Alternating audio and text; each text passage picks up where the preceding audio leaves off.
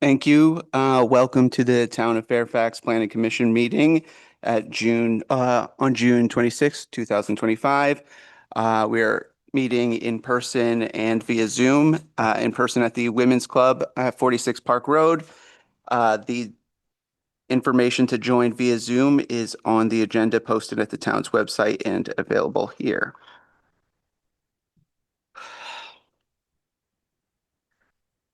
How to participate in the meeting virtually. Join the Zoom webinar and use the raise hand feature to provide verbal public comment. On Zoom, the webinar ID is available on the agenda online and in person here. By telephone, you can call the number included in the agenda. If you receive a busy signal, call 1-346-248-7799. To speak during public comment time, please press *9 and you'll be added to the queue and unmuted when it's your turn to speak.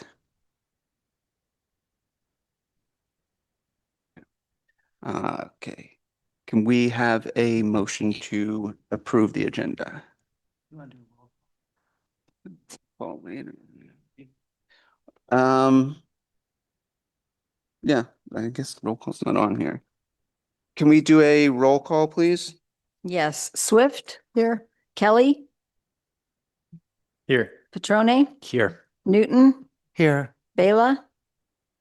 Absent. Jansen. Here. Chair Pfeffer. Here. Thank you. Now, can we have a motion on the agenda? Motion to approve the agenda. I was thinking that tonight may go a little long. So I was wondering if we could move the minutes to the next meeting.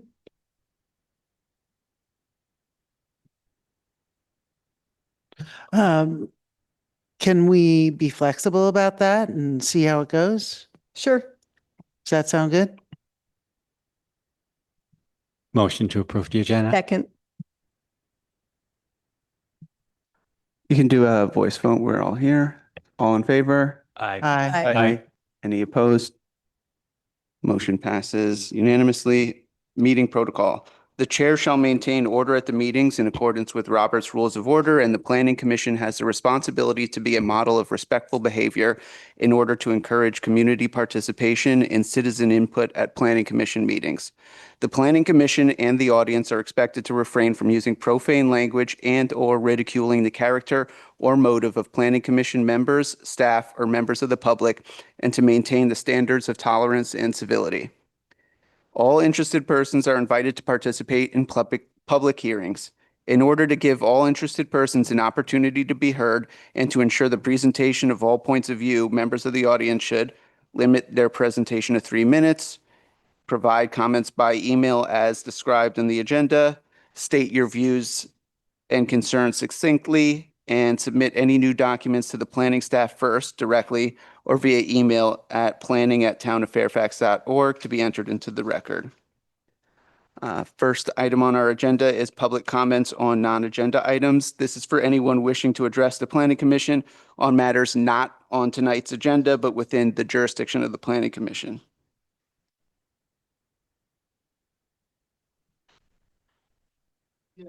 If you could, just so for the, no, just need speaking into the microphone for the meeting recording and those on Zoom can hear. Yes, my name is John Bennis. I live at 269 Scenic Road for the last 35 years. And I was just wondering, there's a problem with the road, Scenic Road especially, and some of Redwood that needs to be addressed as far as pavement and also, the asphalt to make it smoother. So there's a lot of bumps there that shouldn't be there. And I think it's really a shame that we have a town and not good roads. So I'm just putting that forward as a comment, and this is not part of my 3 minutes. Thank you. Thank you. Any other comments on non-agenda items? Do we have any raised hands on Zoom? I see no hands online.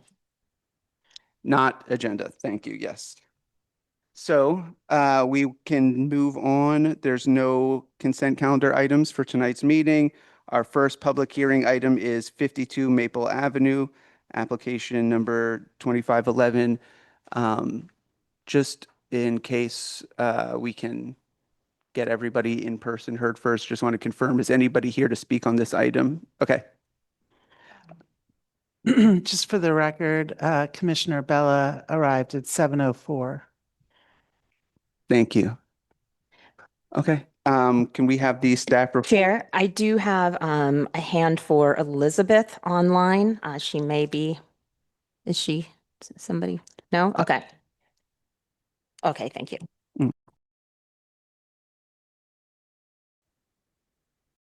Okay, so the project proposes an expansion and remodel of the approximately 1,000 square foot single family house at 52 Maple Avenue.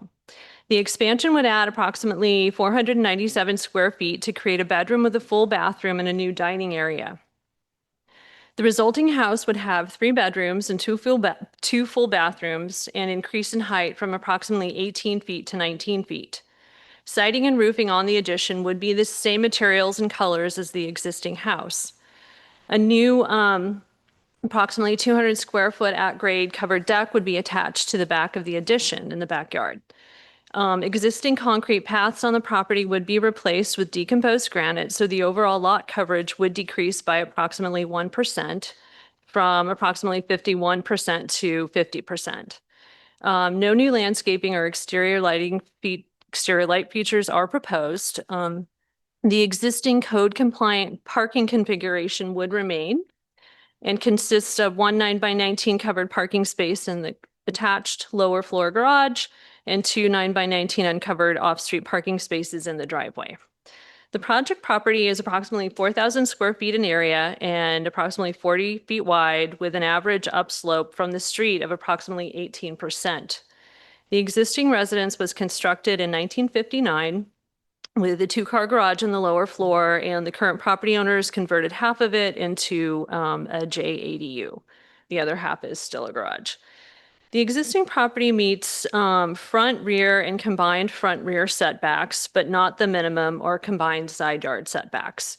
It also meets the FAR and building height requirements, but exceeds the maximum lot coverage, which is 35%. The proposed addition would follow the lines of the existing house, causing it to encroach within the minimum and combined side yard setbacks, but it would not encroach within the front rear or combined front rear setbacks, nor would it cause the property to exceed the FAR or height limitations. So as noted previously, some of the lot coverage is going to decrease because about 1% because hardscape would be replaced with permeable surfaces. The project would intensify the development on the site, reducing the private backyard space to increase the living space of the residents to accommodate the changing needs of the property owners. The project requires approval of a conditional use permit for expansion of a house on a substandard lot.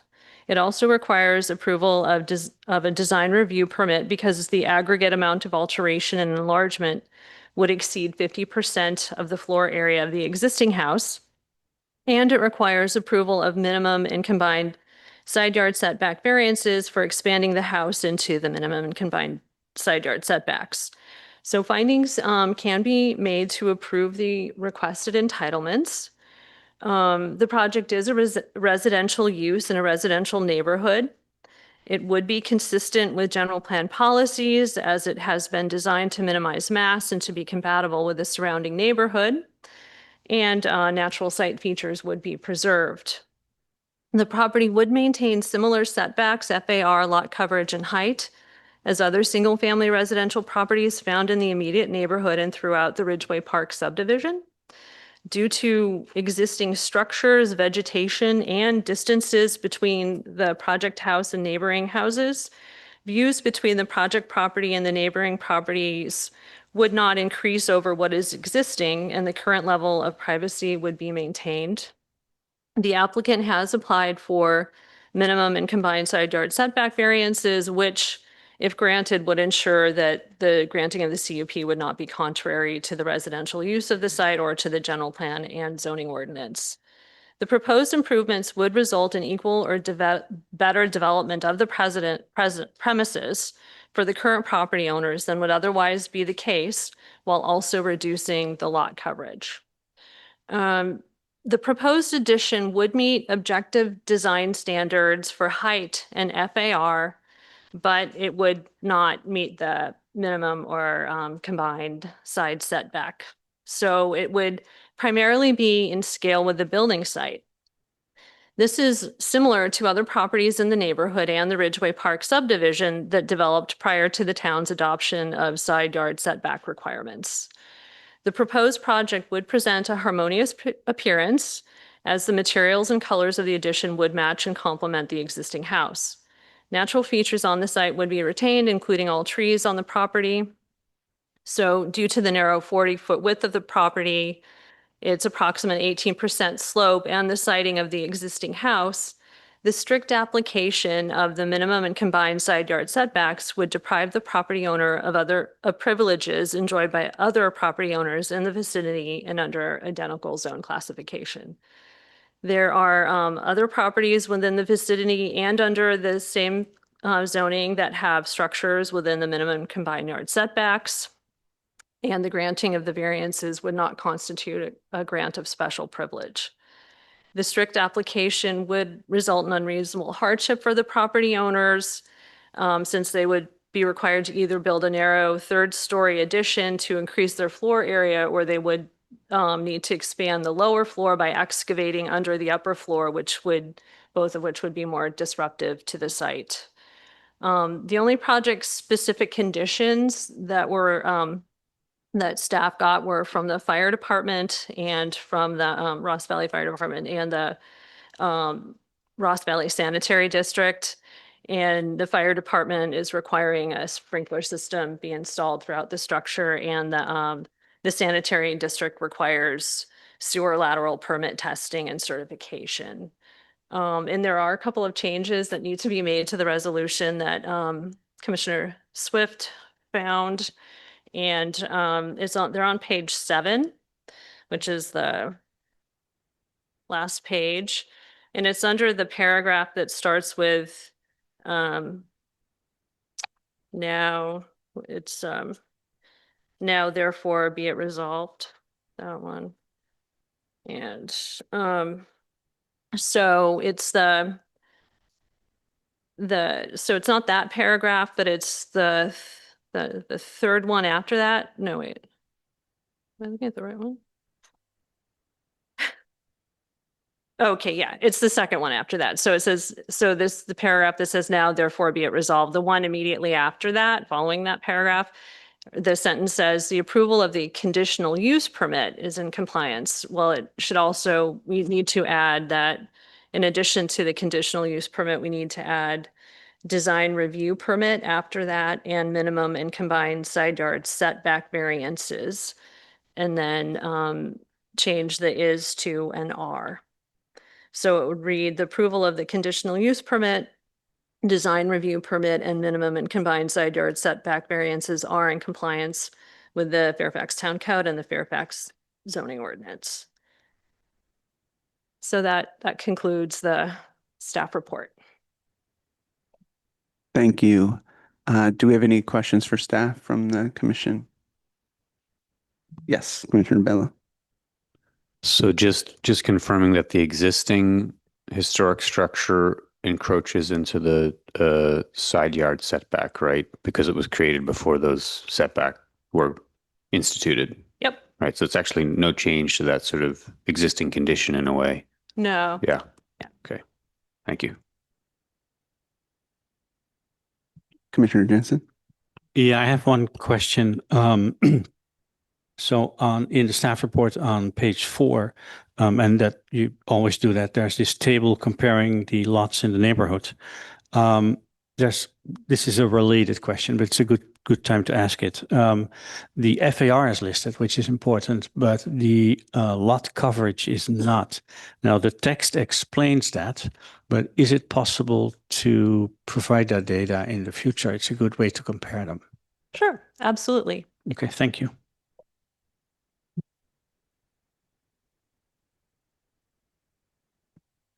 All right, if we have no other questions, I'll open public comment.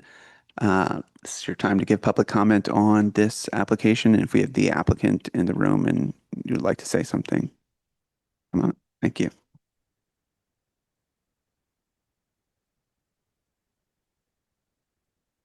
That one. Hi. Um, we appreciate the opportunity to be here tonight. My husband Matt's at home on the Zoom, so he's here as well. We moved on to Maple Avenue in late 2020 as a new family of three. We fell in love with this quirky small house with a big backyard and saw the potential for many years of gardening, games of catch, and apple picking. At that time, we didn't know our family would grow so quickly. In 4 years, we went from 3 people to 5 people. So our little 2-bedroom home, which we adore, is bursting at the seams. Although our lot is very small, thanks to our ample backyard space, we've come up with this design to add a small bedroom and a bathroom for Matt and I, and a slightly larger kitchen, and a dining area for us to eat at as a family, which we don't currently have. We've done our best with the design to give ourselves enough space to accommodate our family of 5 while minimally impacting our neighbors and the character of the house. We've spoken to all of our neighbors about this potential addition and have received nothing but support and kind words. We cherish our friendly, vibrant, and growing neighborhood, and we'd like nothing more than the opportunity to raise our kids there in our home. We just need a little more space to do it. So thank you very much. Thank you. Do we have any other public comment in the room? Anyone on Zoom? I do have one hand online. Skylar. Skylar, would you like to talk on this? Go ahead. Hi, my name is Skylar Schaefer. I live across the street from 52 Maple on 49 Maple. And just wanted to say that I can't imagine anyone in our neighborhood has any objections to this. Matt and Julia are wonderful members of our community, and I think that their plans for expansion will look just right at home in our neighborhood and be minimally disruptive. And we're very supportive of their proposal. Thank you. And I have Elizabeth. Elizabeth, would you like to talk on this matter? Please go ahead.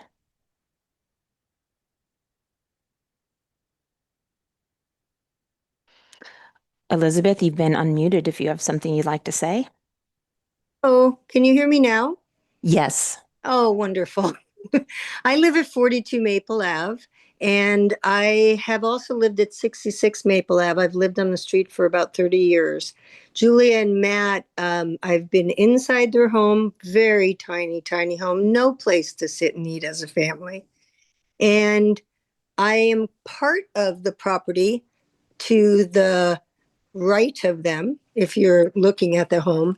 And I can't imagine anything that they're going to do to the home with the plans that I've seen and the story polls that would really change what's existing there, as you said, by looking at the plans. So I just want to offer my support and also echo everything that Skylar said. Thank you. And I do, excuse me. And I do have one more. Scott. Scott, you are unmuted. Please go ahead. Hello, it's Scott and Gail. We share a fence line with Matt and Julie, and we're happy to see them expanding the house. They really need the space. It doesn't seem to be intrusive at all. It's going to be fine. Yeah, we live on Willow, but our property is long, so our backyard shares a fence line, and the story pulls up fine. Met the family, been back there. Everything seems great. I know they need the space, and they're really good neighbors. Thank you. And I see no other hands online. Great. We will close public comment and bring it back to the commission for discussion. Yes, Commissioner Jensen. In essence, to me, the house doesn't get wider, doesn't get higher. It's the same style. It just gets extruded without exceeding the FAR and without increasing the coverage. So I'd be fully in support of this. And I'd be willing to make a motion to approve. Oh, where's the resolution number?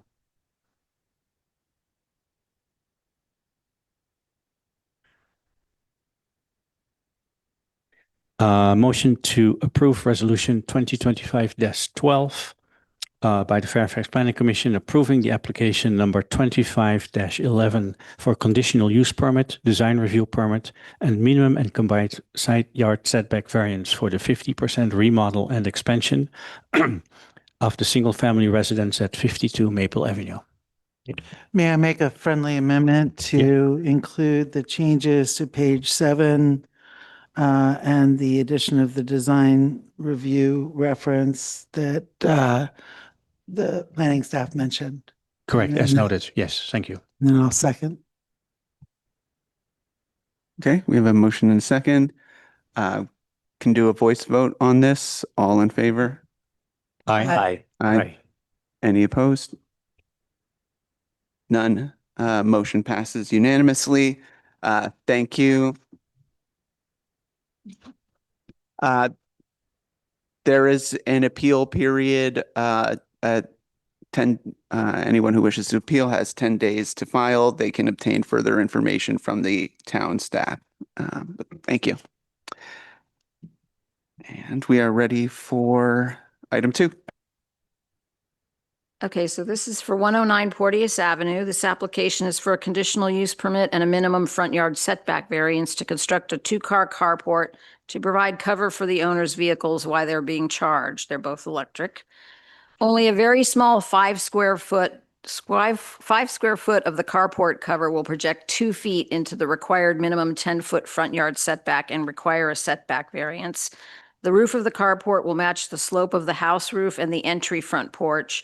The carport will not get close enough to Porteous Avenue to obstruct pedestrian or vehicular traffic in the public right-of-way. And we are recommending that the Planning Commission approve application 2511 by adopting resolution 2025-12, setting forth the findings and the conditions for the project approval. We did have a few corrections to the staff report. We need to change the date to the 26th on the first page of the staff report. And on the third page of the resolution, number 5, the word the word street name Bell should be removed. And then on page 4, in the last paragraph, the last line at the end should read, and will benefit the property owners and not be detrimental to the general public. And those are our only changes and corrections. So that concludes our report. Thank you. Any questions for staff? Yes, Commissioner Pitts. I assume since we didn't hear of any, there were no comments from neighbors. No. And do we know if the applicant reached out to neighbors? I don't know that. I can ask them. Okay. You can ask him. Yeah, I can ask the applicant when she's back. Thanks. Yeah, I'm not sure. Okay. Yeah. I think he told me he reached out to some of them, but there may have been one that he didn't connect with, but you better hear it from him. Yep. Commissioner Bailo. So it looks like, just looking at the plan on, not sure what page it is with the kind of pink markup, it looks like just the very corner of the paved carport is encroaching into the 10-foot setback. Is that correct? So it's Correct. just a tiny little corner of the carport. 2 foot Yeah. stack. Yeah. Okay. Looks pretty insignificant. Cool. Thanks. Yep. Commissioner Kelly. I have a question about the table that calls out the combined side yard setback. Now I got to scroll back to it. Give me a second. So it says, where is it? Combined side yard setback required is 15 feet, existing is 8 and 10, but the proposed is 15.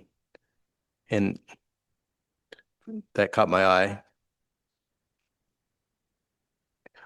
It should have said, oh, proposed with the carport is, hang on, let me get to my site plan, is 10 and 5. Yeah, I couldn't tell from the drawing the existing building on the, If you look at the existing site plan, there's no page numbers, but it's the second page of the plans, right? The little square that shows like roof slats, that's the carport, and it's going to be bumped right up against the house. And it's going to project closer to the property lines, but the entire development is still going to be 5 on the south side and required 10 on the north side. So it's not the 8 on the north? It looks like it would be 10 on the south and 8 on the north, so therefore they'd be short and they'd be at 13 of the required. But that's just me looking graphically because it's not dimensioned. Yeah, he put the scale on. The owner did these drawings himself, so it's a kind of a home generated thing. So we've got 10 on the north side, and the carport is going to be 5, so it's 15. Whatever I put in the table, 15 is what's required, and once the carport's built, it will be 15. Right now, it's greater than 15, the combined. Combined right now is So what 10. does the 8 and 10 mean in this table? It's 8, right now the existing house is 8 from the south side and 10 on the other. Because it's just my keen eye, but it looks like the south side graphically is larger than this north.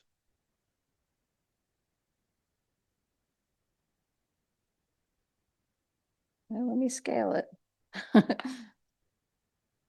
I'm getting 10 on the north, and the existing house is 10 on the.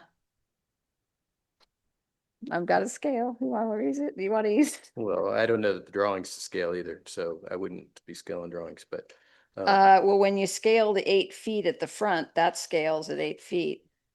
then what are we reading on the table? Then The table might be an error, but let me look at it.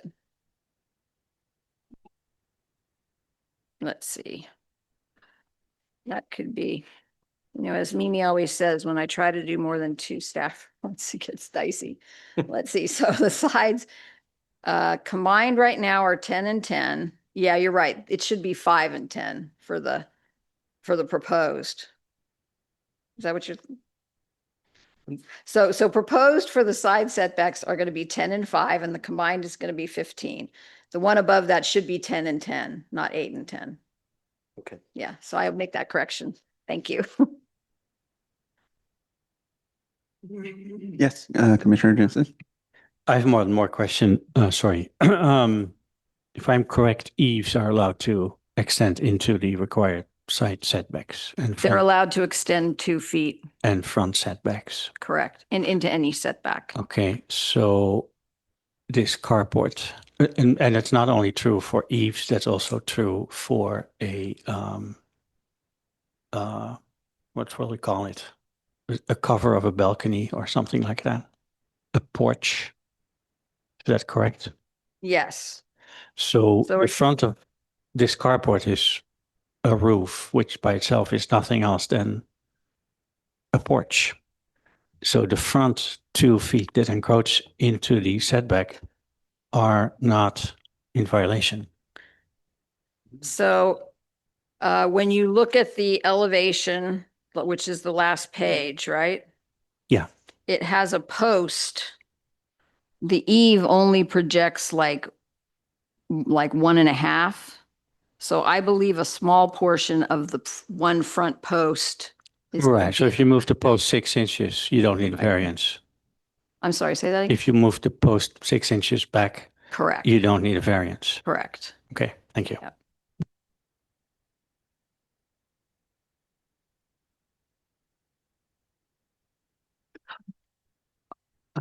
Seeing nobody else up here, I'll open it for public comment. Anyone wishing to speak on this agenda item, if we have the applicant here or on, yep. Thank you.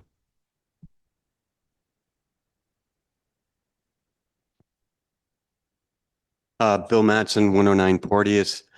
I don't know if you read my the submission. I think that should answer all your questions why we're doing it. We didn't opt for a garage because everybody uses garages for storage on our street. We're trying to keep it open for parking. It's just to cover the car in the summer because the Tesla cools itself when it's in the sun and it burns 10 miles per day. So we'd like to have the covered parking to keep it cool. We had a sunshade, and in the winds, it tore loose the first time, and one of one of the wires was rattling all around, and the second time it pulled our fence over because it was tied to our fence. So a permanent structure would be better for us. We're not losing any of our, we have 4 spots, only 2 of them are legal, but we fit 4 cars in there. We're not losing any of that. So that's all I got to say. If you have any questions, happy to answer them. Thank you. Yeah, we have a question for you. Just real quick, have you talked to any of your neighbors about the plan and Yeah, presented I've plans to talked to them? my neighbors. I was going to circulate a petition. I know all my neighbors and they all know me. I haven't talked to all of them about it, but the ones I've talked to who live directly across from me, they don't have a problem with it. My next door neighbors on this side, north, are fine with it. The house next to me south is abandoned. It hasn't been occupied in 7 years or something like that. Got it. Thank you. Thank you. Any other public comment? I do have a hand online. Jeremy, if you'd like to talk on this item, please go ahead.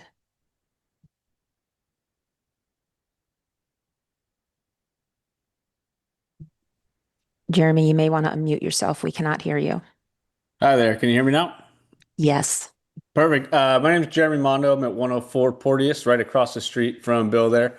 And I can second what he said. He's been talking with the neighbors, and he's got a nice, lovely tree there right near the carport. So roof line wise, it's going to blend right in just fine. We're all in support of it. Thank you. I see no other hands online. Great. I'll close public comment and bring it back to the commission for discussion or a motion. Yes, Commissioner Newton. I just want to respond to Commissioner Jansen's comment about the carport being equated to a porch. And that may very well be true from a practical perspective. But I think the carport is directly referenced in the town code. And I don't know that that exception for the 2 additional feet, whatever, is allowed for carports. Right, but it's allowed for any eave. Any eave can project 2 feet into a required setback, but it doesn't include support beams or foundation footings. Right, but I think the comparison was to a porch as well. And so I just wanted to clarify that element of what you were suggesting. Whether it's a carport or a porch, I think doesn't matter. It's as Linda Neal explained, it's the column. So we can't tell from the drawings, there's no dimension. But if that front eave would be 2 feet, meaning the column is set 2 feet back, no variance would be needed. Graphically, it looks like it's 1.5 foot. So we're talking about 6 inches. What needs to variance, just to get a scale of things. And it doesn't matter one way or the other, it's just to get a feel Okay. about what it is we're talking about. Anyone else? Can we get a motion?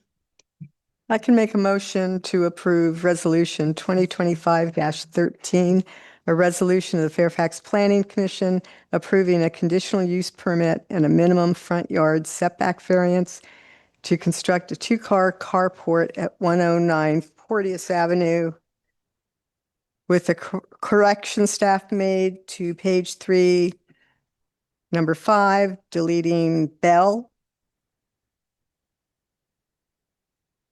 And did I miss any other corrections? Yeah. Yes, on the The addition, last page of the staff of the resolution, I believe it is.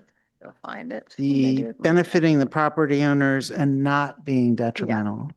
Insert a not so that it indicates that it's not going to have an impact on the neighbors. Including that correction. It's on the 4th page at the end of the page, the last sentence. I'll second. Okay, we'll take a voice vote. All in favor? Aye. Aye. Any opposed? No. Motion passes unanimously.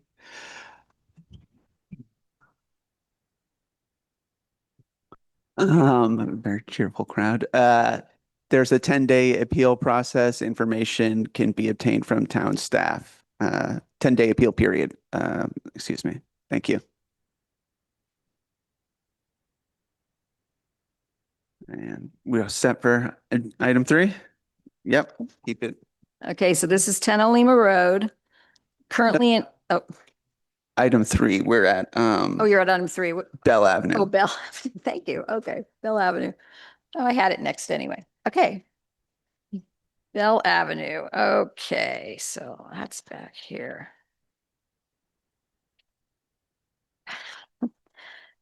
Okay, so this project includes reconstructing and making minor alterations to the front stairway and entry deck to this existing upper duplex unit. The structure was originally built as a single-family residence in 1916, and the stairway is in need of reconstruction. The owner is requesting the conditional use permit to expand the upper deck a small amount and redesign the entry stairway that's currently a straight shot with no landings to a switchback design that provides 2 landings. The redesign will provide for an easier and safer access to the upper unit. The new entry deck and stairway will comply with all the required setbacks and the height limit for structures in the RD 5.5-7 zone. Based on our ability to recommend findings for approval, we're recommending that you approve application 2513 by adopting resolution 20-25-14, which sets forth the findings and the conditions for the project approval. Thank you. Any questions for staff from the commission? Seeing none, we'll open it for public comment. If the applicant is here. Yep, I think. thank you. Got-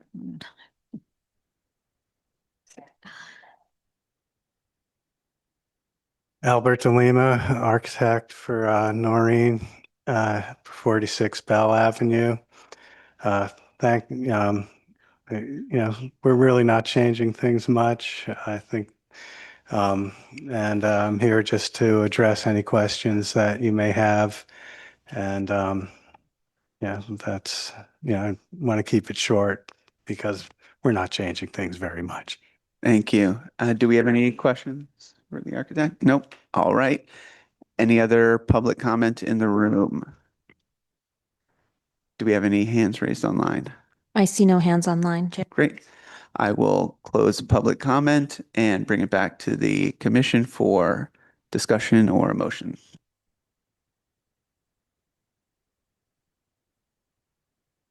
I can make a motion to approve. Motion to approve resolution number 202514, a resolution of the Fairfax Planning Commission approving a conditional use permit for the reconfiguration and expansion of the front entry deck and access stairway to the upper unit of the existing duplex at 46 Bell Avenue. I'll second.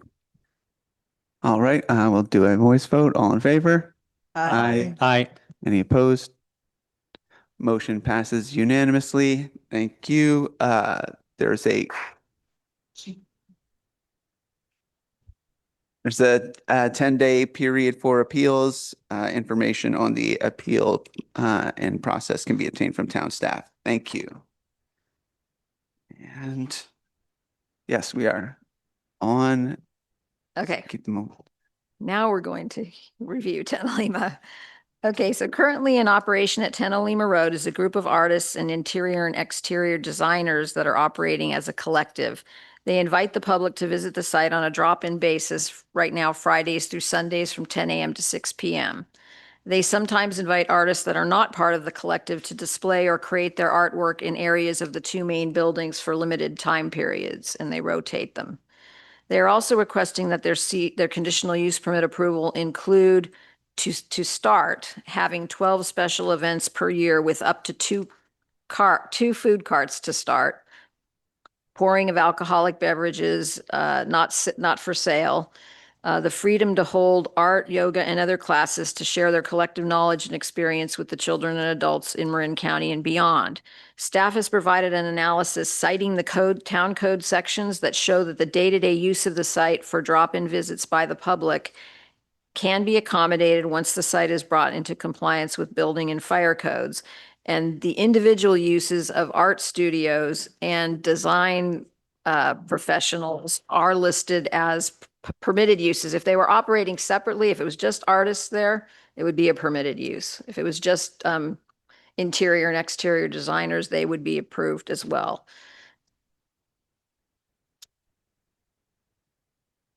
So we also have recommended findings to approve the proposed freestanding sign that will be located on the north side of the site on private property, the project site, and more than the required 10-foot distance from both adjacent public rights-of-way, Sir Francis Drake Boulevard and Olema Road.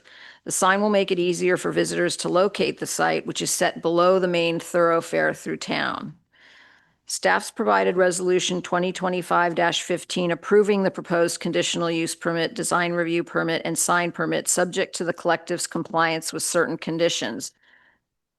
The conditions they must comply with before holding any special events include: no special event shall occur on the site until the following conditions have been met. The required fire sprinkler system shall be installed with the required permit from the Ross Valley Fire Department, and they must receive a final inspection and approval from that agency with written verification from the fire department provided to the Department of Planning and Building Services.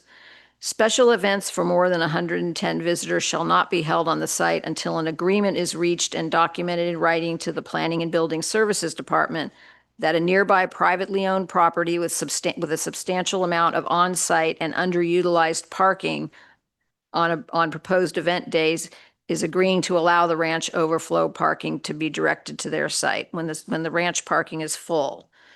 This conditional use permit shall be reviewed by the Planning Commission at a noticed public hearing in 6 months on January 15th, 2026, which is a requirement in the CL zoning code section. And again, after completion of the first special event for compliance with the original conditions, conditional use permit conditions.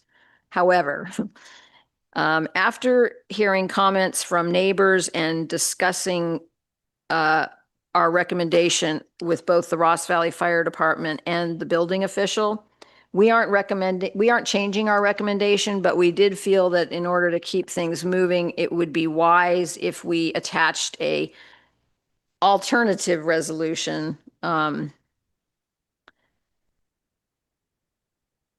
that would prohibit all special events, right? And just approve the day-to-day operations with drop-in visitors between 10 and 6 Friday, Saturday, and Sunday, and clients of the Still Collective, which is the interior design and exterior design company. This places the responsibility on the property owner and the tenants to reapply to amend the conditional use permit before holding special events, having food trucks, a coffee cart, and classes in the buildings. Both fire and building clearly indicated verbally to me, but not in their written comments, that no special events should be occurring in any of the buildings until the building permits are approved and issued, and the fire and building code requirements have been met, and the required change of use occupancy permits have been issued by the building official. In light of these clarifications by fire and building of their positions regarding the ongoing unpermitted use of the site and the buildings, we prepared an alternative resolution, which we have provided to you, which recommends that the commission approve the requested permits based on the findings and subject to the conditions of approval, which do not allow events until the buildings comply with the building code and the fire codes. And they absolutely do not want anyone using the building that was built without permits, the accessory structure, until building permits are issued and that building is improved in compliance with the building code. So we also had a couple of corrections to the staff report. On page 1, under action, originally, the plans that we were given showed the sign in the public right-of-way, so we included a revocable encroachment permit as required. But as the plans got finalized, the sign was moved onto the private property, so that's no longer required.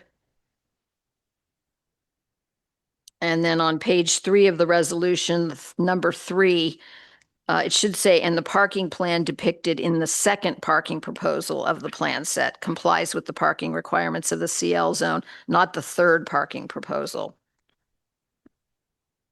And that would conclude Which our. section was that? It What's the number? is page six, I just lost it. Page 3, but It's which? page 3, paragraph? number 3 at the end, like the last sentence.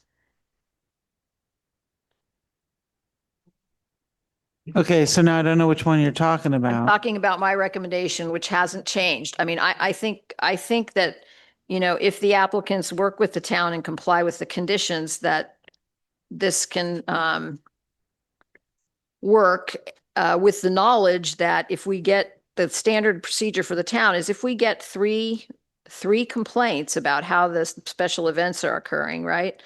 From unrelated people that live at different addresses or unrelated businesses, we call up the condition. I'm going to interrupt you, Linda. Okay. I'm just trying to find the page you're talking about. I have Oh. two resolutions in front of me. One of them is You should have 2020. you should have a staff report that, okay. Oh, are we talking That's- about the resolution or the staff report? Well, the resolution is stapled to the staff so- report. So if you could let me just finish my question. Okay. I have one that I got, online, Mhm. which says 2025-15 at the top. Okay. And then I have one which you left here at our desks, which says 2025 XX at the top. Which one are you talking about? I'm talking about the one that has the actual number, because Okay. that's my And you're recommendation. going to page 3 of the resolution. Correct. Okay. And you're saying number 3. Right. My number 3 on page 3 of the resolution says the structures on the site cannot be compared, blah, blah, blah. Is that what Correct. you're talking That's the about? one. Right. And where is this change specifically?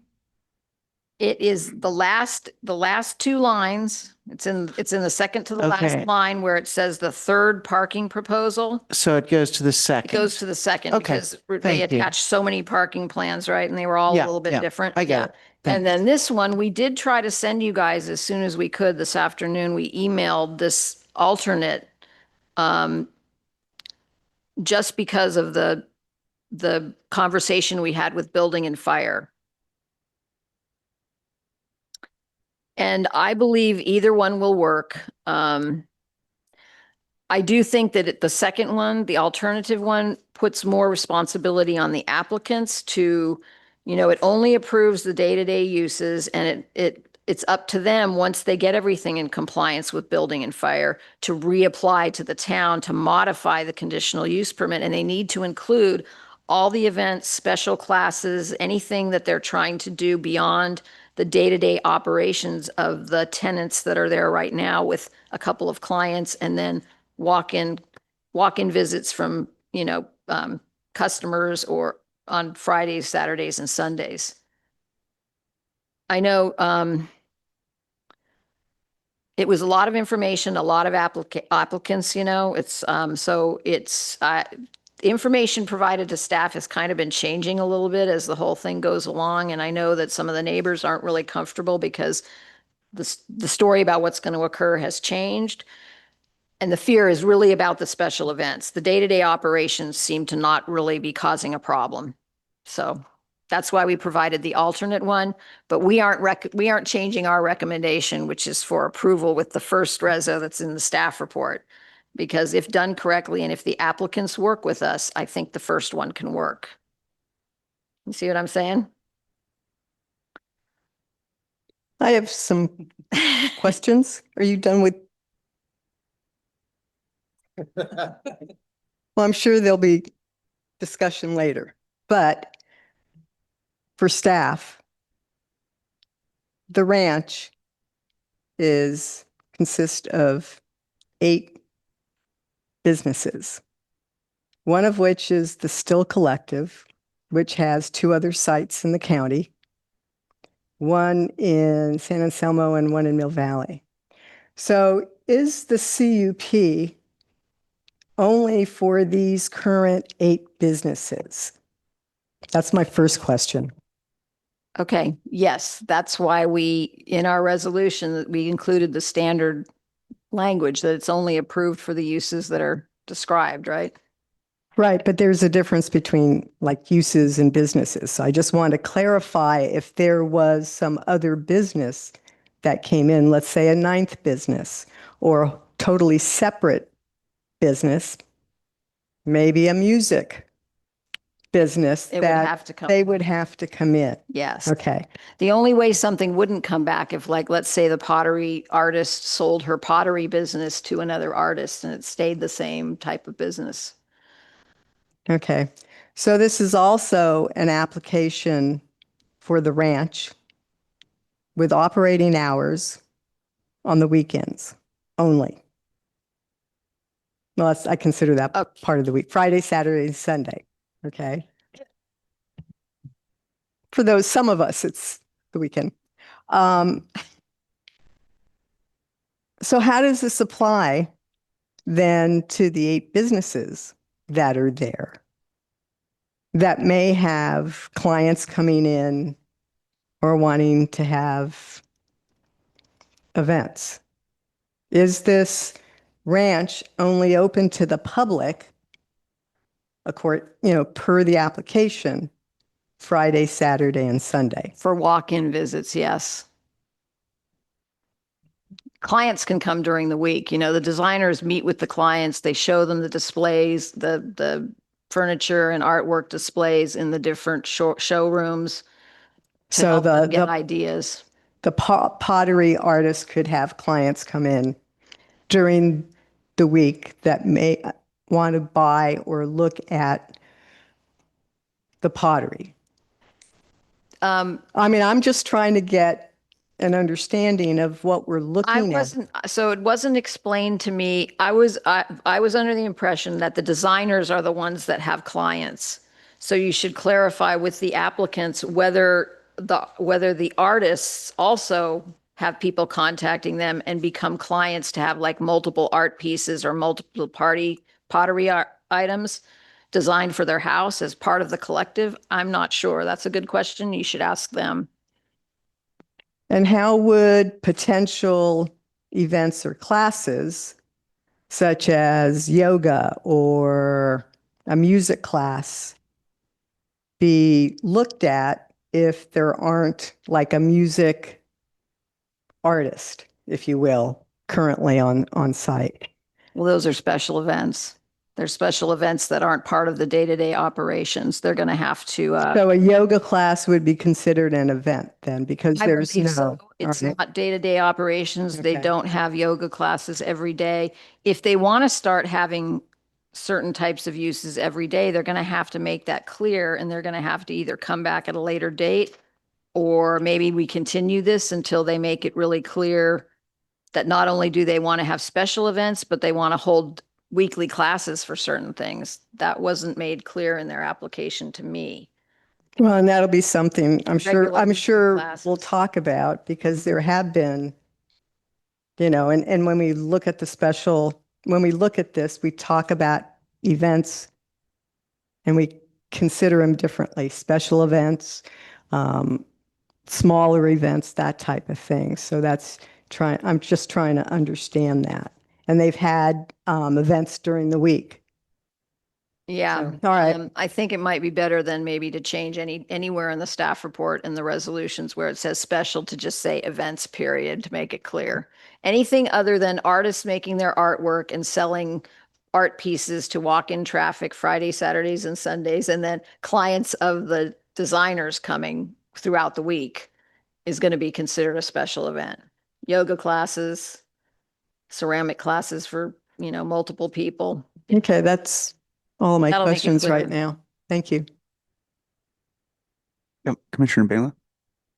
Yeah, just a question on the CL zoning, limited commercial zoning for this site. And, I recognize this site from the housing element. It's in our housing element. And is multifamily housing, was that part of the CL allowable uses under our limited commercial, or was that following the housing element overlay that then would allow for multifamily housing on the site?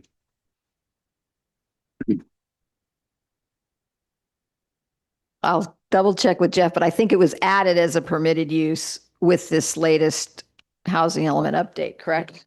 It's actually it has a workforce housing overlay on it. So it's one of the workforce housing overlay sites. So just to clarify, the multifamily was not permitted on a limited commercial prior to the workforce housing overlay? I believe you can do it as a mixed use development. Okay. But if you wanted to do it as strictly just an apartment development, then the workforce housing overlay provisions would apply. Okay.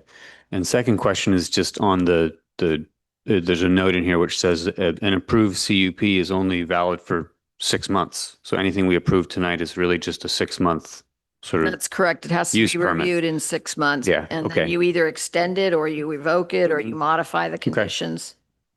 Thanks. Yep, Commissioner Jensen. I have three questions. Page 3 in the staff report about the traffic impact permit. So based on the calculations, it says it will generate 70 average daily traffic trips.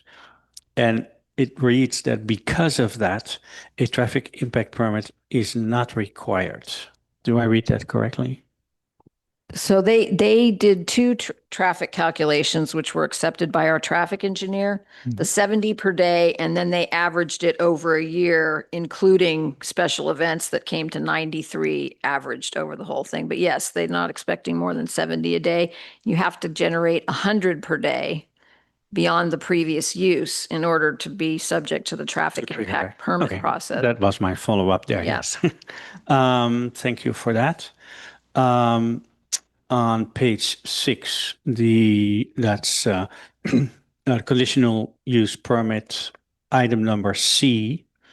It lists a number of things that it need to be in consideration: dust, gas, noise, vibration, smoke, heat, amongst them. In the explanation why it would comply, it only talks about parking. And so in this case, I'm wondering where noise is being discussed. I don't. Well, find that- so I know this is confusing because there's so many things going on. Right now, this resolution is only approving day-to-day operations, right? When they come back in 6 months or when they get it up to code with fire, then the use permit's going to be looked at again. And then we're going to look at noise if they're going to have live music, odor and dust and smell if they're going to have outdoor barbecuing. But right now, our resolution, both resolutions, either one, is not supporting the large events. The fire and building are not in favor of that, of having more than just the people doing the day-to-day operations there when the buildings do not comply with the fire code yet. Okay, so For it's just AD. confusing because within the explanation, it explicitly goes into valet parking for special events. And Yeah, I so there's a think we whole should- paragraph and then it just stops. So that's confusing, but not applicable. Well, I'm wondering if we should take it out if it's confusing. Well, can I piggyback on that? Because I thought you talked about overflow nearby, and I was going to ask you, where was that overflow gonna Well, they be? don't know yet. They've thrown out St. Rita's, the library. So they don't have an agreement with anyone yet for overflow parking. But what had you envisioned the conditions of that overflow, being triggered? When just in general, they Special would tell events. of special events again. Events that are going to If you're generate saying, more than 70 traffic trips per day. but you're saying neither of these proposed resolutions is Approving is special approving events. at special this events. point. Right. Yeah, we should probably just take it out, but let me think of how we would. Maybe we can do that I at the wasn't end when we done. talk, when we have discussion. Okay, sorry. Understood. I didn't want somebody to hijack my chance in because I have one more question. Let's take a look here. No, it's not this one. No, I lost my thread. Okay.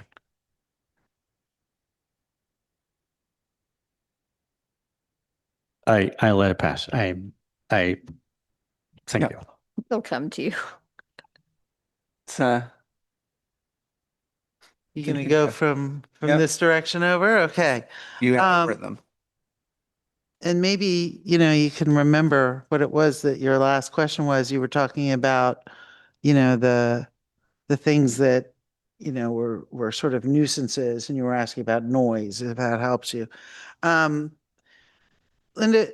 are there implications in terms of our review of this application that might have resulted from historic noncompliance with the code?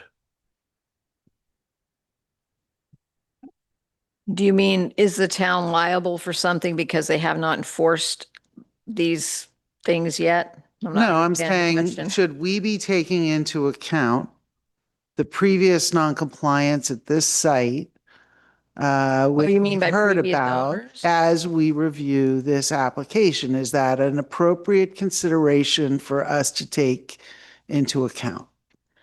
I think it's a matter of personal preference, but I mean, I think that when the town has had a piece of property that's literally been torn apart by two previous owners and left in kind of a derelict condition, and this applicant is coming through and trying to fix things, I think that, your personal opinion may be, yes, they are trying to do a good thing here. They're trying to correct years of two different owners not following the law. But Okay, thank you. And then, can you tell me if, well, I mean, we're not talking about food trucks now because we're Right. not talking about special events, right?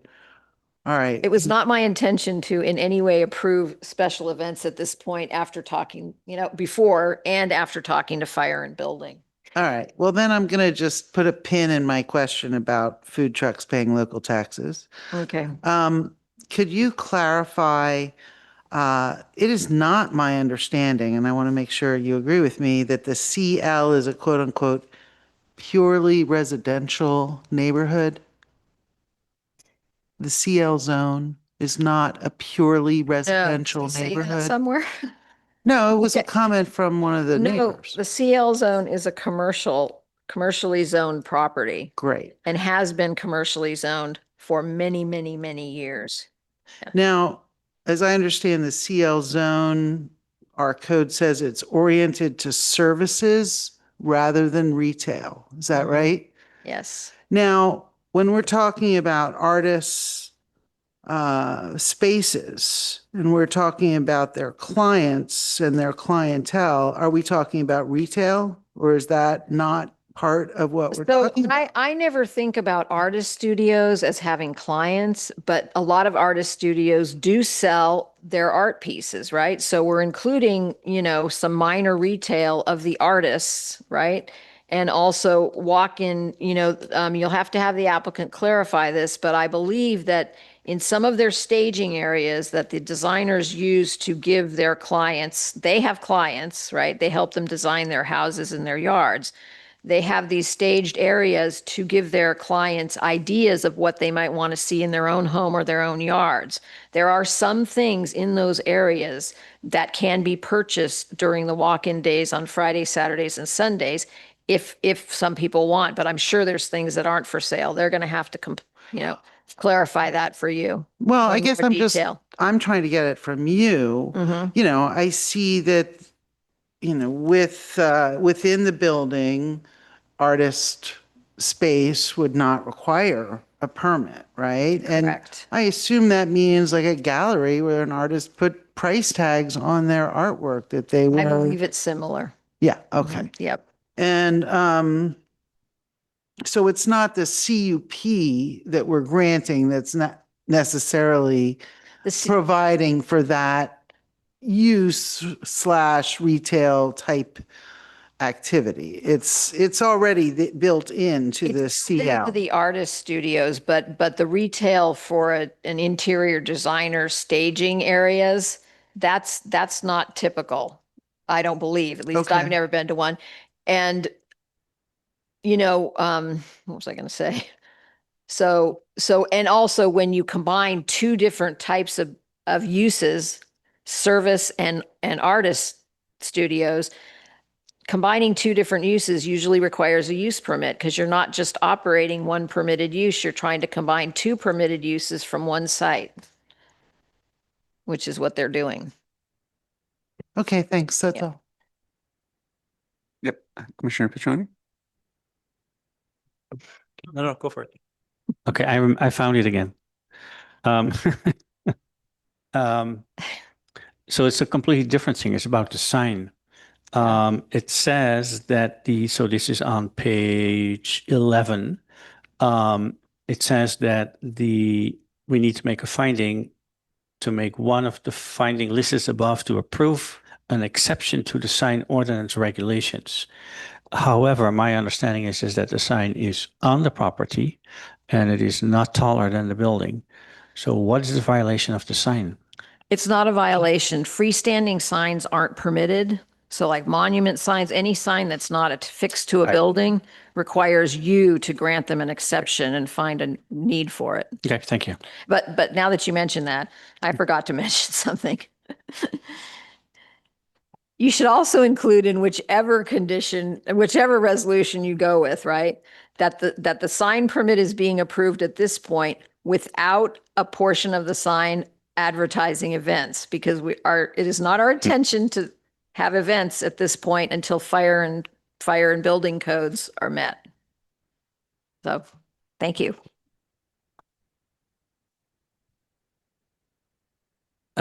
Just a few questions. So the staff report lists the operating hours as initial.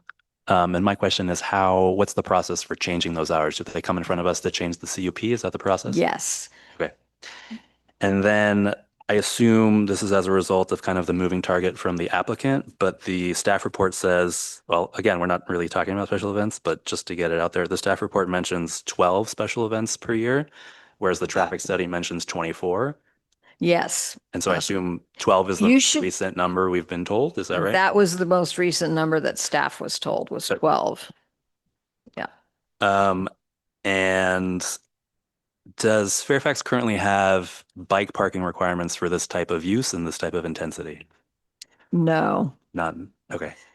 And has the applicant indicate, well, I can ask them, but I think they did indicate that they're going to encourage people to bike. So you can ask them to clarify where they might put the bicycle parking. okay. And then when the town engineer reviewed the traffic study from W-Trans and sort of signed off on their methodology, did they provide any comments, or was it just a sort of general, we agree with what's stated here? They approved the similar use and, number of people driving in the car, but there was one back and forth where they had some comments where they wanted some changes. Okay. Before they finally accepted it as, yes, we believe that this is an accurate representation of how many traffic trips might be generated by the use. And do you remember if that was specifically for special event days or for normal operations? They indicated they would not support the special events at this point. They believe the parking that's available there only supports an event of 110, and that the applicants are going to have to do a lot more presenting of additional information, like getting another site and more information about how they're going to operate. If it gets to 500, how they're going to close the gate. There's a lot. We're not approving special events at this point. They're going to have to. But I guess to be more clear, I'm asking the ADT calculations that were based upon data collected in February. The town engineer, Was fine. traffic engineer accepted them as accurate. Even though February is theoretically a lower use month, right? It's not a typical. There are traffic engineer. okay. They've done traffic. It used to be Parisi and Associates, but now it's become so. Parisi's been around for a long time, and Okay, so they know Fairfax. They know Fairfax traffic. He's done traffic studies for town projects. He's reviewed traffic studies for all kinds of.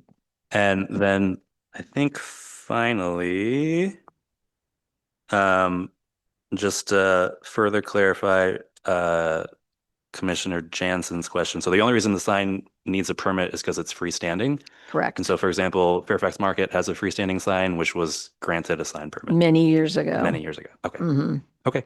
Thank you. Yeah. I don't see any setbacks noted on the site plans. So there are no setbacks in the commercial zones except where you abut a residential zone. You have to meet the minimum required setback for the zone you abut.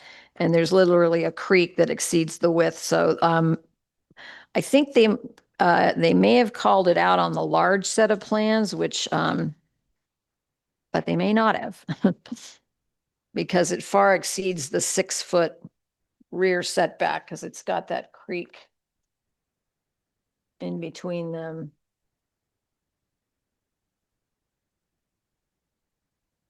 It's saying there's a 29-foot setback from the rear property line to the back of the old restaurant building. Which direction's rear? The creek side? Creek side. Yeah. Okay. Yeah, we consider the front the Olema side because that's where everybody enter. Actually, that's not the rear. That'll be the side. So either way, it exceeds the minimum. Okay. So the new building Mhm. that for some reason we're not talking about is not required to be set back from the No. property line. No, and it's But why aren't we talking about a new building that's been constructed without a permit? in the resolution. I mean, we point out that it was done without permits, and it's in the resolution. We say they have to legalize it, and they have painted it so the exterior colors match the other colors of the buildings. And we talk about that in the staff report. Would it be required to have fire resistant materials at the exterior? The fire department, I included their conditions. They had a whole list of stuff like I'd have to, Isn't that a planning requirement on a new structure? no, it's not it's not in the zoning ordinance. It may be in the building code or the fire code. Okay. Yeah. I mean, it just occurs to me that our first item tonight was a 500 square foot building or addition that we saw extensively documented before us. And there's one here that we're really not talking about. That's 500 square feet. That's just gonna fly right by. Doesn't make sense to me. None of these buildings are flying right by. Fire wants them to have, they have to be outfitted with sprinkler systems. It might require a water permit from the water district. The building inspector doesn't really have construction drawings yet because it was all done without permits, right? I'm just talking And- about a planning review. Yeah, so we review the planning things, setbacks if they're required, Right. exterior design changes, right? And uses. The conditions for building code, So are we reviewing the exterior of that building? you're reviewing the colors. The construction and Well, keep in mind, I think there's some other design requirements in a design review, isn't there? well, the design review are all kind of vague, I think, but you may not agree with staff and this is your time to change things, add Okay. things, but the construction methods and stuff like that, I'm not talking about. I know, but I just want to make sure everybody understands that the fire department, water district, sanitary district, if they forget to tell us something at this point, they legally can require it at the building permit stage. So, staff cannot be planning staff cannot be expected to be up on all the building codes and the fire codes. It's just too much information for us. So we're reviewing the exterior design, and it is a rather plain building, but it is hidden from Olema by the existing buildings. I think I said in my staff report, and only a 2-foot section of the roof, 2 to 3 feet, is visible from Sir Francis Drake Boulevard. So it's kind of tucked in the back corner, and we don't believe, that the attractive buildings are visible from where you enter. If anyone feels that when you go into that courtyard, that the building somehow should be modified or have more design features, this is your chance to ask them to do it, belly bands or like fancy eaves, I think it's pretty hidden, so I wasn't worried about it, but that's just staff's opinion, so. Commissioner Kelly, I just had a quick follow-up to Commissioner Kelly's question. So if all of the compliance with the building codes and fire codes are still required, fire's not going to let that go, what can they do with the new building that they're coming to us for that they can do with When you granting modify- these? when- Well, no, even it were the applications before us and the permits and variances be granted, what additional use could they make of the building that They can't use it until they come back to you after they comply with building and fire codes and bring everything up to code. so the issue here is just part of this is available now, but they can't do anything different That's until. right. Okay.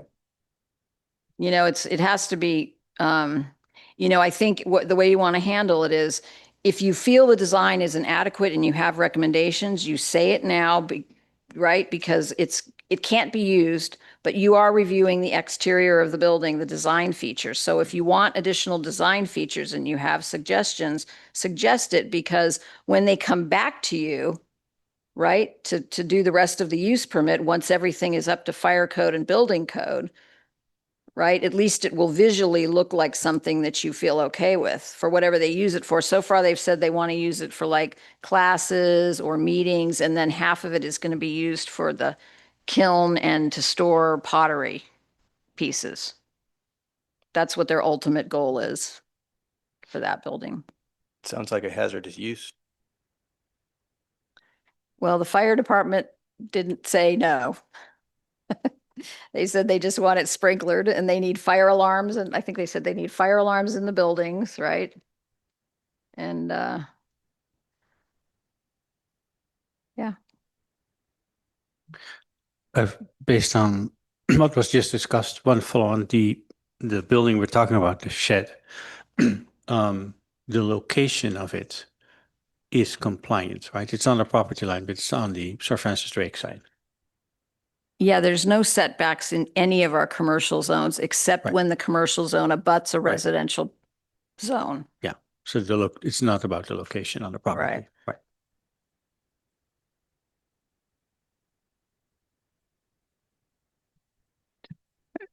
Any other questions for staff before we move to public comment? Okay, I think we are ready now to open this to public comment.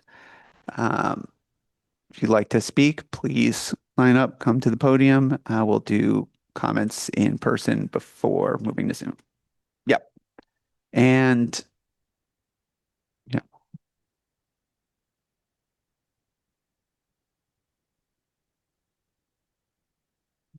Honorable commissions or staff, thank you very much tonight for letting us present. A lot of this has been kind of a surprise for me with working with your staff for about a year and a half on this project, and finding out last minute in regards to comments from the fire department. And, it's really interesting because the chief's been out there and also members of the fire department, and they've never addressed those issues at all to us, and they've been there.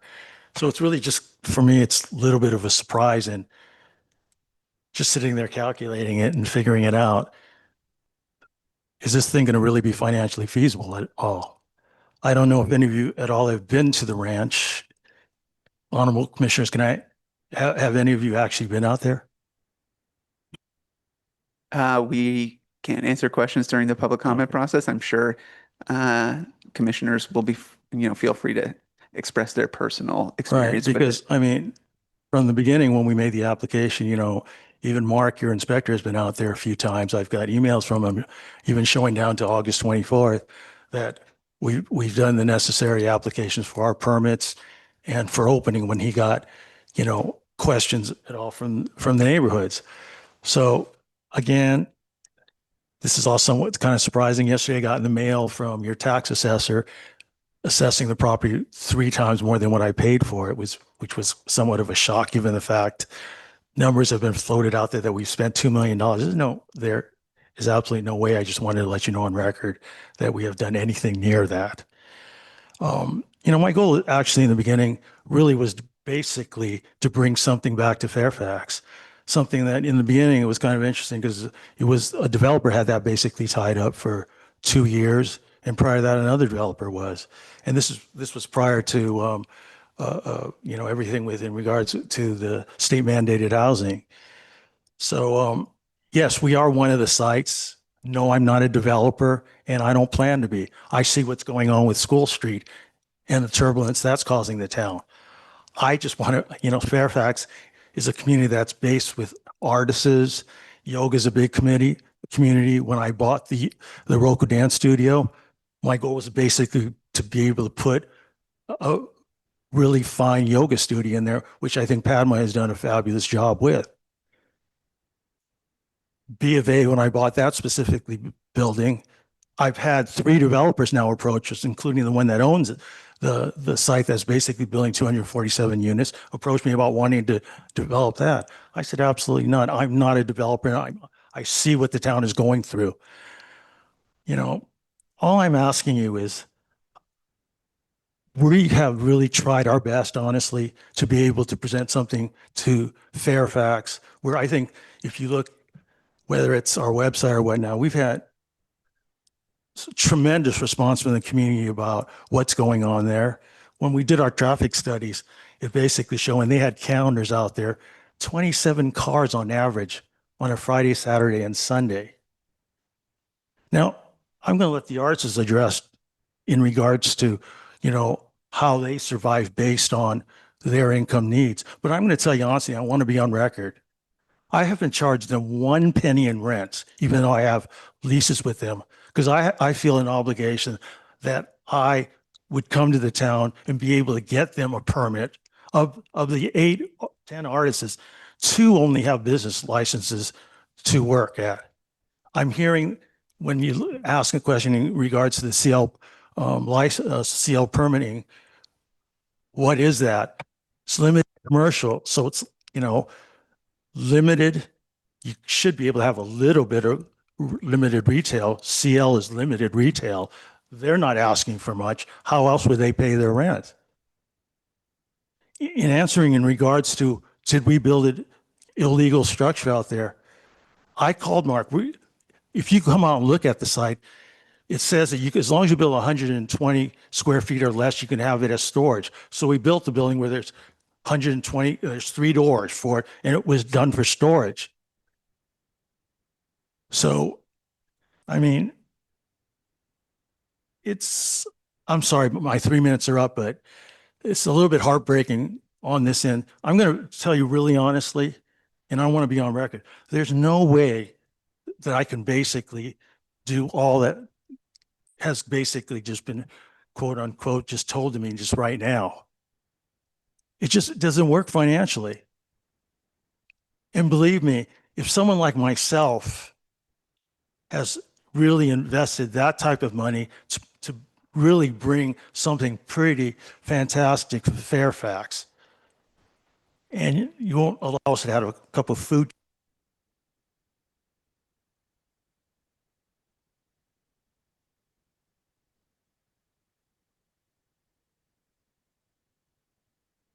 To be able to be able to, oh, sorry, to be able to, supplement the income. They don't pay a lot of money. We're in an area where basically we're just asking if a coffee cart could be there. So in the morning when people are going out there during the weekends, ride up on their bike trails and stuff, they want to just stop for a cup of coffee and maybe a pastry, or places where the family can meet.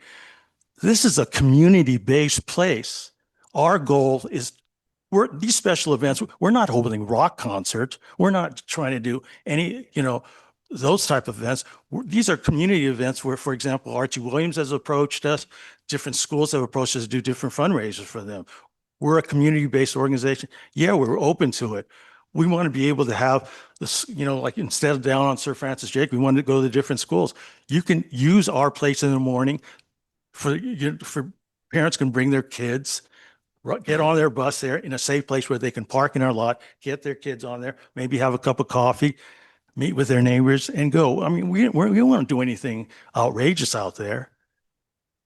So, I mean, if there's no alternative, really at the end of the day, I have 3 developers that have approached us to buy it. To answer your questions, correct. This site is one of them earmarked for housing. And I need not tell you what people pay for housing nowadays. No, it's, well, it'd be great if you could remain available if the commission has questions later. We just want to get the rest of the public in. Thank you. Is it okay if I have some of our artists and creative people speak? Anybody lined up now can have their time. Deborah Benson, Cascade Drive, Fairfax.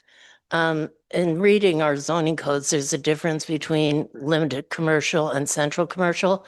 And limited commercial is intended to house businesses that aren't as active as central commercial, such as retail. And I believe that in the principal uses and structures in central commercial without a conditional use permit, retail is not allowed. In our code 17092050, use D, all of the activity is entirely inside a building. 17092.110, parking A, all parking is on site. And 17092.130 addresses formula businesses. And one of the businesses, which seems to be pointing to most of the retail, this would be the third location. And their website certainly makes it look as if they have quite a bit of retail. In regards to what might happen, in these up to 500 attendees, I mean, this is reminiscent of Terrapin Crossroads. This would be a disaster for the neighborhood. This is intended to be a quiet use of commercial space in adjacent to a quiet neighborhood. In regards to valet parking, who's going to monitor that? Who's going to monitor whether the 110th person is the last one in the door and the 111th one is sent away? People are going to be cruising the neighborhoods looking for places to park. About 4 months ago, something came up before the town council. I think the Chamber of Commerce was promoting this to allow up to 12 special events a year in parking lots around town. And it was quickly dropped because there were too many questions. How is it going to affect the neighborhoods, the parking, the residents? And so I think that whole part of this should be disregarded. Artist studio is fine, but these events, no. And I think retail shouldn't be allowed. I think you should stick to the code. And when I know this building was red tagged 3 times, and when you go through the right channels and you apply for permits and you make plans, you know the ramifications, you know what it's going to cost to build. And the fact that this person has very nicely dressed up what other people did without permits is nice, but he did it without permits too. So thank you for hearing me. Thank you. Next comment. Hey, everybody. My name is Jack at 387 Cascade Drive, and I just wanted to pop in to voice my support for the ranch. Just a couple comments. Linda, you said earlier, this has been a property sort of in the middle of Fairfax that's been empty or derelict and just misused by previous owners. It's great to see somebody come in, clean it up, put some really vibrant, interesting artists and other types of inhabitants in there. And so I love to see that. I love to see that in my town.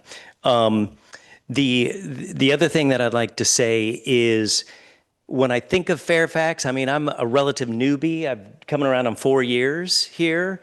But I think of art is part of the ethos of Fairfax, having really interesting, groovy people doing interesting, groovy things. And the more of that we can have, the better. So I'm always going to support that.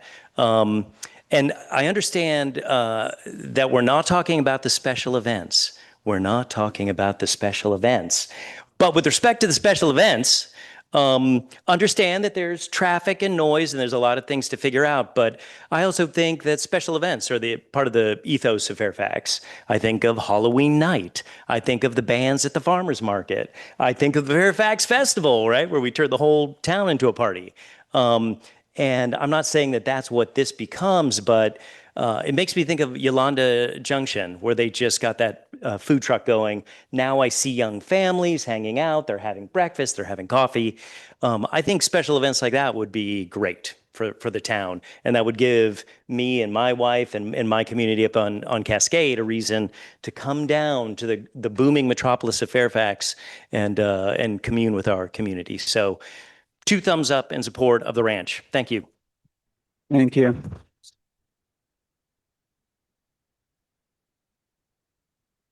Hello? Can you hear me okay? Okay. Um, my name is Jasper Simon, and I'm a longtime resident near Tunnelima Road, a PTA member of Manor Elementary School, and a West Marin Little League mom. I want to start by saying I support the use of artist studio space at Tunnelima.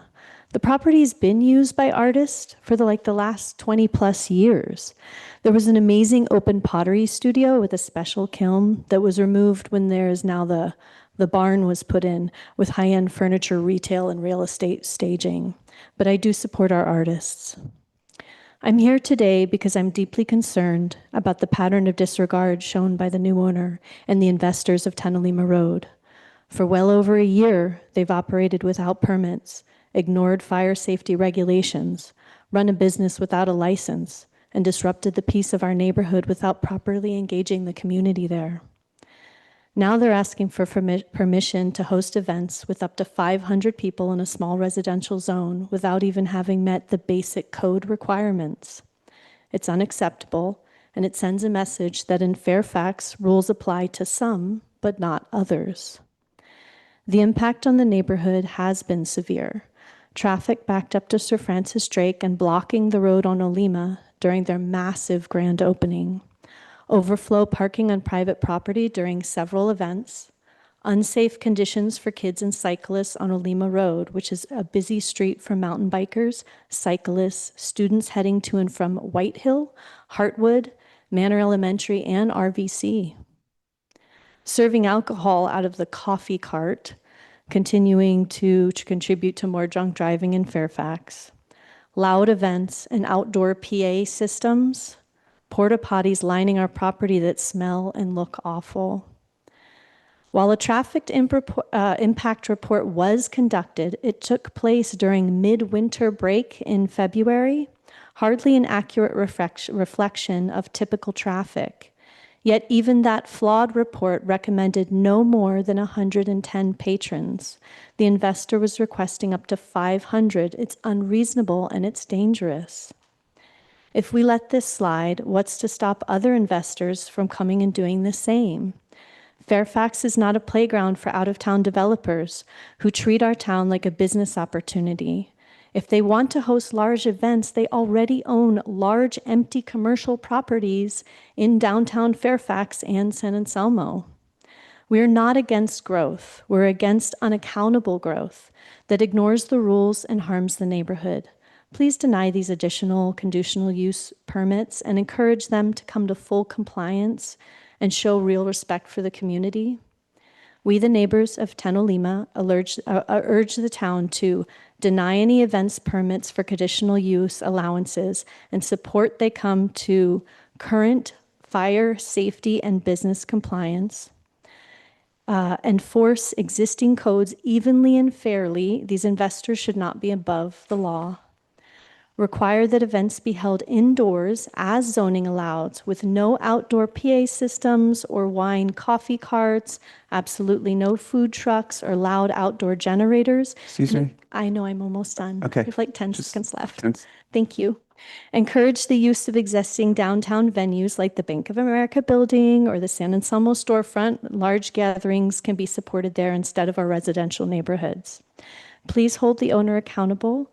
If we allow this type of non-compliance to go unchecked, what messages are we sending for the rest of the investors? Fairfax is not for sale. It's a community. Thank you.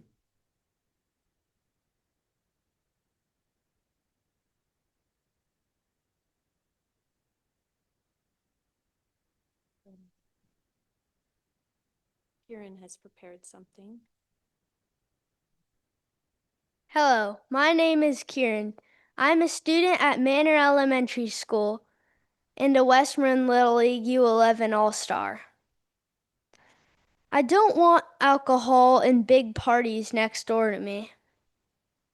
These parties have been loud and sometimes kept me up at night when I have school the next day.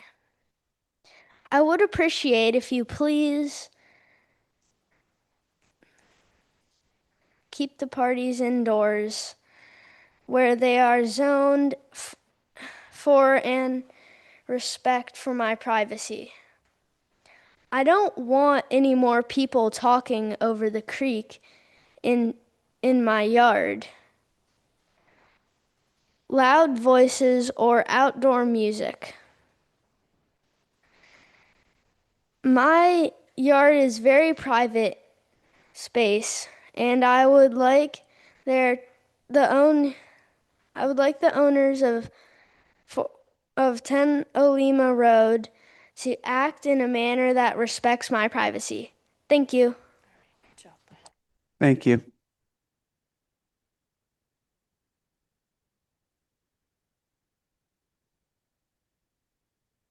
Good afternoon. My name is John Bennis. And now for the good news.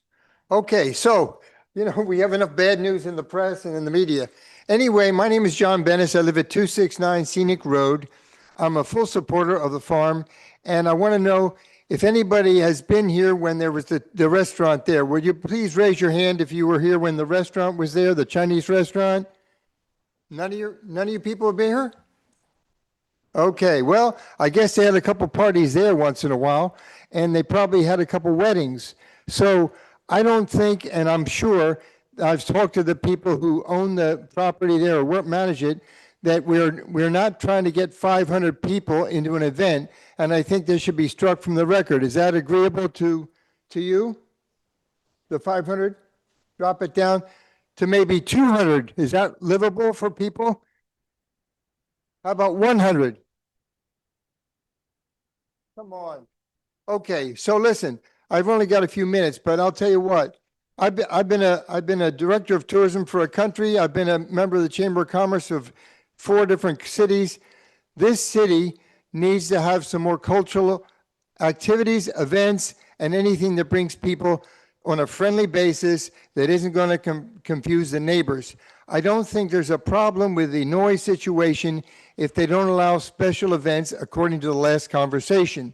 So that limits it to just small gatherings of a few people or friends of the people who are artists there and so forth. So I think that that the last comment was blown a little bit out of proportion. And I think that it's a wonderful thing that we have in Fairfax. I fully support it. And I can see that if we have no festivals and events like the Fairfax Festival there, I think it should be something approved, because having a small event, whether it's a wedding and it's only limited to 200 people, I think that should be in the record. So that's all I have to say. I love what you're doing there, and I appreciate everyone who's made a comment today. I think it's all been justified, but I think it's something that's been already started, and I think it's a great development for our community to have something of cultural value instead of maybe a 7-story building. Thank you.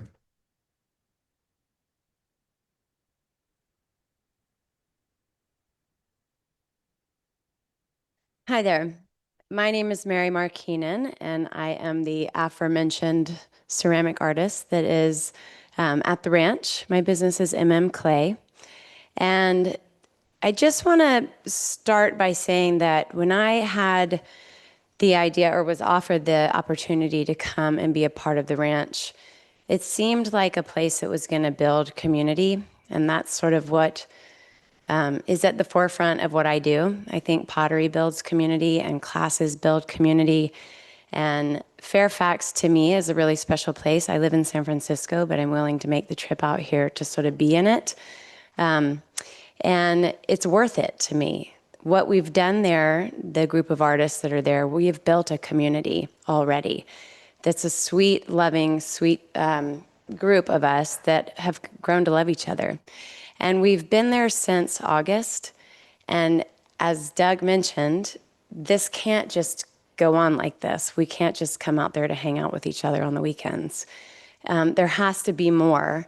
And the events are not so that we can have 500 people, because that's not what we want. What we want is, like what Doug said, for the community to come in, see a picnic table, get a bite to eat, visit with us, learn about our businesses and our shops and our crafts, and potentially do a yoga class, which I think is a great idea. We're not here to be Terrapin Station, and we're not here to disrupt anybody's sleep, because this happens during the day. So it's, and correct me if I'm wrong, but I believe the CUPs have to be reviewed in 6 months. Is that what you said? So perhaps there is a little bit of leeway there. Let us try and make it work, because if you don't, we're going to have to leave. Or at least I am, and I don't want to. I really love it out there. I would love to teach some classes. I would love to invite people in to know about what I'm doing. The people that have come out there so far totally love it, and they continue to tell us how we could be better. And we know how we could be better, but we need your support. It's a beautiful place. It's beautiful people, and we're not here to disrupt anybody's neighborhood. We actually want to be a part of it. Thank you. Thank you. Hi, my name is Krista Poston-Dern. I live at 27 Olima Road across the street, and I am in support of the ranch. What I'm in support of are the artists and classes, and I can wrap my brain around small events. The parking lot holds 110 people with using 50 cars inside their lot and 8 on the public right outside the street. So within that realm, I think that we can work together and maybe make something that could bring something to Fairfax. I do love the arts. I do love artists. I love the idea of a lecture to learn more for adults. I love the idea for classes for kids as well as adults. But I think that 500 number alarm, that special events number that was thrown on the document of 500 people is what got our neighborhood like, whoa, that's a way different concept here. So I'm not behind that. Thank you. Thank you.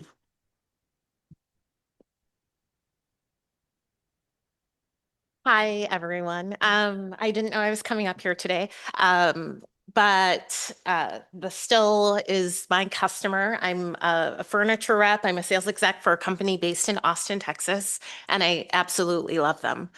Since they wanted to, they're all about supporting, and I get like weird, so sorry if I cry. They're all about supporting the community, working with women, all female company with a Still, but supporting their local community and building. I moved here from Denver, Colorado 3 years ago, and I moved to San Francisco. San Francisco was being weird. We all know that. Moved here with my fiance 2 years ago to San Rafael, so I'm not a member in Fairfax, but I have visited the ranch many times. I've walked there because I like to take long walks because I don't run anymore. I biked there. I've enjoyed it. They've had small and I'm happy to share photos of small outdoor gatherings of acoustic guitar players. And people just gathered there at picnic tables, enjoying listening. Easter egg hunts for children. Pumpkin purchasing. These are some of the events that have happened.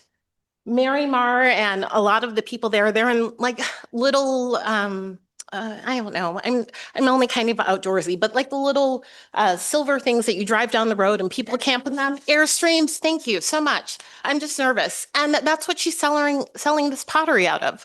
This is community. I've worked in retail many times. I've also worked in restaurants. What is commercial? Non-residential. That is commercial. This is commercial. They cannot survive. People 42 will not be drawn into Fairfax on my bike walking unless there's a draw. This is something. What am I drawn by? Coffee. That's great. Do you all like coffee? I do. Do you like tea? Do you want to have a maximum on the drinks, or there could be no drinks? Food, do we like tacos? Yes. Can we keep it under a certain time frame? Yes. Can we keep it under a certain number? Yes. We have to be willing to move the needle. Money has been invested. Money isn't everything, but if you haven't been to the space, I do have photos. My fiance loves this. We just got back, and I'm almost done, just in case. I have no clue what my time is. I just got back from Germany, Munich, Salzburg, Austria, and Prague 3 days ago. And what we thought is, wow, we're really missing the mark in Marin with these outdoor gathering spaces. Everyone has these lovely plazas where people can just join and sit and hang out. Why don't we do that? We have much better weather than Prague. Why don't we do that? Why are we hindering a little bit of change? I know this is Fairfax. It's not New York. I know we're not like making it crazy because people want to, just like any other place where there's culture, you want to keep the culture, but things do change a little bit. And I just have to support it. Thank you, sir. you. Chairperson, but I do have to support it. That's my fair say. Thank you for letting me talk. Thank you. Okay, bye.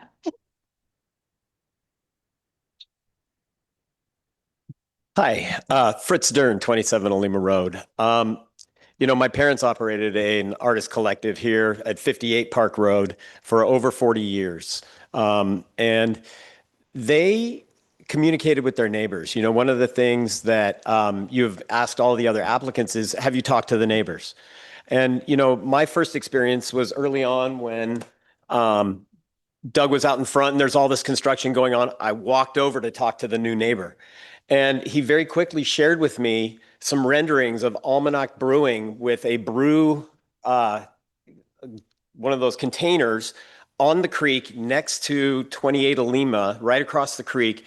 And he said, hey, we're excited. We're going to put in a beer garden and have some food trucks and it'll be really great. And I kind of said, whoa, this is commercial limited. All the stuff is supposed to happen indoors. It may be commercial limited there. It's butts up against a whole residential area. Hey, what's going on? And, every communication, we have reached out to them. They have not reached out to us. They hosted us after we asked for a meeting, sure. But this application was put in April. We were only notified about it at the legal notice time. We came back early from vacation because there's a lot at stake here. We're in full support of artists in their studios. We're in full support of, some small gatherings inside their courtyard where it doesn't bleed out across the fences. And that's what I said to him. I said, Doug, listen, we're a get along, go along to get along kind of neighborhood, and kind of like, you don't overspill your fences. We don't have problems. Nobody's made any comments. I don't think they've had a complaint in some of the events that they've had because it's been reasonable. But here comes this document. We've got, 5 days to respond. And it's mentioning, 12 events from June through October, no limits on when or how, 500 people per 12. That's 6,000 people coming and going, in a 5-month period. It just doesn't, the scale is out of whack. So, we want to see them succeed. We want to see the artists here. And a little retail, sure, and I appreciate the shift in the language today about no events and about the sign, no sign that says events. I appreciate all of that. The concern is this sort of one-sided ambiguity, giving them autonomy to kind of operate how they want to operate and spring things on us. I come home from work, I'm a school teacher, I come home from work on a Thursday and the parking lot's full and I'm wondering, whoa, how's that going to be? Where's my respite? June through October, school starts in August nowadays. So that's a lot of time coming home to what could be, who knows, a lot of chaos. So we want to see the Still Collective succeed. If they want to put in a little cafe in their basement, go for it. Or a little cart in the back, go for it. But let's keep the scale appropriate to the site. Thank you. Thank you.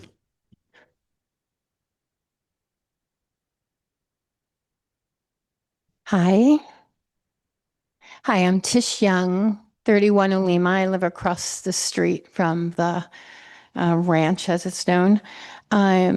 First, I want to say that aesthetically, they did a great job as a bunch of artisans who helped influence the remodels and renovations. And I also support the arts and the creative ideas that they have in using the ranch. However, it is zone commercial limited. It could have a restaurant. So my question is, if they want to sell food and that's their attractive item to hoist people in and maybe sell some art on the side, great. That's an indoor activity with predictable hours. And more than likely more local clientele, but great if people drive to their great restaurant. But what they are asking, I think, in the CUP around food trucks and events is a way of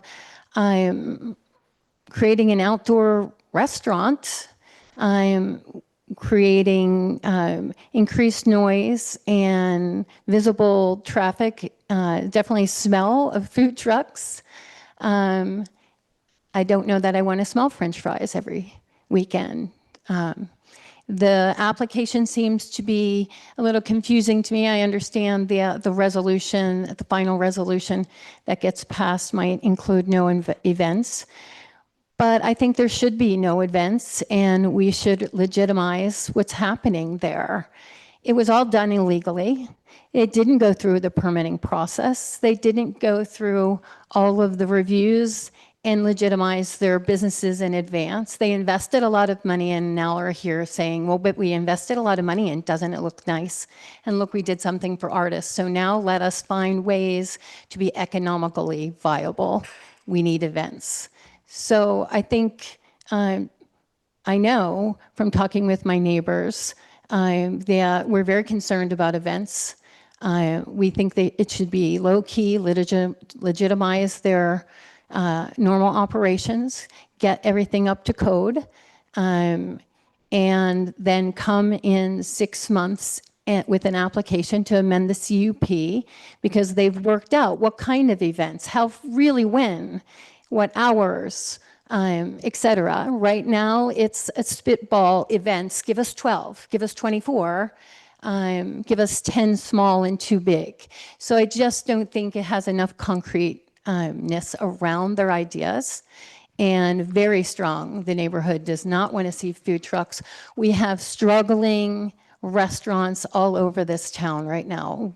Another restaurant pulling people away from the establishments we have is not in the best interest of town at this point. Thank you.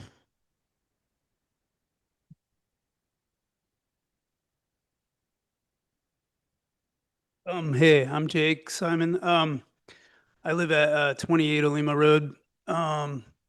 See, I was born in Fairfax, 1973, so I've been here for a while. I'm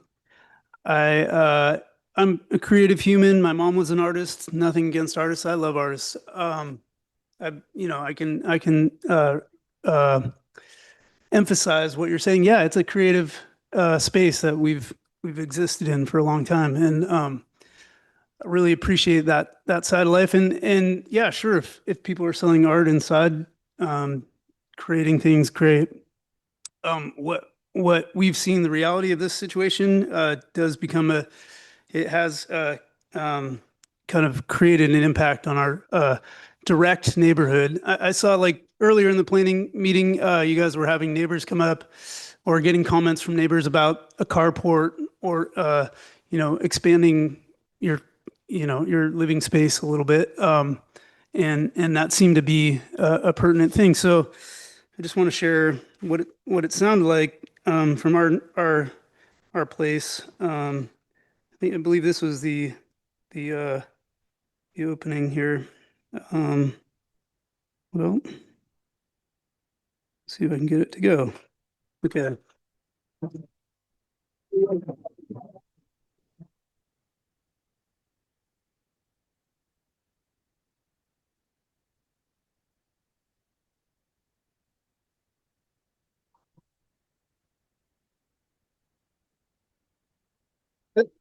This is from my yard.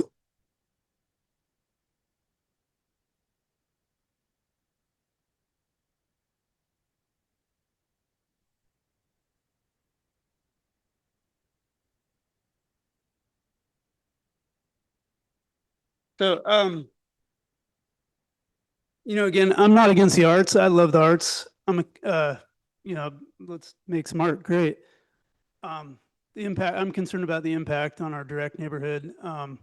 That's noise. There's also the smell. Someone mentioned porta potties. There's, anyway, I just want to say, like, yeah, it's a cool idea. Thank you, Doug, for the great idea. Like, great, bring community together.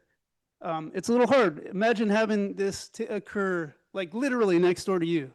Can you imagine that? You're talking about bringing parents in and, hey, have some coffee, have a chat.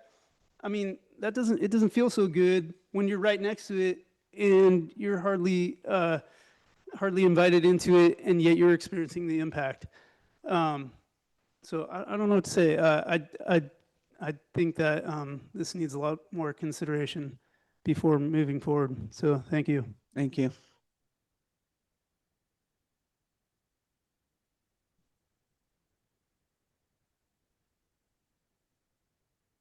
I push this? Okay, leave it on. Hi, my name is Rochelle Nyson. I live at 4 Spring Lane in Fairfax. I've lived here since 2007. I bought a home in 2010, and I am a local artist. I oil paint, and I have, as an artist, I've found it very hard to make a living in our community. And when I rode my bike by the ranch and saw the beautiful compound and creation and artist studios there, I felt like I died and gone to heaven. And I quickly told them that I was inspired by the space and I would like to paint on site, which I've done most weekends for the last year now since they opened. It's been a tremendous opportunity to me. I've had the opportunity to meet the people who actually see my paintings on the wall and realize that they didn't just paint themselves, and that person actually spent an incredible amount of time and is living, and I'm there to answer questions. I've had a lot of people ask about taking workshops because they'd like to learn to paint in a traditional classical method that's not readily available in our community. And I keep hearing all this talk about events, and it sounds like there's a huge range right now of what everyone's thinking of. And you're the town council, and you do get to decide what you want the community to look like moving forward and what kind of events you find to enhance our community. Last night I went to Deer Park Villa. They had the storytelling evening under the stars, under the redwoods, and I don't know, maybe there was, I'm guessing 80 people there. It was beautiful and it was lovely and it was quiet. And I went with my next door neighbor. We both walked there. She's 85 years old, and we walked back in the dark. And I think she just had the most fantastic time. And I think that the ranch is a really uniquely situated spot. It's right on Sir Francis Drake. I mean, everyone's talking as if it were like in the middle of a little tiny neighborhood. It's actually on our thoroughfare right next to the library. It's a very big space. There's little courtyard areas that are quite kind of private and create kind of quiet areas. That noise that we just heard, I was there that night, the first night. That's the only time there's been anything like that. And I think everyone was really excited. I mean, I think all of Fairfax was like, wow, this is beautiful. And if you haven't been in there, it's seriously stunning. You walk inside and it's enchanting. And I really have to say that is because of Still, and Still is the retail space that I'm kind of hearing this a little bit of like, oh, it's evil retail. And this space was not just a Chinese restaurant, it was also an Italian restaurant. But if it weren't for Still, that's the hub, and that's what brings people in, that's what brings the clients in, that's what brings in you so that you can go play what's that, cornhole, or have your daughter do the hula hoop, or go play checkers. Sorry, just, Am I too long? yes. Okay, sorry. Anyway, thank you very much. I'm very fortunate to be part of it, and I've had opportunity in sales, and it wouldn't happen without them. And thank you for your time. Thank you. Hello, I'm Nick Fain. I'm a resident of Fairfax for 34 years, and it was pretty darn quiet when I moved here. Not much happened. Not much happens now except downtown. I would like to mention that I was the event producer at the Marin Museum of Biking for a few years, and we had small events. We talked mostly about Marin history. Many of our events were actually Marin history and nothing to do with biking. This is one of the things that I spoke to the owners of the ranch when I first approached them, because I would love to bring back small, intimate discussion evenings with lectures, maybe a slideshow, something like that. Things are very quiet there. I have a gallery, a photo gallery up in the old ranch building, which was built in the 1880s. It is a pure joy to be there. People come, they see my work, they see the other, the painters. Many of these people are pretty old. Many of them are older than me, and they are really quiet. People are like, they don't play around. They don't make loud anything. The feedback is 100% positive. People love being there. I can only speak to what I'm involved in, but I will say it's very quiet there. Oh, and our events so far have always closed at 6 p.m. So I'm not sure who we're keeping up late at night, because we're pretty much gone by 6:15. All I can say is the feedback I've gotten from all the visitors is positive. A few local people who've walked there have very vehemently requested that we have food trucks. Personally, doesn't have anything to do with me, but many people have come and requested this. And I have not had any suggestions for what we should do that we're not doing. I think I can leave it with that. Thank you. Hi, I'm Lori Sperling, and I'm the owner of the Still Collective, also known as Still. Thank you for your patience. I know there's a lot of us speaking, and it seems to be going somewhat we're at a little bit of at ends. But the idea around the ranch when I was first approached to design and curate it was for it to be something experiential and to lean into the integrity of what is Fairfax. And I think we accomplished that. We curated a team of just talented artists.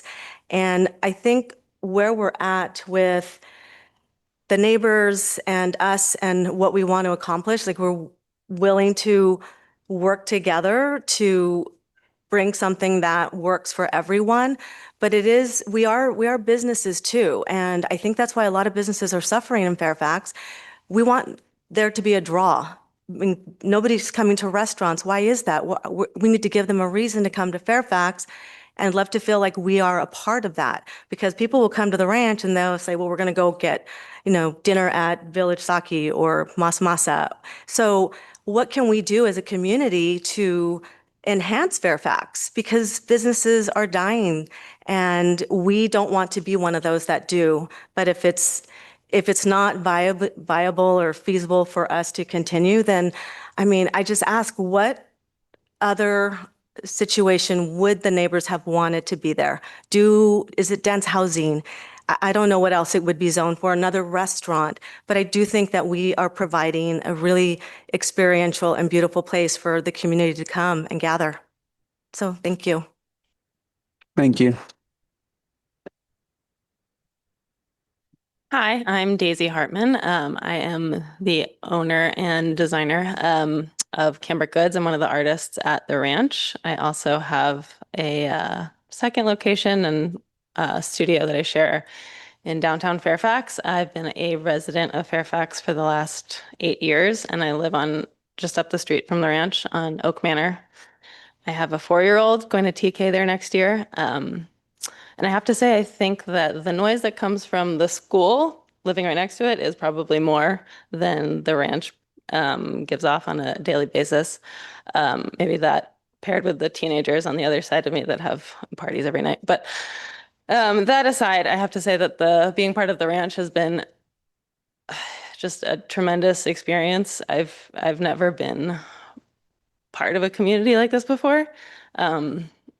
It's been magical, and I also want to reiterate what Doug and Lori were saying. It's not some big developer coming in and making a high rise and some huge commercial business. We bootstrapped, all of us took our own spaces, we put our own money into it, and we renovated our own spaces. It's not somebody coming in and paying for everything, investing large amounts of money. We are artists, yes, but it is commercially zoned. And how do you expect artists to survive if we don't sell our items, our art? So I don't know what the pushback on that is, but I also just want to reiterate that if we can't make this work and it's not financially feasible moving forward, there could be something a lot less attractive in our space. And it is really beautiful, and I encourage you all to come out and see it. And we do just want to make an amazing place for community events, where my daughter can come and play. And we don't want these huge events blown out of proportion. We don't want 500 people events. That was honestly, I think for all of us artists there, that was too much. It was overwhelming. I don't think we would want to repeat that. We want these smaller events, and most of all, we want a coffee cart. And I think that's what every person who comes in there probably says to us. So thank you for your consideration, and I really hope that you will approve Thank our you. resolution. Thank you. Thank you, everyone. My name's Doug Walker, and I have a shop called Ohana at the ranch. The ranch, to me, is become such a special place. When Doug approached me and took me there, I realized that I'd been riding my bike past it for years, and it was just a completely rundown space. When I went to meet Doug and he said, you need to do something here. You need to put your collection here to share with people. I walked out the door and I thought, I don't have time for this, but I got 20 steps out the door and I thought, why not do it? And ever since doing it, the people I've met, the customers, the love, are the other artists. It is an amazing place. We did have the one event that had quite a few people over the limit. I think we all didn't know it was going to be that. Since then, I mean, the ranch is a quiet place. We're only open Friday, Saturday, Sunday. Fridays are very quiet, Saturdays are a little busy, and Sundays are really quiet. But to have a place that you could share art and bring community together, I think is so important. And listening to some of the concerns, I do understand them, but all we're asking for is to come to the ranch and see what it's all about. You know, I always tell people, like, we just got to be patient. You know, we're watering the seed because this is something so beautiful and so special. So I've heard the concerns, and I just hope that everyone can see what the love is behind the ranch. And I'll just say this, you know, the name of my shop, Ohana, the word means family. You know, we should become a family and make this thing work between you, the artists, the neighbors.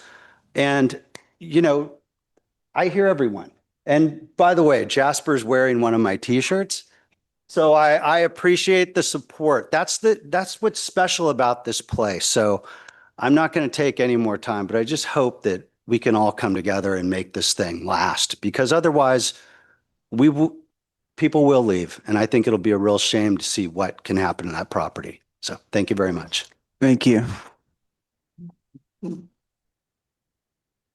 Hi, Anthony Sperling. I'm Lori's husband. And I think this is different, right? I know I've been on a planning commission before, and your eyes glaze over with carports and stairs and setbacks and roof shingle colors. That is needed, and that's important. I think what you have here is a real opportunity. It's about flexing that entrepreneurial side that you have an opportunity for, the creative side, the risk taking a little bit. I think you can see there is a seed of something magical for Fairfax, and magical is what Fairfax already is, and it can enhance that. It's a very unique spot. You know, the developers are drooling over having that. Doug, the only owner, there are no investors. As Daisy said, we all reached into our back pockets and elbow grease to try to get this thing stood up. We've learned a lot through the process. We didn't do everything right. It wasn't ill conceived. It wasn't evil. We were just trying to get something unique and different stood up. Why is it hard to describe it? Because you have to experience it. I think some of you have been there. I recognize some of you. I encourage you to come because the opportunity you have is to put something magical inside of Fairfax in collaboration with the community and with the neighbors. I was bummed that Jake left because that's where I met Jake, that at the opening, that fun sound, that's where I met Jake and his son scarfing down hot dogs and donuts and having a beer, and the son having a lemonade. That was incredible to meet neighbors in that kind of environment. We met hundreds of neighbors. It's not what we're looking to do, but that is what this is. So the ranch is a round peg in a world of square holes. And that's hard sometimes because it represents change. It's difficult. It requires outside of the box thinking. It requires some people being bold and getting out of some of the carport regulations and thinking about a bigger impact.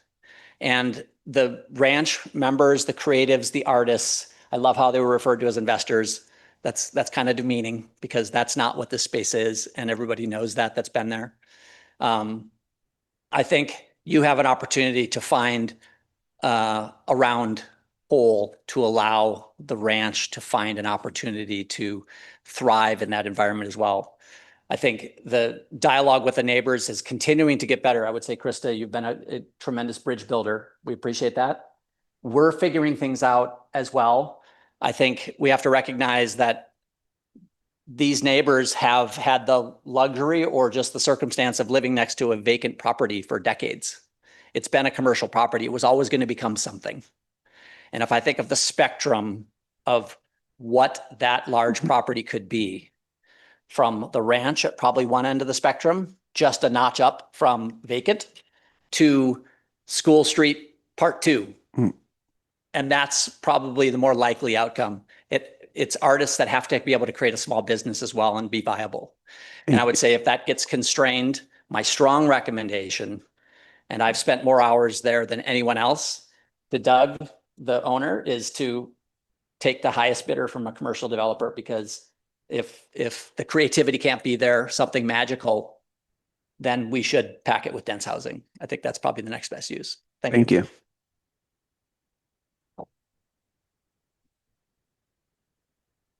Hi, my name is Tim Horn. I've lived in Fairfax for 25 years. I'm a landscape oil painter, and I've been a full-time painter since 2006. It's very difficult to make a living as a fine artist, as you can imagine. Part of that difficulty is finding a place to sell your work. My very first gallery was in San Anselmo, and over a 5-year period, I sold hundreds of paintings until the owner retired and the gallery closed. My second gallery was in Point Reyes Station, and over a 6-year period, I sold hundreds of paintings until the owner moved to Hawaii and the gallery closed. There was an annual, I participated in an annual event called Marinscapes in Larkspur, along with 40 other painters over a 10-year period. That event is no longer being held, so those 40 painters don't have a place to show their work annually. I participated in the Marin Agricultural Land Trust benefit for 10 years. selling about 100 paintings with 30 other painters. And for many of us in there, that was our best show of the year. It was an amazing event. That's no longer in existence. So the only other opportunity I've had locally is to show my work is at Marin Open Studios, which is 2 days every year, 2 days. So when I was offered the opportunity to show at the ranch, I was thrilled. It's 4 blocks from my house. I can walk or ride my bike, and it's a place to show my work of the local landscape and to meet collectors, both my collectors and the other collectors that come to the gallery. So I'm hoping there's a way somehow to keep this open, keep it going, so that we don't have to buy our paintings on Etsy or Amazon. Thank you. Thank you.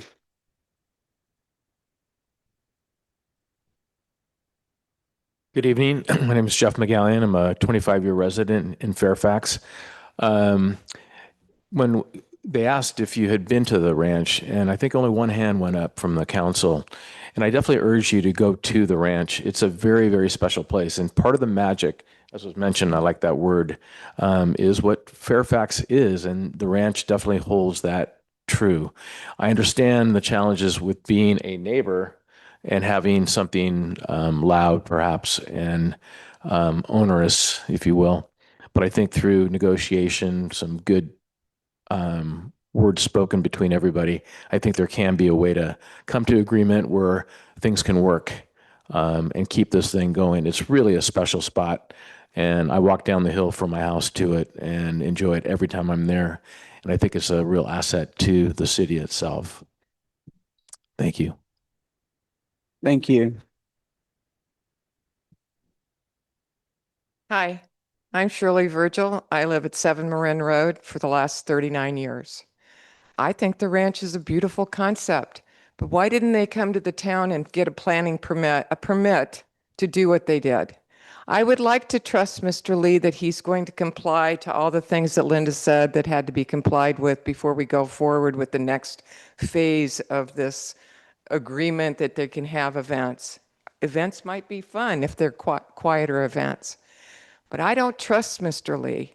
Why would you spend money and build out something like that without asking for permission that you're within the guidelines?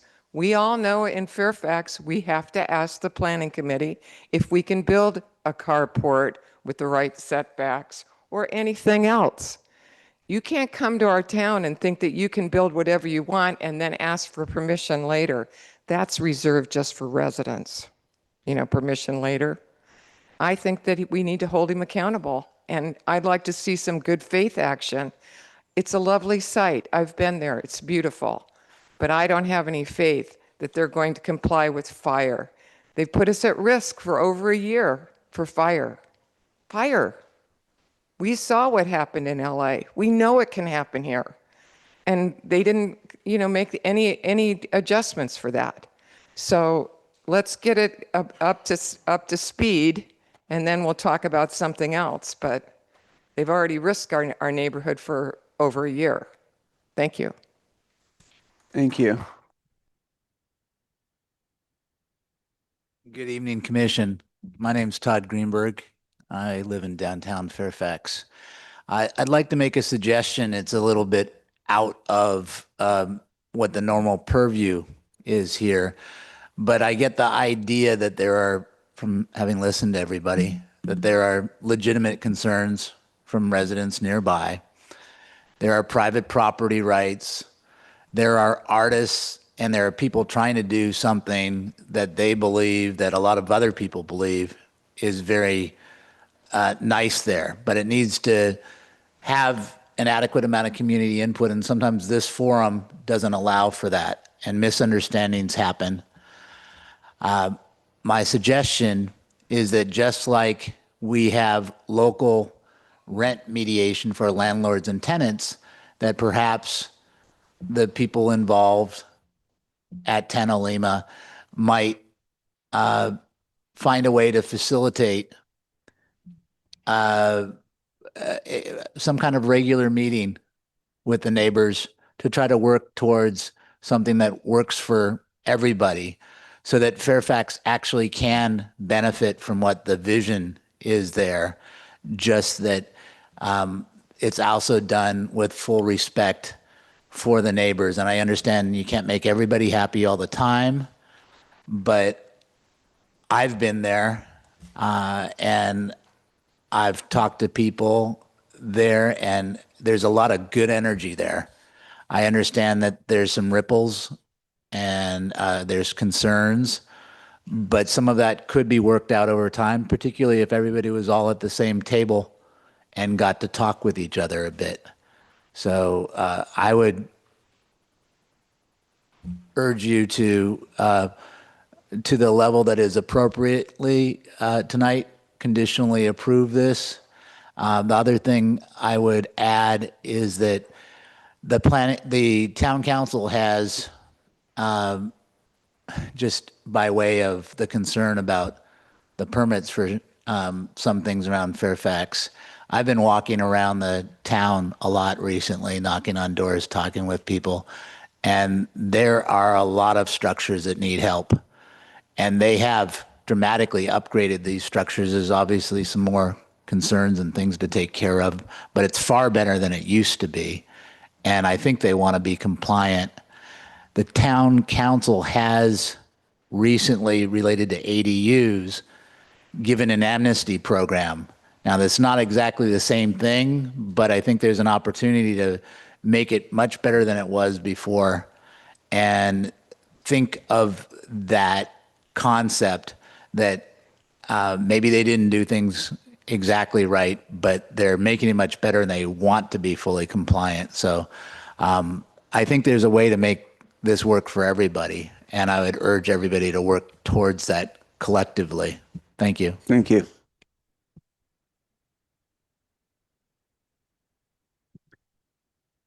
Do we have raised hands?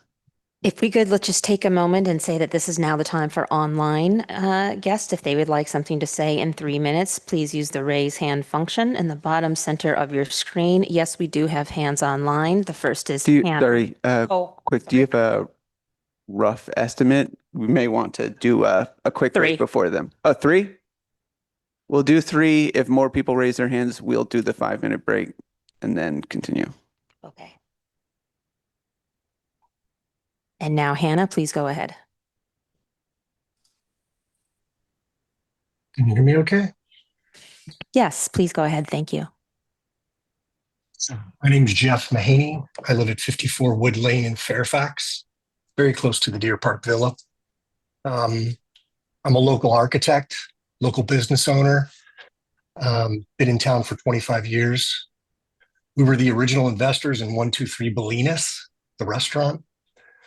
That unfortunately, because of the pandemic, we had to close our doors. That was a 10-year venture. I remember when we did that project, our place was looked at a little funny. People weren't quite sure about it. We put our necks out on the line. We made it happen. We got some great support from the community. And I think it actually catapulted and created a number of other restaurants that have now been part of Fairfax for quite some time. I think that the ranch is special, and I think that the last speaker is correct. There has to be a common place that everybody comes together and realizes how special this is. In Marin County, this is something that is not easily found anywhere else. I'm an artist, I'm an architect, I get it. You want to collaborate, you want to be around creative people. I think it's a great place for the community to be. More important, and I think people have spoken to it on both ends, a coffee truck, food trucks, things happening there, events happening there are not going to hurt a single restaurant in town. They're going to help those restaurants that are in town that are having a difficult time. Having been a restaurateur, we know for a fact that people come to town, they found our place, they also found 2 or 3 other places to visit when they returned. I think it's really, really important that the people in this room and making these decisions realize how unique this place is. And you're going to have to think outside the box to help keep it moving and to keep it become a really special place. I just don't think there's going to be anything like it. And we're going to be really sorry if it goes away. Thank you for your time. Thank you. Next is Rick. Rick Hamer, please go ahead. Good evening, Council, Commission. A couple of things here. A number of you were on the Planning Commission back when outdoor music on Perry's and 19 Broadway and stuff was being considered. There was a food truck at 19 Broadway, and one of the interesting things that they were required to do is to make sure that their waste disposal was adequate. It was quite a project for them to do this.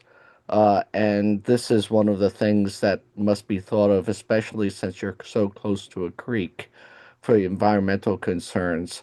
And especially since, we got this far without pulling any permits. It's an old building and there's exposed unsheathed wiring and stuff that really needs to be looked at seriously by all the authorities. It is overly a beautiful use for the property. I've been at the opening, and it was with that many people. It was completely untenable by the neighbors. It was overflowed. I think we had a park at the library. I was also at an event there that sounds more like what they're talking about. They're doing last weekend, where it was just the songwriters in the round playing very mellow. I met some of the artists, and that type of event sounds great. What I'm afraid of is if you make it all legitimate, it's going to turn into School Street Plaza, which is, another CL zoned property where the events there got way out of hand. The parking was obviously inadequate. And one of the things I noticed in this staff report was that two of the people reviewing this, Frank Egger, who was at the opening, and Mike Garanghelli, were on the council at the time reviewing the conditional use permit back in 2000. It might not be the best idea to think about passing this now, about continuing it so that people like Frank and Mike, and I also, last weekend saw David Weinsoff there, and see what they have to chime in on this.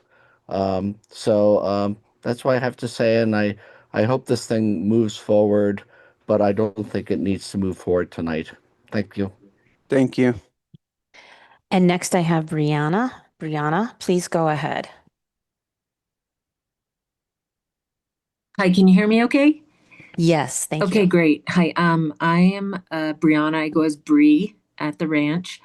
I'm in Wyoming. My time is split between being a designer of educational exhibits and being an artist at the ranch. And so I'm in Wyoming interviewing for a project on an elk refuge. I wrote you a letter this morning and I hope you read it. I joke, I'm not a starving artist, but I'm a desperate designer, and I split my time Monday through Thursday as an exhibit designer and Friday, Saturday, Sunday as a member of the ranch community. I can't express my support enough for what's going on there. I've been in museum education for nearly 40 years, and I've spent my career in nonprofits. I've participated as an artist in Marin County, and every event that I can be in, every competition. What's going on at the ranch is simply unique and magical.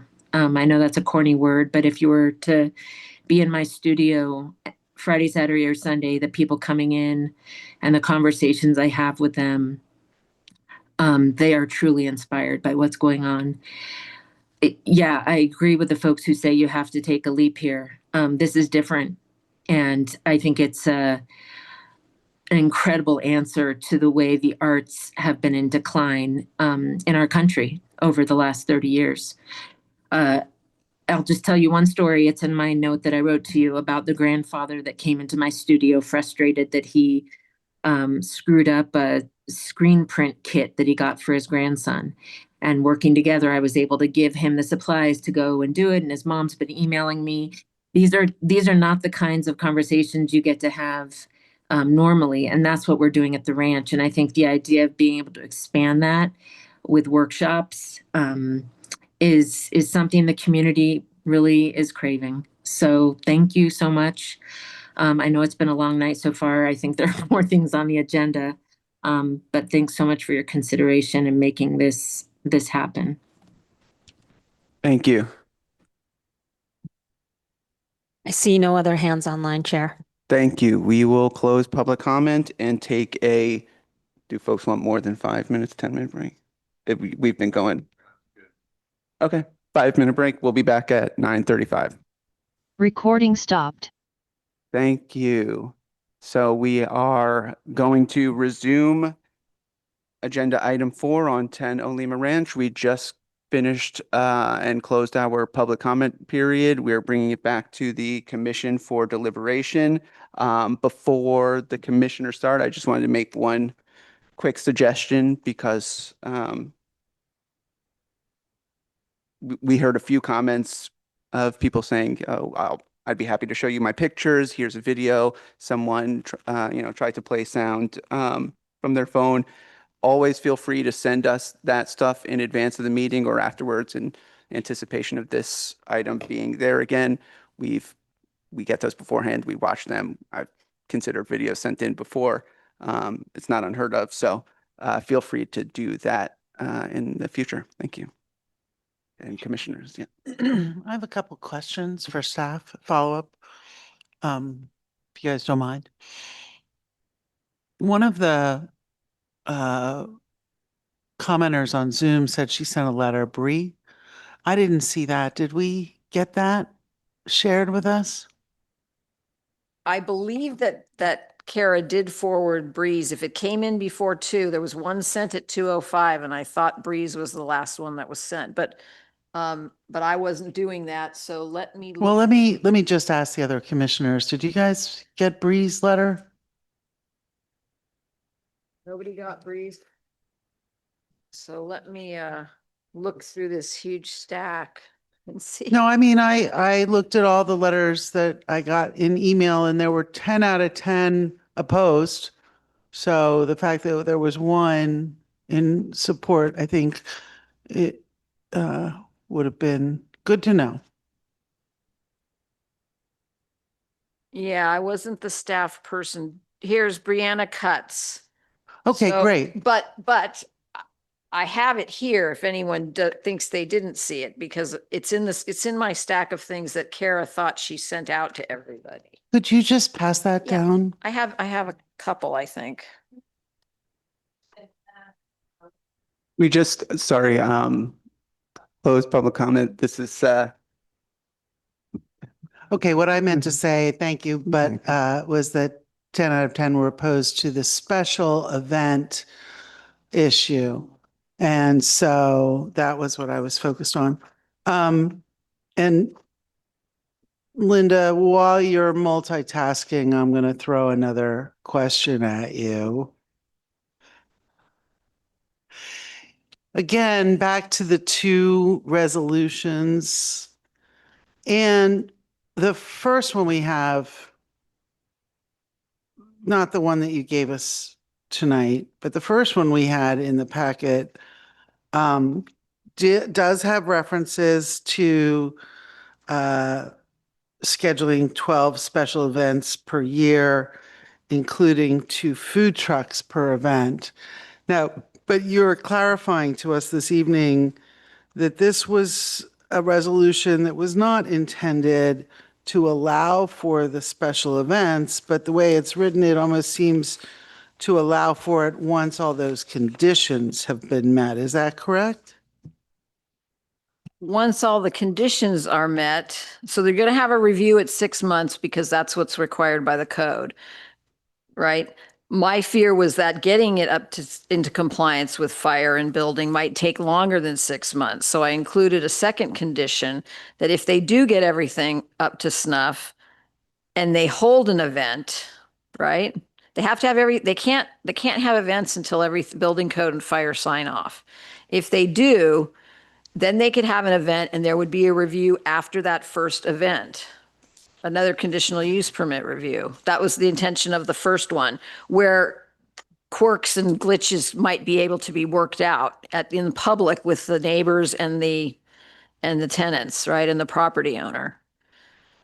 But I started to think maybe that's not quite clear enough because fire and building seemed very concerned and about events happening there when fire code and building codes have not been met and complied with. So I did the second one thinking it was a lot cleaner to just say, we're approving day-to-day operations and walk-in traffic Fridays, Saturdays, and Sundays, right? And that's it. When and if they bring everything up to compliance with code and they file a modification of the conditional use permit with clear indications of what they want to do for these events, we could schedule it again for a hearing for the planning commission to consider the expanded things that they want to do at another public hearing where more public comment could be taken. And hopefully there'll be a little bit better detail now that the applicants have heard the neighbors' concerns and, you know, your questions, right? It might be easier for them to be more concrete about when the events are going to happen, their size, you know, how many different kinds they're planning on having, whether there's food trucks. Personally, as a staff person, I agree with the citizens who have said, I believe it's not necessarily a good thing for the other restaurants. The town has only approved one food truck, and it was a temporary food truck for 19 Broadway, because 19 Broadway, the previous owner, not Mike Garangelli, indicated that he was going to try to put in a commercial kitchen, and one of our longtime restaurant operators had lost his lease. So it was a way to provide him to continue his business while the 19 Broadway created the commercial kitchen, which never happened.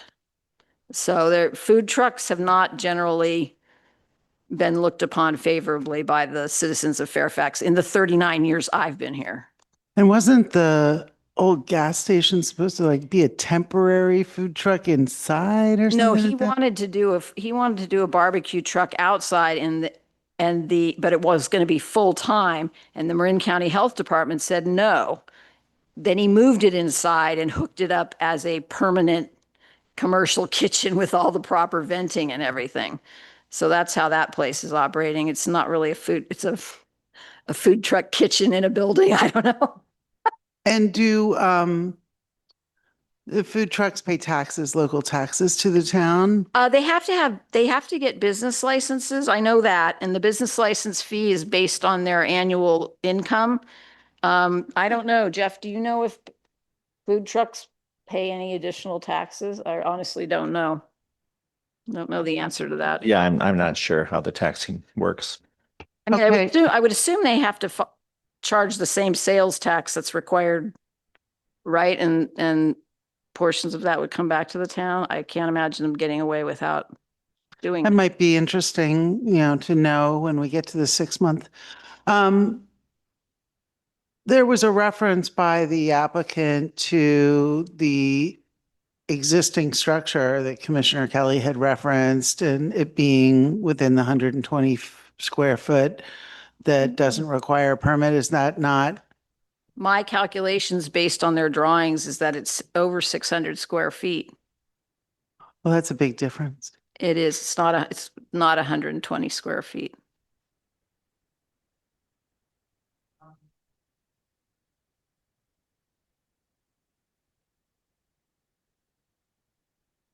It's an irregular shape. So, you walk into it, certain areas look real small, but if you look at the overall floor plan, it's not 120 square feet. Okay, thank you. Okay. Thank you. Yep. Okay. Any other commission questions? Anybody want to get on? Yeah. Yep. So in discussing events with building and in the fire department recently, and the sense was until everything was in compliance, there was a concern about events. Okay. So can you clarify a little bit about that? The question being that if there's an event that has 80 people, 100 people attending, which could be under that parking limit, would that still be a concern until everything is up to code? So basically, any event. That's right. Okay. Yes, they're not in favor. They want they want to make sure that they've got a staging area that meets fire department requirements in case a fire truck does have to get in there. It has to be a surface that is paved and graded to meet certain requirements. If you think about it, you have a lot of people there, I mean, people do still smoke cigarettes and drop, you know what I mean? So you have a whole bunch of people there in buildings that the work was done ahead of time and it doesn't comply. Well, building and fire don't believe they comply with the current building and fire codes because nobody has really presented construction drawings to them. So they want the buildings sprinklered, all of them, and they want building permits for all the work that's been done issued. They wanted all the inspections done by both the agency and the building department, and they want the sign off and the certificates for use changes before events start happening there. So that's And why they didn't put that in the original comments, I can't address that. so that's I have no events idea. indoors and outdoors. Yes. So we're not just talking about special events or large events, which, when I'm looking at this new document, we're really talking about. They seemed to still have reservations about day-to-day operations, but they weren't willing to say that those couldn't happen because it's 8 businesses with, an occasional drop-in, and on Fridays and Saturdays, occasional drop-ins, and they didn't want to stop that from happening. Can that all continue to occur while they're installing sprinklers? I don't know whether that's really feasible. I don't know enough about the installation of a sprinkler system in a large building like that.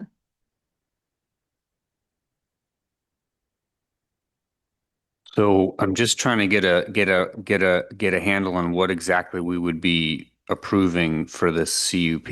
So if we're now events are off the table for this resolution 25XX, right? Events are off the table. We're not talking about events right now. We're talking about allowing the continuation of those existing 8 businesses to do their primarily indoor activities. Yes, current anytime during the week. Okay. But with the open to the public for drop-in only on Right. Fridays, Saturdays, and So then- Sundays from 10 And to so, 6. just could you, sorry, just No. trying to wrap my head around it. So what exactly do we need a CUP for? Is it the mix of uses? Yes. Just the mix of uses is what we're trying to sort of create a conditional use framework for. And the mix being The mix. and- artist, studio, The mix small and then retail. the mix and then the retail aspects of the design Right. business, right? Right. I mean, most art studios that I've been to, they have some things for sale in there. Sure. But I don't know that it's standard for a design company to have large staging areas like are being proposed here, where there's also items that can be purchased. Right.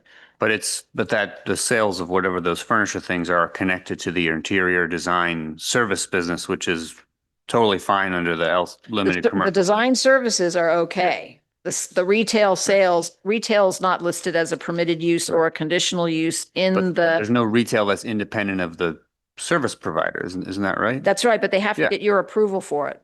I see. Well, Okay. isn't there a catch-all provision in the code that says if the planning commission decides that a specific Yes. use is in line with the other uses, just because it's not specifically called out doesn't mean we can't approve it? That's Yeah, why I'm they're just- here for the conditional. I'm just trying to wrap my head around what exactly we would be approving tonight. It's not the permit, it's not the events.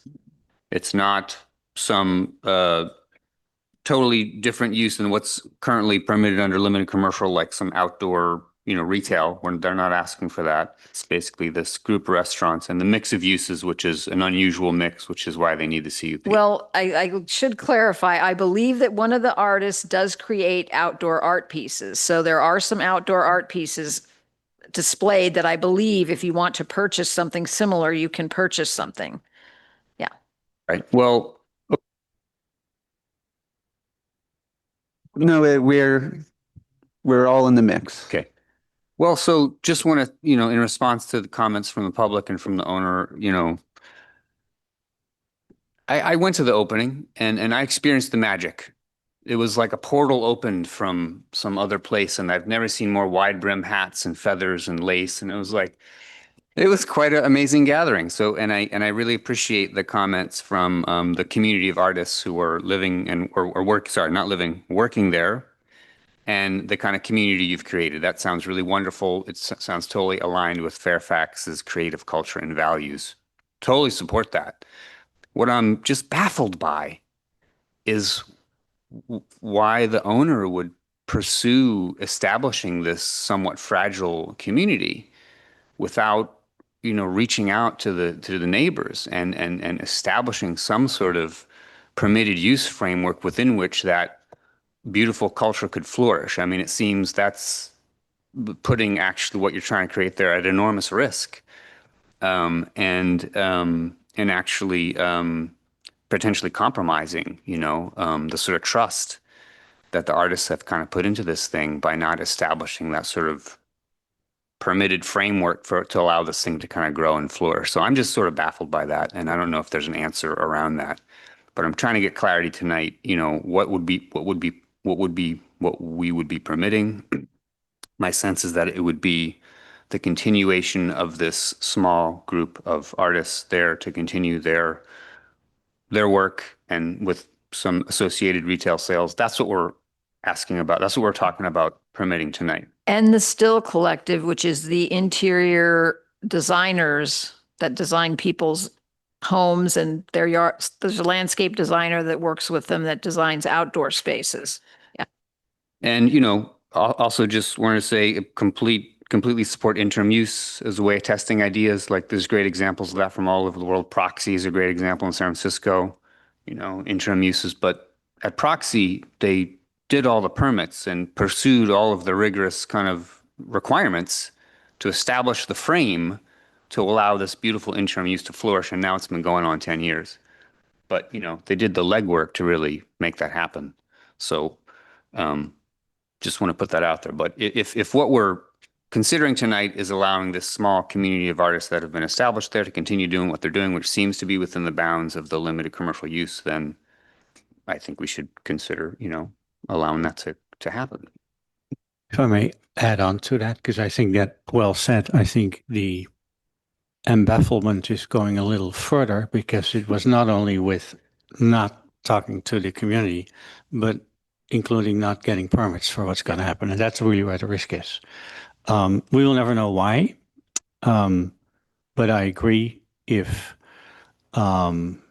it's something that seems to be a good idea that got a wrong start. And I think we can probably nurture it a little further by giving that very limited approval. I think I would be open to that.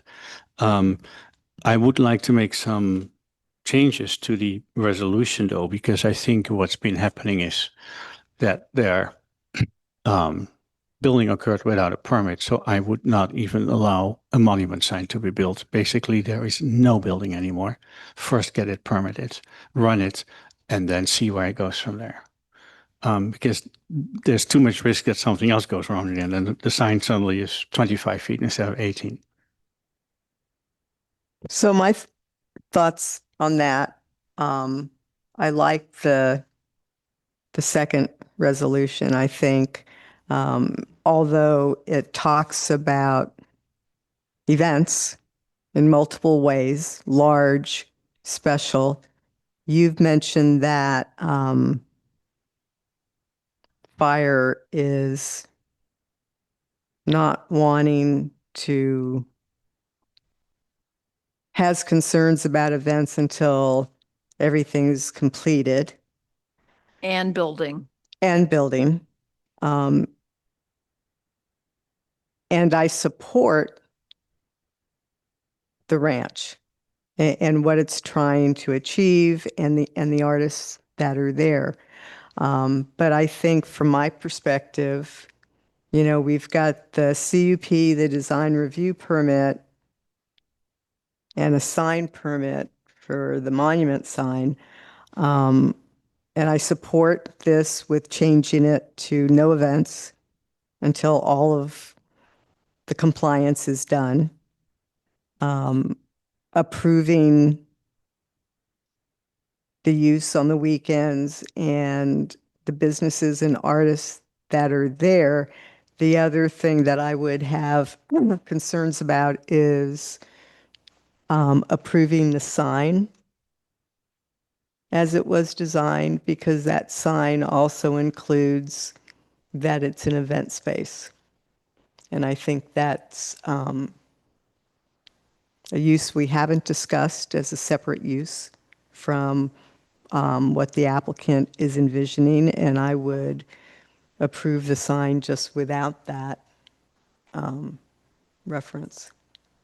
And then then have them come back when all the permits and everything's done and discuss events.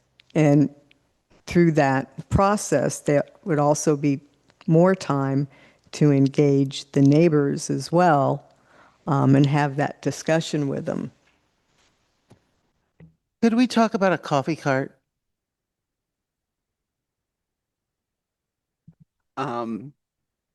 If folks don't mind, I'd just jump in quickly before we start talking about a coffee cart. One of the things that I've been wondering about, given the genesis of this project, is sort of why it's here right now, because they've been operating this way without the permits. And I agree, I mean, the ranch sounds lovely, and it would be even better if they had already had all the permits and had done all the inspections that are needed. But why not? Why would the owner be comfortable operating without the permits for a year? And then if this planning commission doesn't grant the conditional use permit, stop operating if they're, you know, if it's very clear that the issue is the outstanding building work and fire safety work and getting things up to code, as opposed to criteria. So, you know, I just, something to keep in mind also for the coffee cart, because if there is little consequence for operating without the required permit, it just seems like it's not properly allocating the risk for the town to approve something that isn't ready, when for a property that already operates without the approval. Well, my understanding is that one of the conditions is that the permits need to be acquired.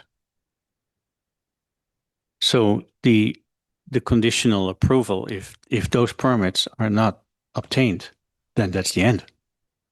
Then it stops. It's like a last chance. You do it right now or it's over. But how is that different than just if this never came up and they were just separately going for those permits and then came for the conditional use permit at the same time? Well, but that it didn't happen. So we are where we Right. are. No, no. Yeah. I think your concern, if I understand correctly, is that 6 months from now, nothing has changed.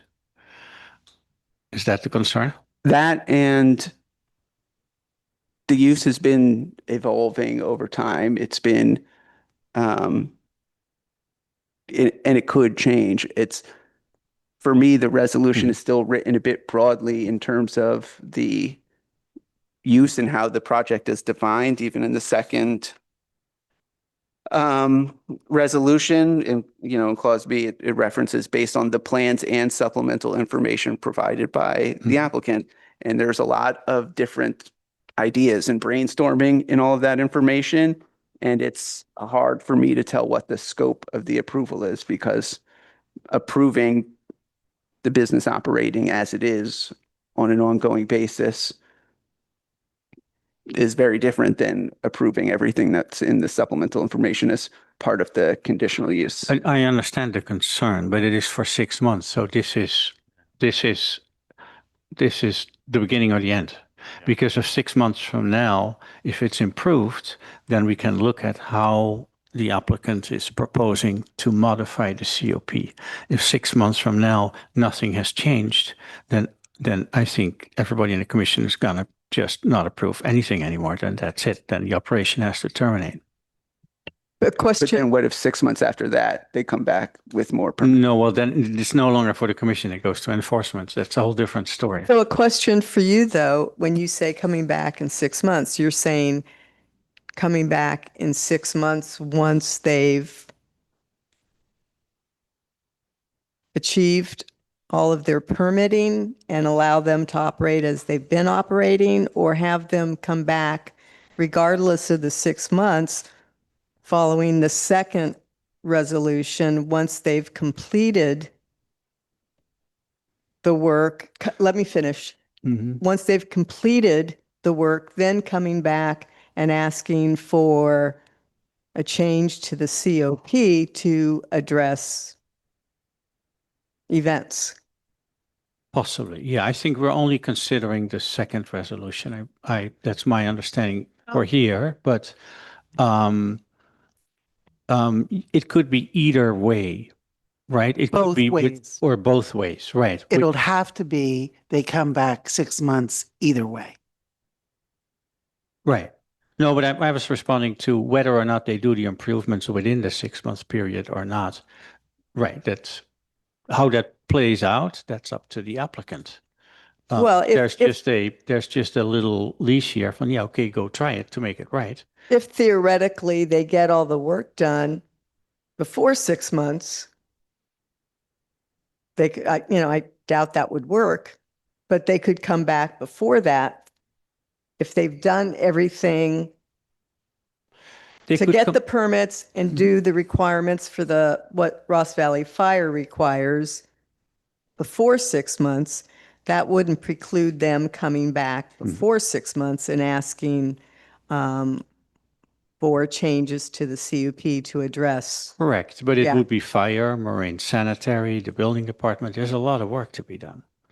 But if they do it expeditiously, I mean, that's not wrong. That would be good. But either way, they cannot start having events.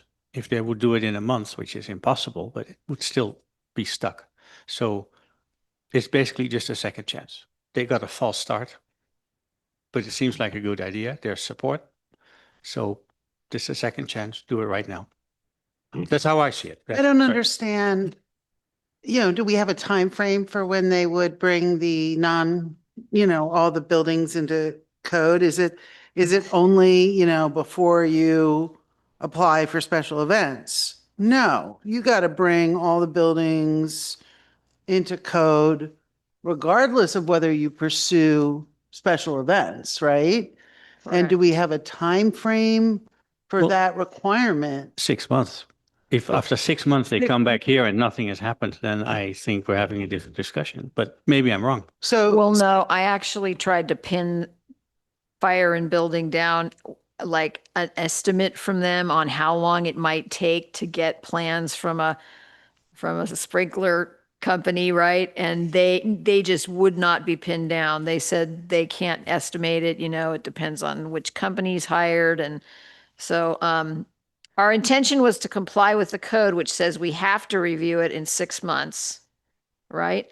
Then we'll give you an update. If they haven't done anything and they haven't communicated with building and fire, we'll report that. If they've hired a company and started working on plans, we'll let you know that, right? But in the meantime, even though no special events are occurring, the artists and their clientele are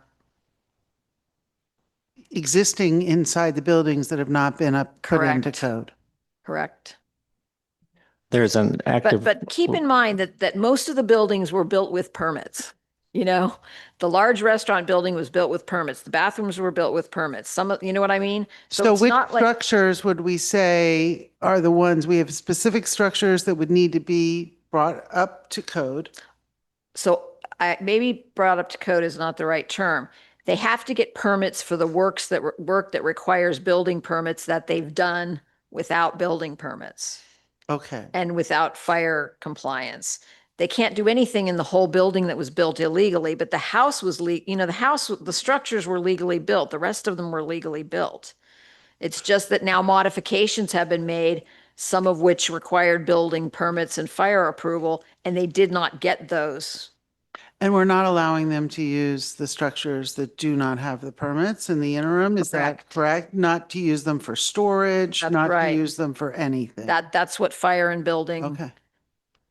said they wanted to happen. No use of the buildings that have not been inspected. The buildings that were originally built with permits, they're okay with that, because, I mean, yes, there could be problems, but it's not like the whole building was built illegally. The foundations have been there for years, they're standing. It's a little bit less of a risk, I guess, Just have according to building and fire. just a quick question. So is the historic home there? Is that the home of Manuela Saiz? Like I believe so, yep. Mhm. that's amazing. Okay, what about coffee carts? What about them? I mean, I kind of like a coffee cart.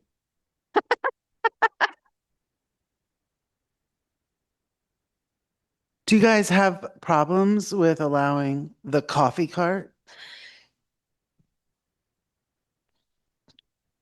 Oh, I like that. I like that. Nobody objecting to the coffee cart. Okay. So So so the coffee cart would be for the Friday through Sunday sort of drop-in style service, or is this a permanent fixture of the property? That's something. Who are you? That's something you probably should have asked the applicant, because I get the feeling that the people that are working there also want access to a coffee cart, so they don't have to try to go downtown somewhere to get coffee. Sure. And I'm not a coffee drinker, so I don't understand this, needing to have coffee all the time, but As everyone in my family and everybody I know is, so. as an Italian, I can say that I understand the coffee need. I guess I'm just trying to wrap my head around what the permanent installation, Monday through Sunday, all the time coffee cart would mean for the site. So I'm not sure about that. well, We the can other review that in 6 months. the other True. part of that is a coffee pot, right? Well, right. During the week, So I Just a think thought. the coffee cart is, I think, part of the same quirk with this project of we are not like the business license review people where the building and structure stuff. If the cart is like something that you can roll around, like a big rolling desk thing, is not a permanent structure. Would we even have to, right? Would we, It's an art, would it even an art be piece. on us to review or not? Yeah. So if it's outdoors, it's an outdoor use. In the limited commercial zone, you're not supposed to have like business aspects occurring outside the building without a conditional use permit from you guys. I have a question. Are they On the charging for the applicant, coffee? Not the, I don't know. All I know is that they would like to have a coffee cart, and I don't, I don't even know if coffee carts are regulated by the health department. Do you know, Jeff? They are, they're regulated. So, before they can start doing it, they have to show that they have health department approval. right. Yeah. If I may jump in. So I think, it's what we're talking about. I think a coffee cart is a commercial thing. A coffee cart is something where you sell coffee to the public. The desire to drink coffee, you put a coffee pot, your own coffee pot outside on a table. That's a different thing. So it's the sale, ongoing sale of coffee to the public. And I would be very wary to allow that at this stage. I think that should come back later. Just because it's gone wrong already a couple of times. So let's get it right first and then add all those nice things in there. Well, if it wasn't a commercial coffee cart, You're saying if it was a coffee cart just to serve the artists and their clients. That's not and my they were understanding. Selling it, it was Oh. just coffee on a cart. That doesn't, Well, that's that doesn't sound like it that's- would be a no. business enterprise No, that would damn. need our approval, right? That's a It's coffee just- pot on the table outside. Okay, Yeah, okay. that's fine. No, it's about a coffee cart to be, it's like, you have a whole machine, you drag it in, you plug it in, you sell coffee, and you make profit. Well, because it seems to me that the key issue is whether or not they are charging for the coffee, right? If it's drop-in folks who are coming to look at art or look at furniture to buy, who are given a cup of coffee as a gracious business element, I mean, that seems like one thing, right? But if it's a standalone coffee cart where it's $5 for a small cappuccino, then that's something else, right? Does the Exactly. we closed it. Okay. Yeah. Okay. It seems like we're honing in on a resolution. So I want to take a minute to get on my soapbox. Sorry, I'll try to be brief. I went to art school a long time ago. I arrived in the Bay Area to go to art school 35 years ago. I cut my chops in the mud flats of Emeryville and Mission Bay. This is not a starving artist situation. I remember a warehouse in Emeryville that was scary to go into as a young artist, but I had to go there to talk to one of my mentors. So I did it. And this should be a story. You presented a very romantic story. And it should be. This is about art, right? This is about bringing art and making art and bringing people to the art. But the trouble is, this is a small town romance story, and it should be, boy next door romance, not providing culture to the town, but appreciating what we already have and collaborating with that.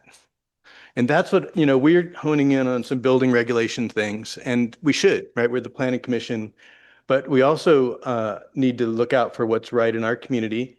And I'm so disappointed that, I heard, hey, we're providing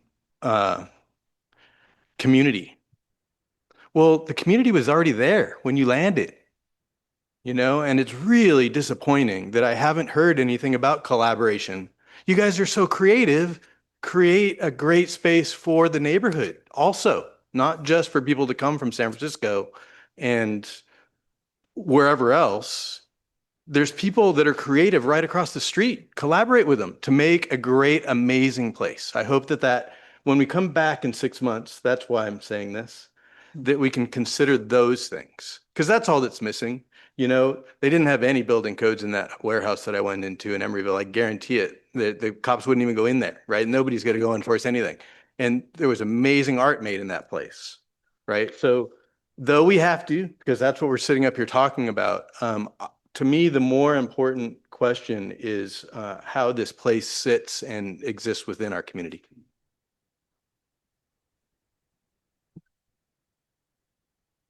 Thank you. I appreciate and, have a similar frustration also with the assessment. Like, it's a real bummer that I think the artists there are sort of in this position, because this would have been a very different meeting if the owner came with their plans, not having set up a business, not having artists come in and open and invest their time and their energy and their passion into building a community here without actually having the legal right to do so. They're relying on the fact that, oh, this is going to be a community space for us. And I empathize with that a lot. And I'm, still,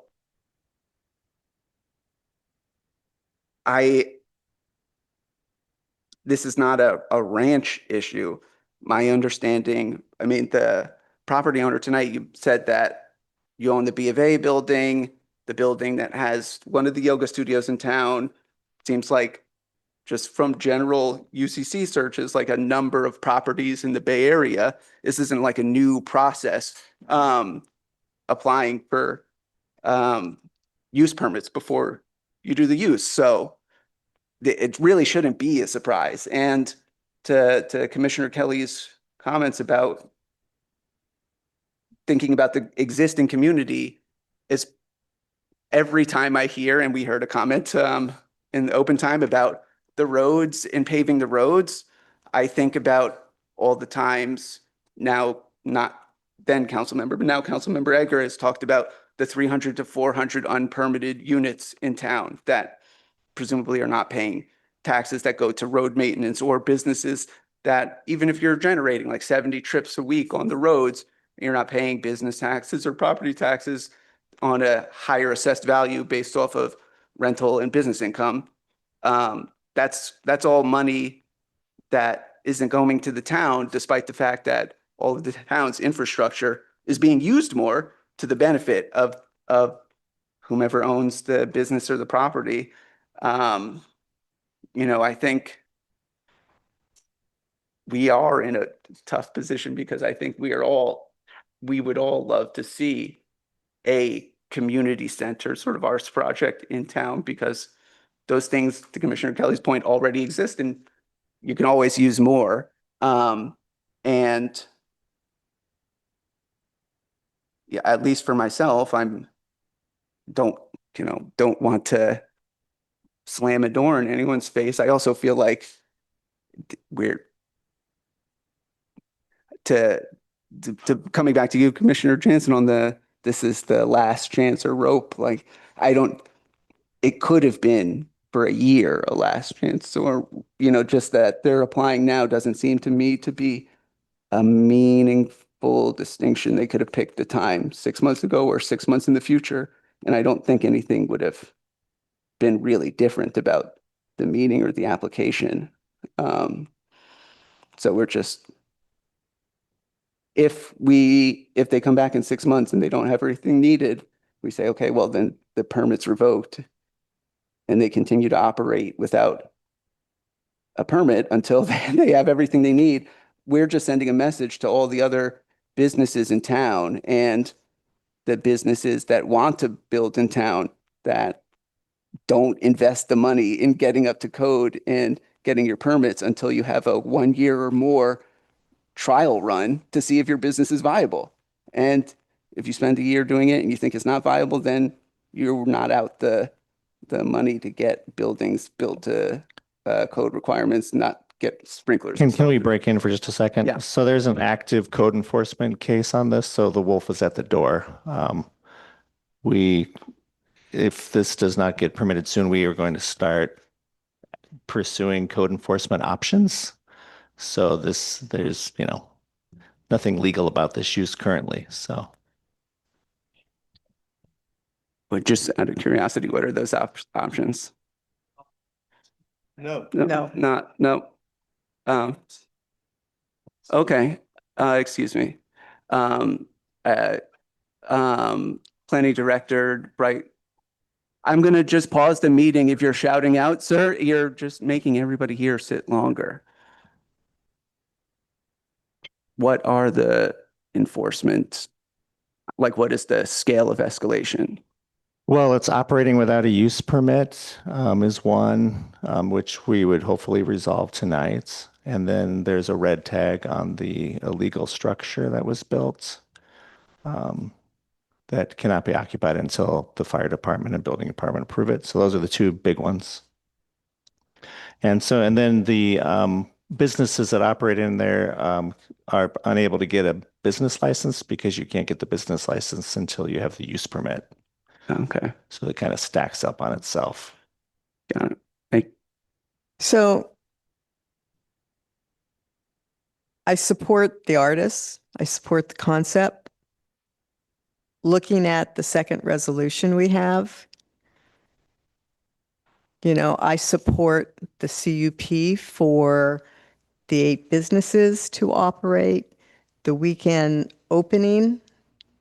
I would change this, though, to say no events, where it speaks to special events or large events, hearing that fire department does not want any events until it's brought up to code. What references are you talking about? I believe it already says no events. I'm sorry? It already says no events. It says Item no 20. special events or no large events. I would leave that as no events to be clear. Oh, yeah. Event is a rather broad word, isn't it? Event. You know, I walk onto the property. That's an event. Well, that's because it's you, but they are allowed to be open according to this on the weekends. That's a part of this. And that's one of the things they asked for, to be open Friday, Saturday, and Sunday to the public, for them to go. Yeah, But I that's just think your different. definition of event is going to be like, you know, like what is that? When 6 people show up and play a little acoustic guitar on the porch?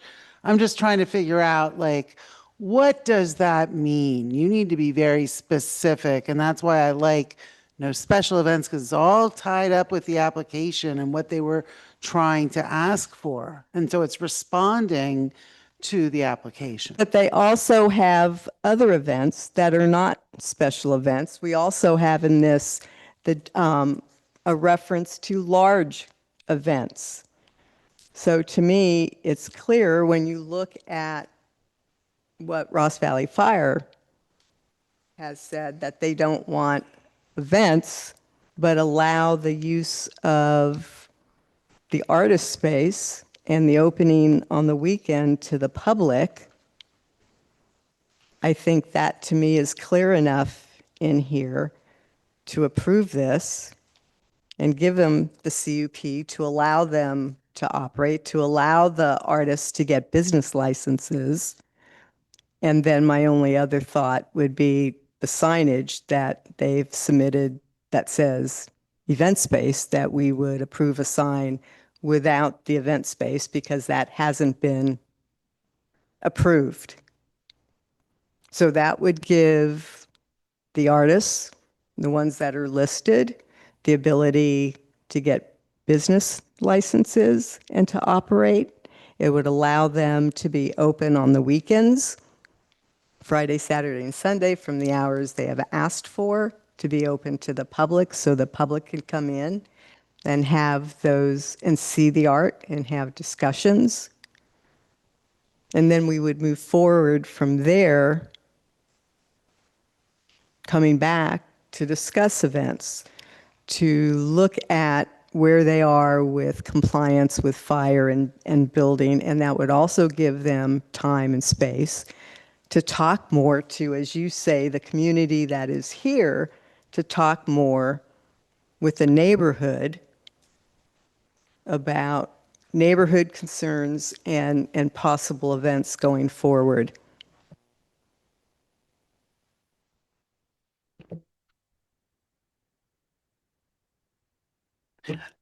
Commissioner Swift, where does it say large events in here? I only see the references to special events on page 3, paragraph 2, and again on page 6, paragraph 20.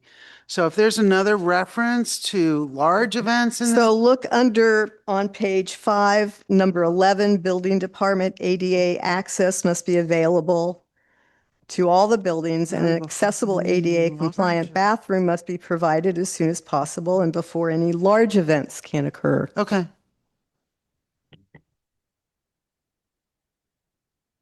Yeah, staff wants to indicate our support for removing special and large Okay. from that resolution. It really should be any planned events, you know what I mean? Because that's what the fire and building aren't comfortable with, when the buildings aren't in compliance with the building code and the fire code.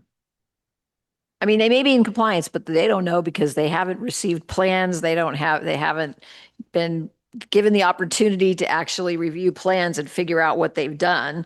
We know the kitchens come out of the house, right? So there's work that's been done that building permits have not been applied for. They need to be applied for and show that what they've done complies with building and fire codes, and then they need to do any work that's necessary to make sure everything complies, right? Okay. But what we're talking about are the specific structures that need the permits, correct? Correct.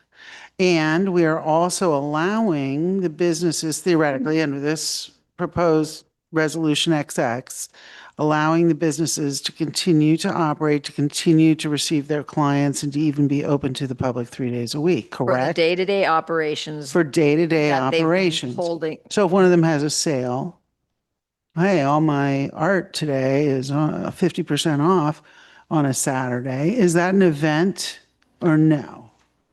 That's a very good question. See, now But this is what- the lawyer coming out of me But- because I don't like this. But what I anticipate when I say walk-in traffic, that's like you aren't putting out on the internet big sale event signs. You know what I mean? It's just day to day. People walk in. If they happen to walk in on a date that you've lowered your prices, you know what I mean? Once you start advertising a special sale event, to me, that's an event. If they just lower their prices and walk-in traffic happens to take advantage of the lower rate, that's not the same thing as advertising a sale event. And Right. advertising a sale event at somebody who's selling something. I mean, again, this may be one of the reasons why the focus was on services and CL as opposed to retail, but seems to me that that's completely different from, hey, we're going to have a fundraiser today.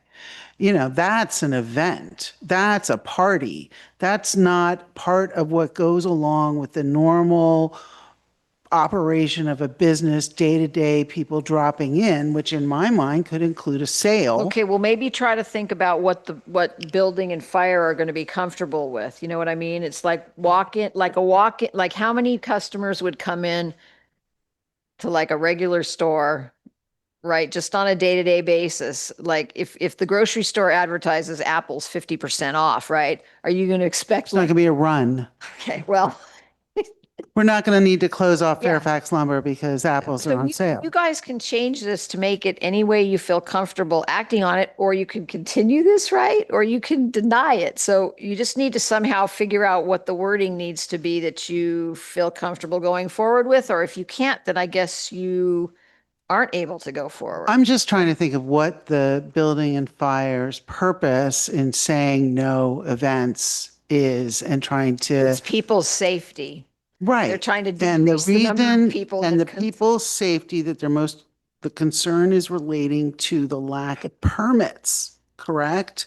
Which isn't true for all the buildings, correct? We've already No, gone all through the that. buildings are supposed to have sprinklers and they're supposed to have fire alarms Okay. and they're supposed to, have So quite a bit of. bringing it up to code Right. does involve more than just the unpermitted buildings. That's right. The existing buildings, when you change the use, right, from a single artist studio to a collective, it changes the fire code requirements you have to meet. It increases them, right? You-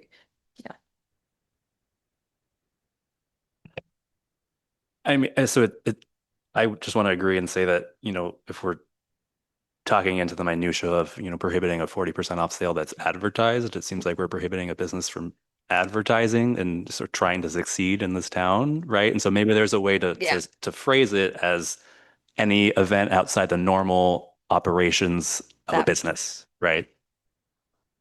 Okay. And to give it some sense, looking at what had occurred here previously. So somebody already mentioned that they have, and this happens on the weekend, one day a month, they have a songwriters event right now. They've had events during the week that have been advertised like on Eventbrite in the past.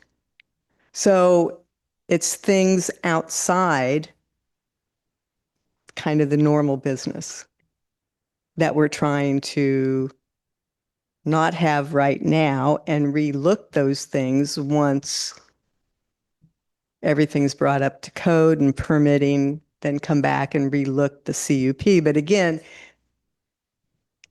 approving the CUP allows the businesses to operate. It allows them to get business permits.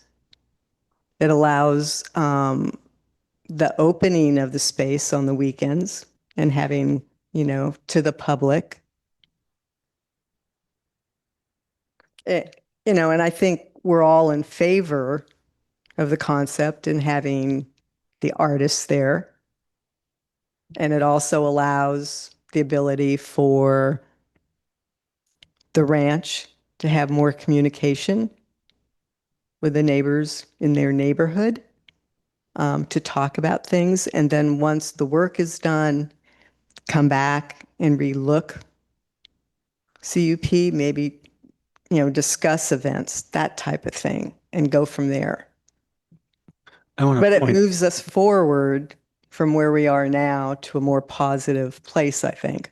Right. Yeah, I think I agree with that. I think if you were to do a straw poll now, I mean, I'm in support of this specific resolution as it's been amended.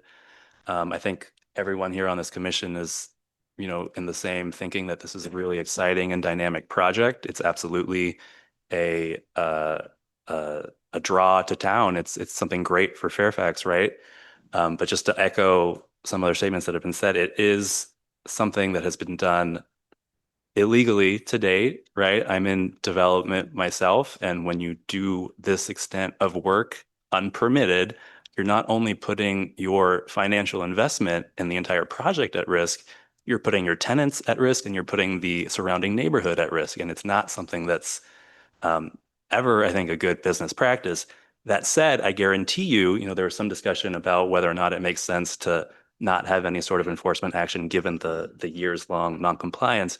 I guarantee you the applicant is not happy about having to rip up drywall, install sprinklers. It's more costly than it otherwise would have been, right? And so there is that added element to his project, which kind of serves as a I don't know what the right word is, but he's not happy about sitting here, right? And so I don't think any kind of action on our part, punitive wise, saying, hey, we want to table this because they haven't had permits for a year, makes sense in my perspective when having to do all this work after the fact, that much more expensive is on the table for the applicant. And so that's my thinking there. I want to add something. First, I want to point out to earlier that in the reso, the noise ordinance still remains in place because there's two things to these events, right? One is the safety. The other one is the concerns of the neighbors. And so no matter how it plays out with the fire department and no matter how you would like to define events, you're still having to comply with these things. So you can't throw a party outside, no matter what you call it, an event or a special event. It won't work. So that's something to point out. The second thing is I am not comfortable with putting that sign up. And it is, to me, wrong in its entirety. And it is, one thing is that it's another opportunity for something to go wrong, but there is also a psychological component. You have something here that first needs to be brought in order, and to put a big flag on it before that's done, that is the wrong order. Get it in order first, and then the polishing it up. But that's just a sensitivity. I just wanted to bring those two to the table. I'd like to be a little bit more specific about my thinking at the moment, and that is I don't want to hurt the business opportunities there with the saying that there'd be no sign. I do like the limiting, the event part of the sign, but I think they can probably amend the sign later. I do want to think about though removing the design review permit portion of this review, this reso. And that I don't think that we have enough documentation of the little building that was built. And also, along with my will to make this narrative a little more peaceful, go along with the fable of good fences make good neighbors. I'd like to see more of a site plan and understand what the edges of your project are and how they possibly are communicating well with the rest of the neighborhood. So those are the two big things that I believe we are in our purview of design review. And I don't think that they're documented well here at all for us.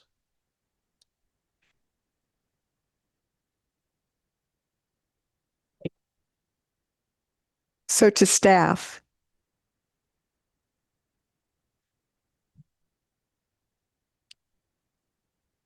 Design review. So if we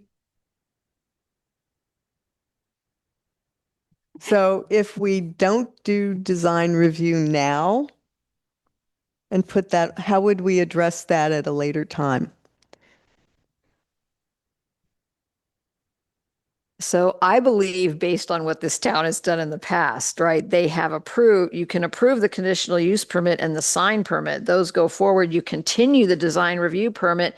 The planning commission makes it very clear what additional information you want. We can bring it back either at the next meeting or the one after that. Commission and the applicant have to mutually agree to the continuance of that one permit. And then that comes back, and if they can satisfy you with enough information, then you can take action on that later. The flaw with that is you can't issue building permits without the design review approval. Because the building permits are based on the design review. No, I think what I'm hearing from building and fire is they're concerned about the interior stuff and design review. Like the buildings are already there and there's just that one new building, right? See what I'm saying? I mean, they're not making significant change. They're not making significant structural changes to the largest buildings there and that are legal. The only building that they've built new that has never been approved or existed for a long, long time is that one little storage shed thing, right? The garage was with the initial building. The single family home was built like the 1911, and then the restaurant building went in 1958. So Are you And they're referring like- to the 600 square foot building as the little storage shed thing? that's what they're calling storage. I call it the accessory structure. To staff. They're changing the paint colors and they're putting new signs on the existing buildings. So Outside, that's to all. staff. They replaced siding kind of like for like because there was dry rot. But they haven't gone from like wooden siding to stucco or, you know what I'm saying? So to staff, when we are looking at design review, are we looking at the entire complex? Or are you saying that we're only doing design review on one new building and we're not doing it on everything? You're doing design review on the existing buildings for the exterior color changes, right? The new building, you're reviewing the whole architectural design of it because it hasn't existed for years and years and years with that architecture, right? And they've Have just we slapped not some paint done- on I'm it. sorry. Am I? No. Have we not done design review on a fence, a residential fence? Fences don't require design review. If they need a variance for height, if the structure is requesting an exception, you can get involved in their materials. But when someone comes to town and wants to build a 6-foot fence that complies with the code, there's no design review. And in the downtown area, it's exterior color changes that will normally come to the planning commission or like new awnings that are being installed. But you're not reviewing the architecture of the existing buildings because they were built, they're already there, right? So it's exterior structural changes, which there's really no exterior structural changes happening here. It's just color and it's two signs, the one on the garage that's now the landscape designer, landscape sculptor, right? And the sign on the still building, right?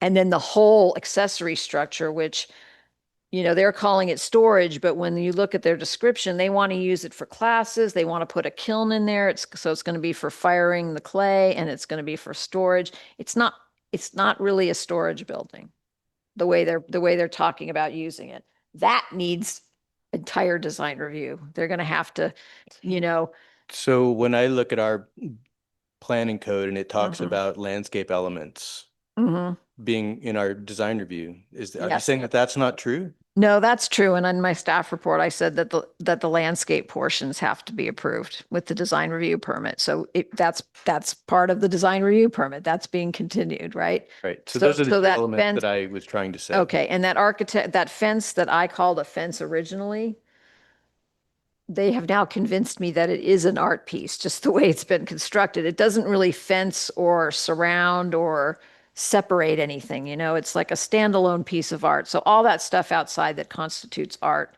that's part of design review too. Thank you. Yes. But we would have to ask the applicant to agree to put off the design review question. They have to continue, in order to continue one of the permits, they have to agree to the extension. The extension is not to exceed 90 days. So they have to get their stuff back to us and we have to be able to schedule it for you for action in 90 days. If they don't hold up their part of the bargain, we're going to have to schedule it for denial because this Permit Streamlining Act says you can grant a continuance, but it can only be for 90 days.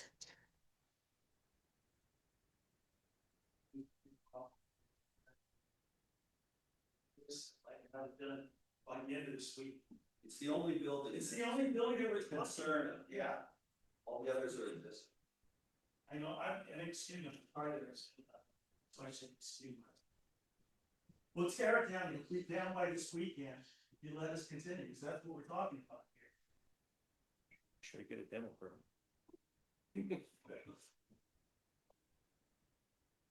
So let me ask the rest of the commission how they feel about looking at the design review permit tonight and addressing it tonight. And could the rest of you? Yeah. No, I I'm meant sorry. tonight. How does the rest of the commission feel about addressing the design review permit tonight as a part of this?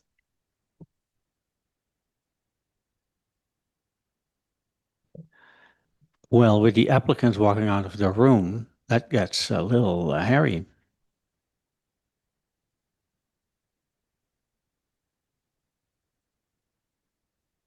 But I guess what I'm asking is, does anybody else, if we were to address the design review permit tonight, have any concerns, or could you make a finding or a decision on the design review aspect of this tonight? To include it with the understanding the concerns, but to include it with the rest of the CUP and the sign minus the event piece. So considering the design review, we're talking about the color of the existing buildings. That's what we're weighing in on. Is that right? So yeah. Well, also in the And design the entire review. sites. Yeah, so the design review in the code section, it says, for example, G, the extent to which natural features, including trees, shrubs, creeks, a natural grade on the site are to be retained, conformance to standards, H, conformance to standards for accessibility of off-street parking areas and the relation of parking areas with respect to traffic on adjacent streets, conformance to the standards for reservation of landscaping areas for the purpose of separating or screening service and storage areas from the street. And I think to Commissioner Kelly's point, the whole site. If we don't include that in the resolution, the applicant has to come back for a specific design review session, right? Is that what we're suggesting then? We're gonna, no? But I guess what I'm asking the next rest of the step. commission is, do you, if you've done a site visit and all, and you've looked at what's been provided, can you make a determination tonight on the design review aspect, the design review permit?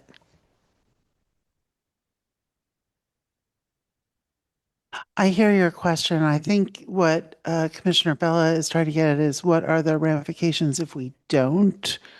And I think if we don't, it amounts to a denial of the design review element of the permit tonight. And just to answer your question more directly, yes, I could.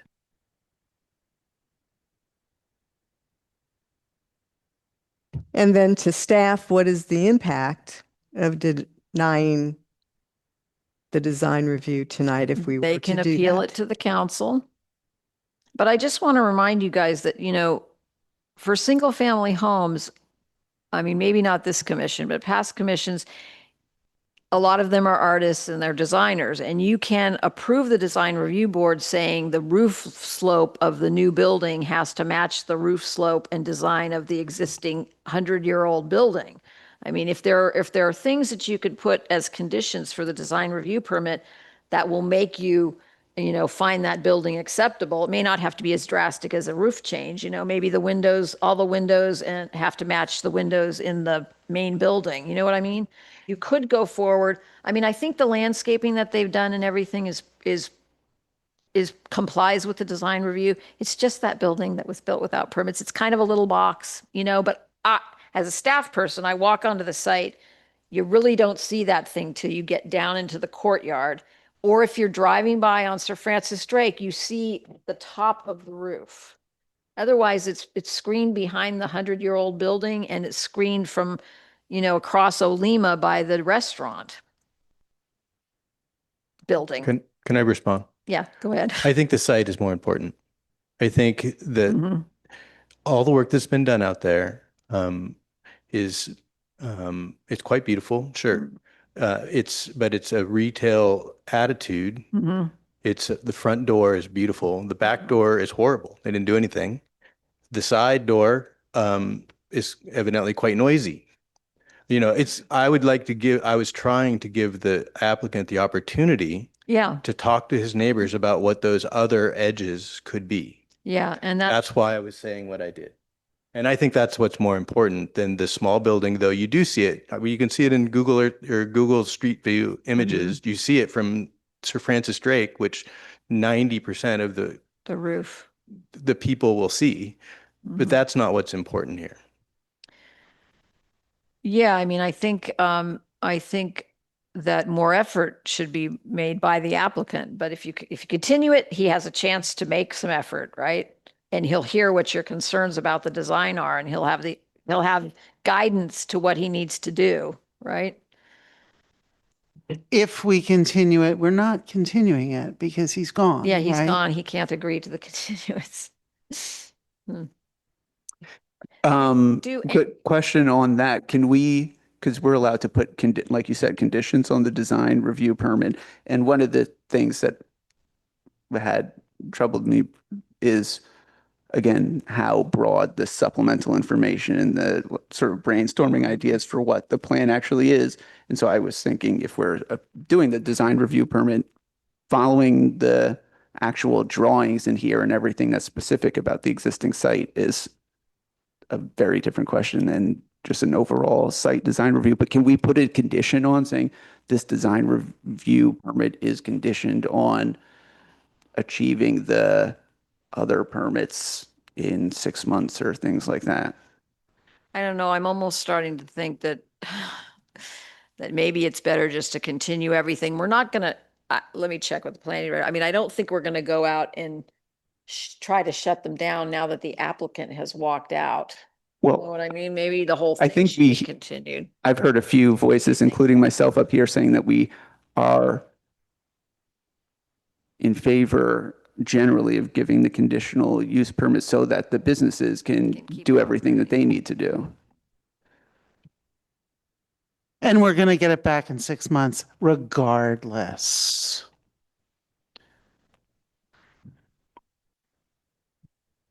I mean, I'm willing to make a motion. Let's see. May I interrupt? I have one question before you do that. So if it comes back in 6 months, can the commission take apart these parts again and look at the design review separately? I really think a better way to do it is to continue the design review permit and give direction, which we can transmit to the owner and give him a chance to come back. I'm worried that I agree, but how do we do that? It's hard once they finish, put all the windows in that accessory building and get the doors all in, if it looks terrible, to try to get him to modify it then.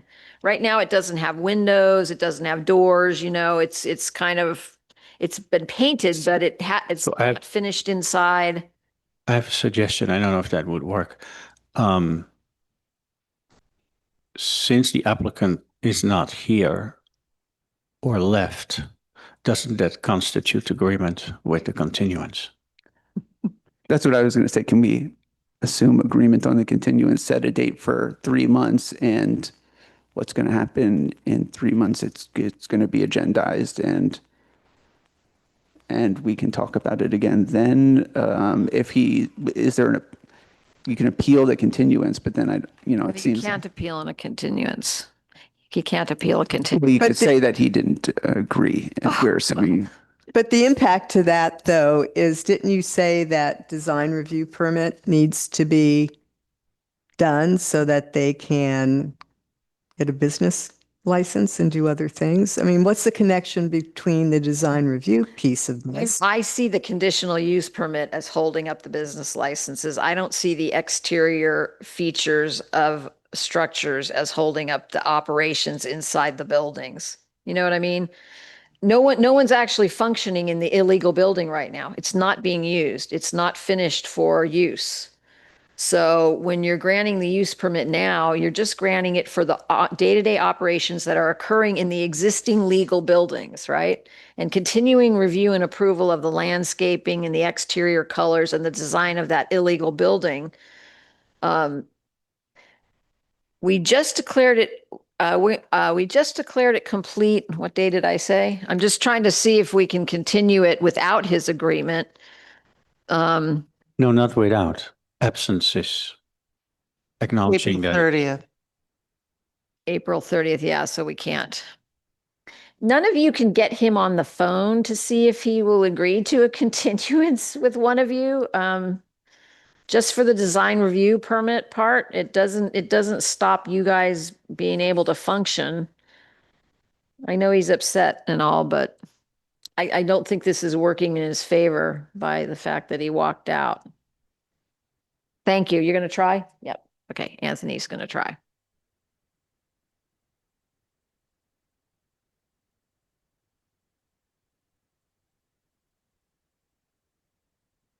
So what we're angling in towards is approving the CUP and continuing the design review part of it. Is that sort of where things are headed here?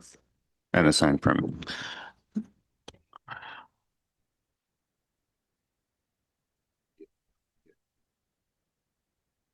So I'll just think out loud about what I would be proposing if we can get the applicant to agree to a continuance of the design review permit. It would be to propose, to approve the resolution, and it would be renumbered 2025-15, correct?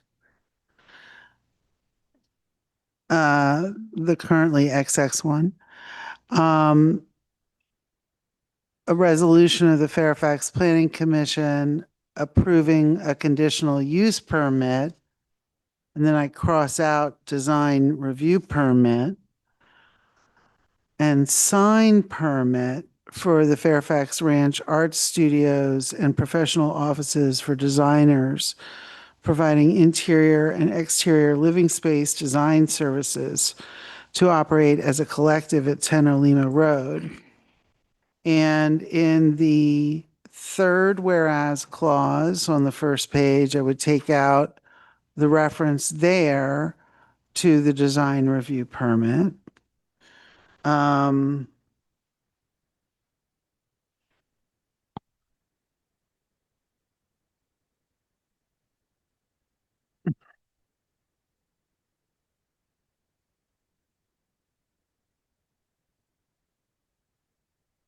The whole section on design review right on page 2, because you're not approving it. You don't need to make findings for it if you're not approving it. Yeah, so we would remove that header on the design review and then all the paragraphs 1 through 8 below that. And then the paragraph 2 on the whereas clauses on page 3, we would say, instead of no special events may be held, we would say no events outside of normal operations may be held and no food trucks, blah, blah, blah. So let me go back to the sign permit piece. Yeah, but I was going to get to that if you hold off Oh, on that for okay. a second. Because on the next page, on page 5, under paragraph 11, building department, we would also change the reference to large events to before any events outside normal operations can occur. And then below, under planning department, paragraph 15, this is referencing here, Commissioner Swift, the application, and that everything has to be done in accordance with the application. And I would say here may not include events outside normal operations because, the application included that. Wait, And- which number are you on? I'm Page- sorry, I'm on page 5, Page 5. paragraph 15 under planning department. Yes, okay. I'm not. And I don't know, I mean, that's where I would have also put, the reference to the signage, not including a reference to events. So I would Oh, have put, are you sure that that wouldn't be better under 14? It says the freestanding right, sign right. must include the building permit application for You're right. unpermitted work, and then the event portion of the freestanding sign shall not be erected, shall not be included. shall not be included until the conditional use permit is modified and approved by the planning commission to allow special events, right? Okay. Okay. And then as far as, I don't know what events outside of normal business means. I didn't say that. What did you say? I said, hold on. Events outside of normal operations, because I don't want to use the term business with respect to these artist spaces. So what are events outside of? So there are events beyond the normal traffic of people during the week or on the weekends subject to this CUP. For example, a 45% off sale would not be an event outside of normal operations, but a fundraiser would be. And from my perspective, I think that muddies it a little bit when you have to define what is a normal business event versus not I versus didn't leaving. think business. Again, you keep putting the word business in there, and I'm specifically keeping that out. Okay, so I think just having no events is clearer. Just want to point out too that actually there's a number of design businesses that are among the 18 there. So that, I mean, they are design service providers. It's not just artists. So it should include Yeah, outside of I'm lumping the average business. designers in with the Okay. artists. But I you think know? the idea of outside normal business operations makes sense as a criteria. It's not, that makes All sense to me. right, how you're well, doing it. I thought we were talking, we had, Commissioner Petroni had come up with some language and I was just using that and I thought we all liked it, but if you want to go with something else, if you have a better language. You asking me specifically? Yeah, I'm not here as the legal counsel of the commission, so I'm not sure. I'll defer to those with law degrees. If I may add, I think that it's a little vague is okay. Yeah. Because let's see how it runs, because that's part of this whole thing. Let's see how it runs. Intent is to let the existing operators there continue under a CUP, and before they do anything else besides their sort of average daily business operations or art operations, they got to bring everything else up to code. I think that's the intent, right?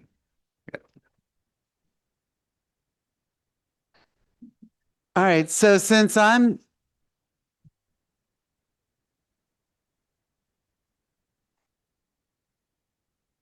It's an art piece. Is he inside?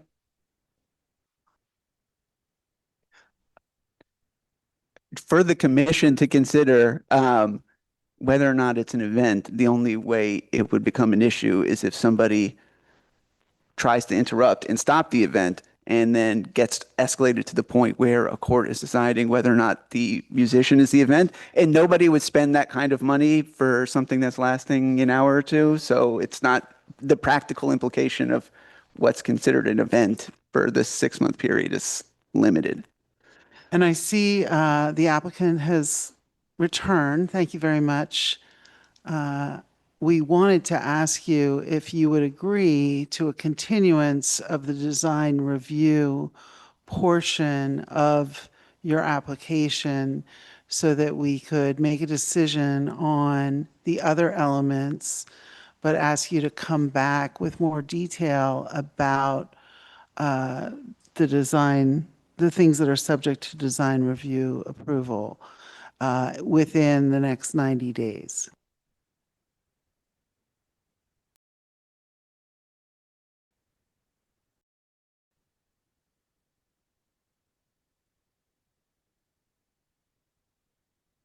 Through the chair, I'm so sorry to interrupt, but if we could have the applicant answer on the transcript is very important. If he could come up to the podium. Yep.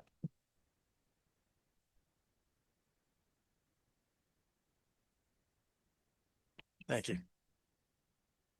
Sure. I mean, if it seems like the holdup is on the auxiliary building, I'll have it torn down by the end of this week.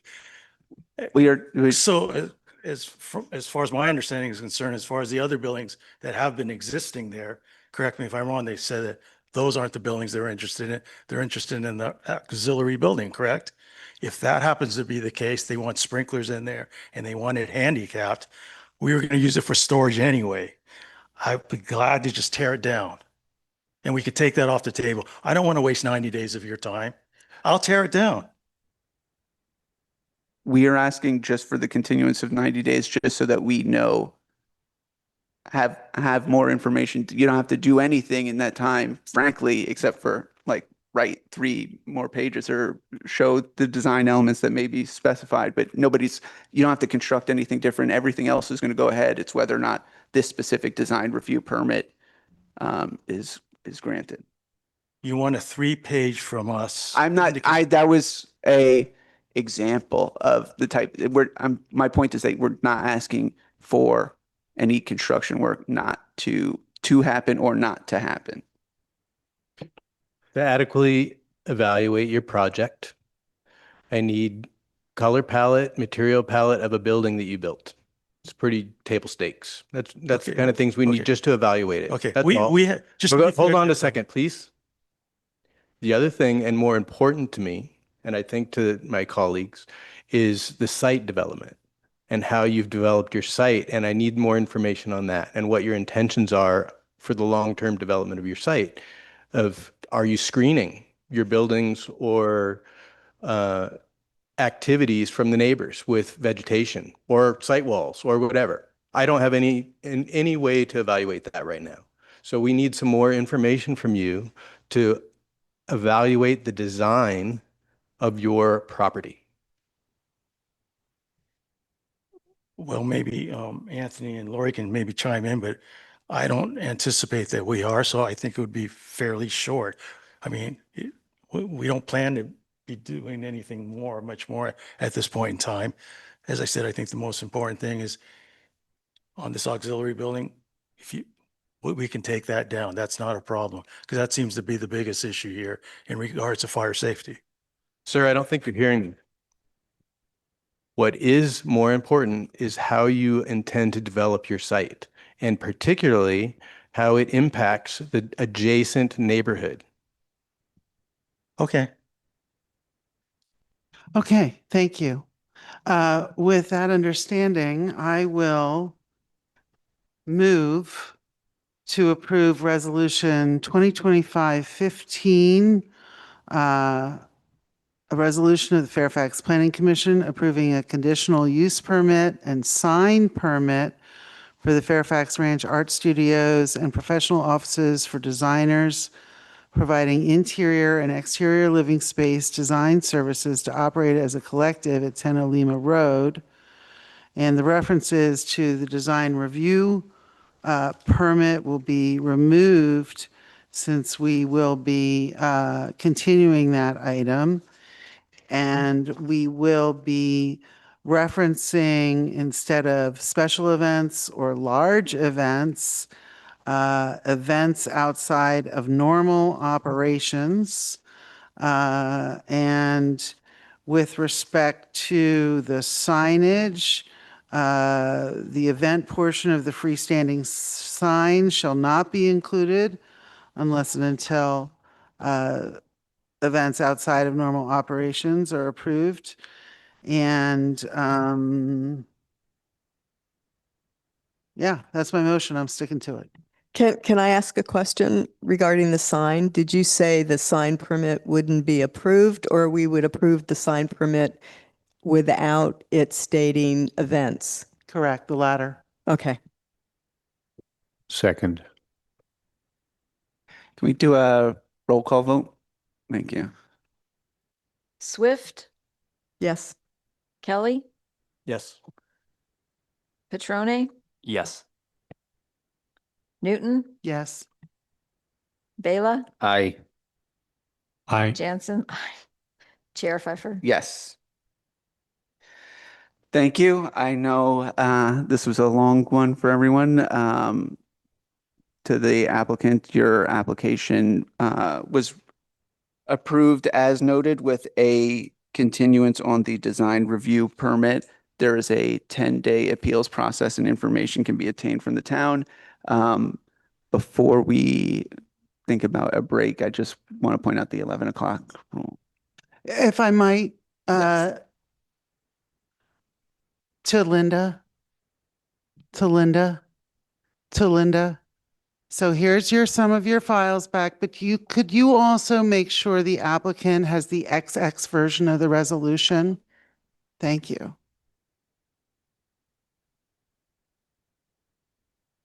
Well, I mean, you would even give him a version tonight because, oh, okay, good, thank you.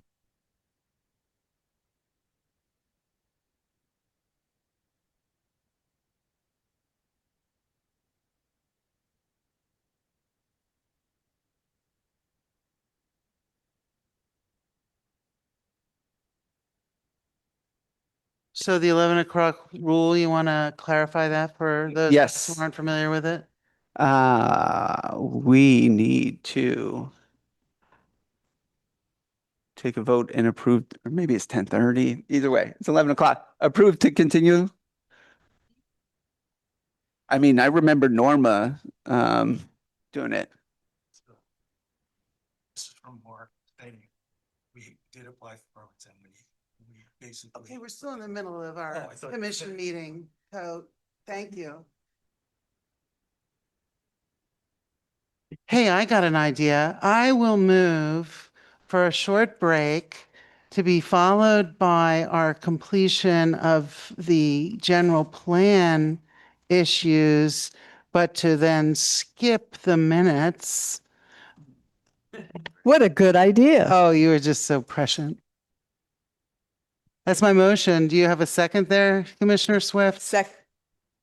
All in favor? Aye. Aye. None opposed. No. Recording stopped. Okay. We are ready to Recording in progress. resume our meeting. We are resuming our meeting here, 11:18 p.m. And we will ask our planning director to give a staff report on agenda item 5.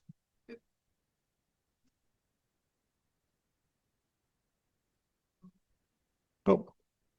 Commissioner Swift, do you have a question for the planning director?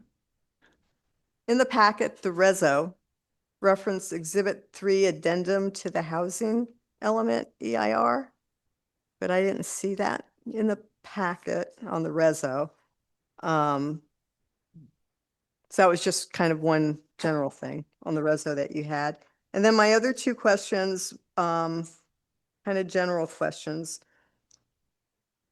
that you can hopefully address with the land use element. What were the minimal changes we had to make to it post-housing element? And then are there any hard and fast deadlines for completion similar to what we had for the housing element? Thank you. I can take the last two first, and while Jeff's looking into the first one. For the minimal changes for the housing element have to do with adding the land use designations, which are not currently in there, but general plan law requires standards for density and intensity to be included. So that's the minimal requirements. And I believe there are some other policy changes for consistency with the housing element. The other changes that are recommended in there that are not strictly required have to do with more clearly defining the planning area and the sphere of influence, for example. And then your final question, tell me one more time. Right, right. So technically, updating the housing element triggers the need to update the safety and the land use element, and they should be done at the same time or thereabouts. This process, because of the hard deadline to have the housing element certified and update the zoning correspondingly for compliance with state law, because that was a lot of work to be done in a very short time frame, we decided to bifurcate the project and bring the land use and safety element. The original intent was within 6 months of adoption, and now we're about a year and a half after that. So I guess the letter of the law is that they're meant to be done at the same time or in close proximity, and the further we get away from that, the more. And there's also a question of funding eligibility, right? And to incorporate the LHMP by reference into the safety element helps ensure that the town remains eligible for FEMA funding. So there's that aspect as well. And then Jeff, do you have a response about the addendum? Yeah, that's a mistake. We have two things that we wanted to. There's the policy disposition matrix, which kind of explains how things moved from one to another. I think we meant to include that as an attachment, not an exhibit. And then the addendum should have been included as an exhibit to the resolution, and it was not included in this packet. It was included in a previous packet. So we could add it back in when we take it to the council.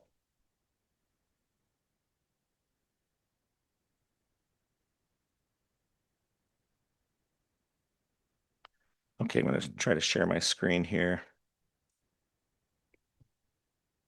If I can walk and chew gum at the same time here. Oh.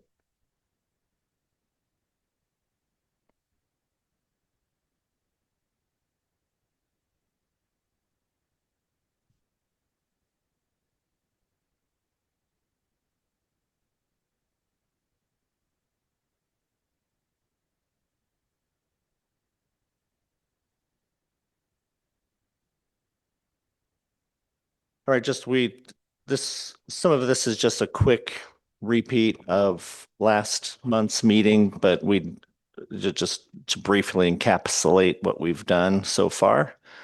So the last comprehensive update to the town of Fairfax general plan was 2012, as we know. So as Andrew just explained, we're doing some targeted updates. These were triggered in December of 2023.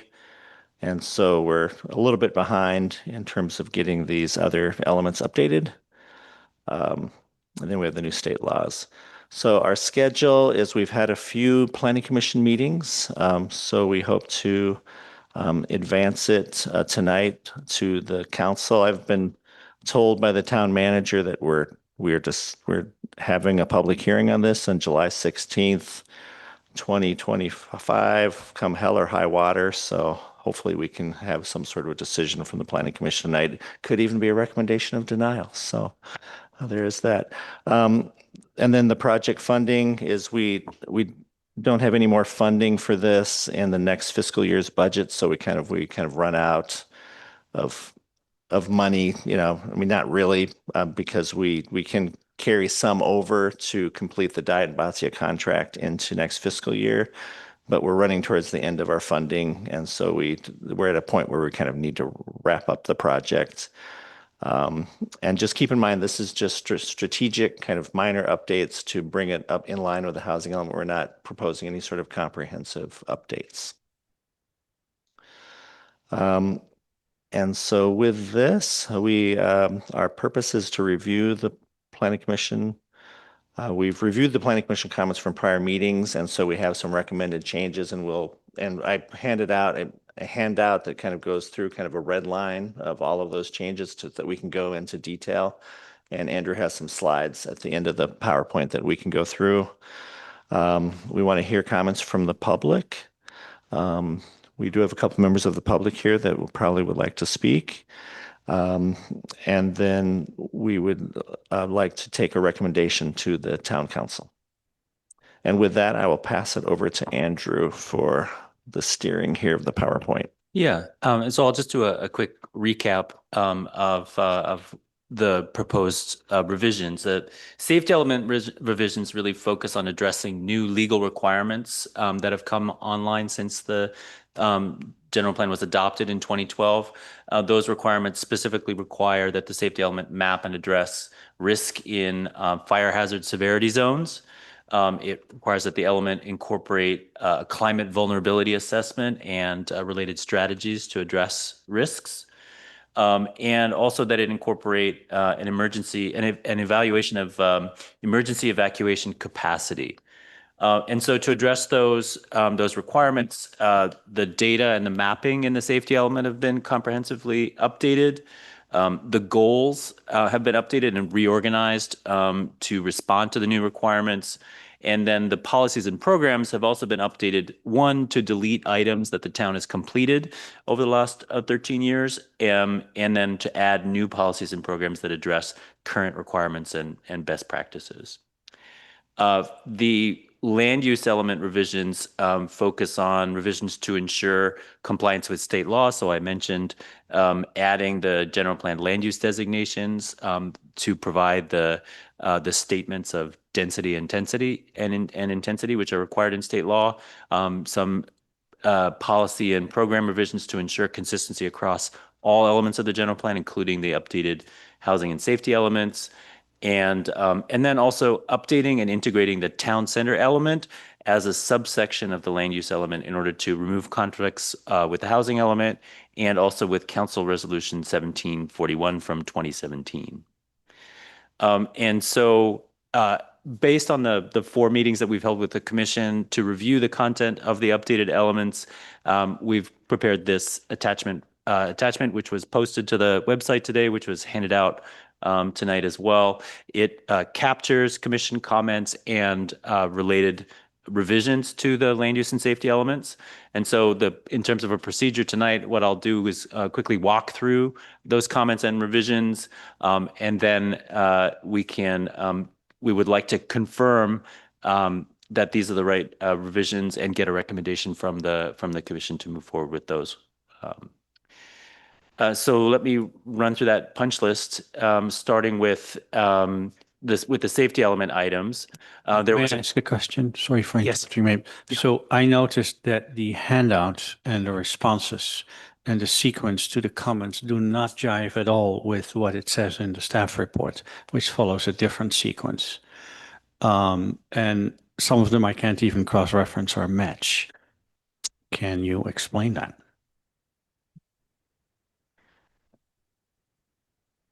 I think because one was done before the other, and this was just completed in the last few days, and we kind of went back and looked at it and did a more detailed dive, and this is way more accurate than what's in the staff report.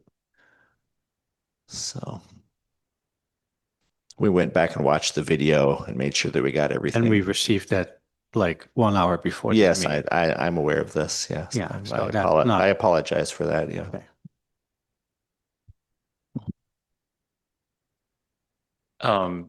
But I will say we are prepared to take the time and walk through each one of these comments to make sure there's a full understanding of what's being proposed here tonight. So one of the items that was raised in prior discussions with the commission was to clarify what constitutes new development and break that term down.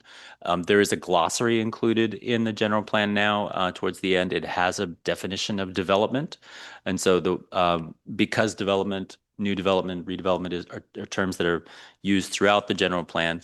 The most effective way to do that would be to modify the definition, and so that's what you see in red line here to clarify how the term new development is used throughout the general plan.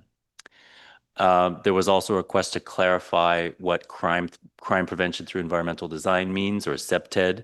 And so in response, we would propose that this clarifying paragraph be added on page 23 of the safety element. It describes what the term is and how the physical design of places can actually deter crime. The first page of the safety element contains some outdated information about the extent of high fire hazard severity zones in Fairfax, which changed in the spring when CAL FIRE released new maps. And so, and then additionally, commissioners requested some clarification regarding the factors that CAL FIRE uses in determining fire hazard severity risk zones. And so the edits here address those comments. And then there's various organizations in Marin County that are involved in emergency preparation and response. In particular, the Ready Marin was pointed out as something that should be referenced in the safety element. And so we actually met with Ross Valley Fire again to review the various agencies and organizations involved, discuss their responsibilities, and so edits are proposed based on that conversation. So Ready Marin is actually an emergency preparedness program that is overseen by Marin County's Office of Emergency Management in collaboration with local emergency responders. So that clarification has been added. It is no longer true that Ross Valley Fire provides CERT training, so that correction is made. It is actually other fire agencies in Marin that do actually provide the CERT training. There was one, the name Marin County Office of Emergency Services was changed to Office of Emergency Management. And so there was one instance in the safety element that needed to have that change reflected. So services here is in your handout, each services is shown as strucken out and replaced by management.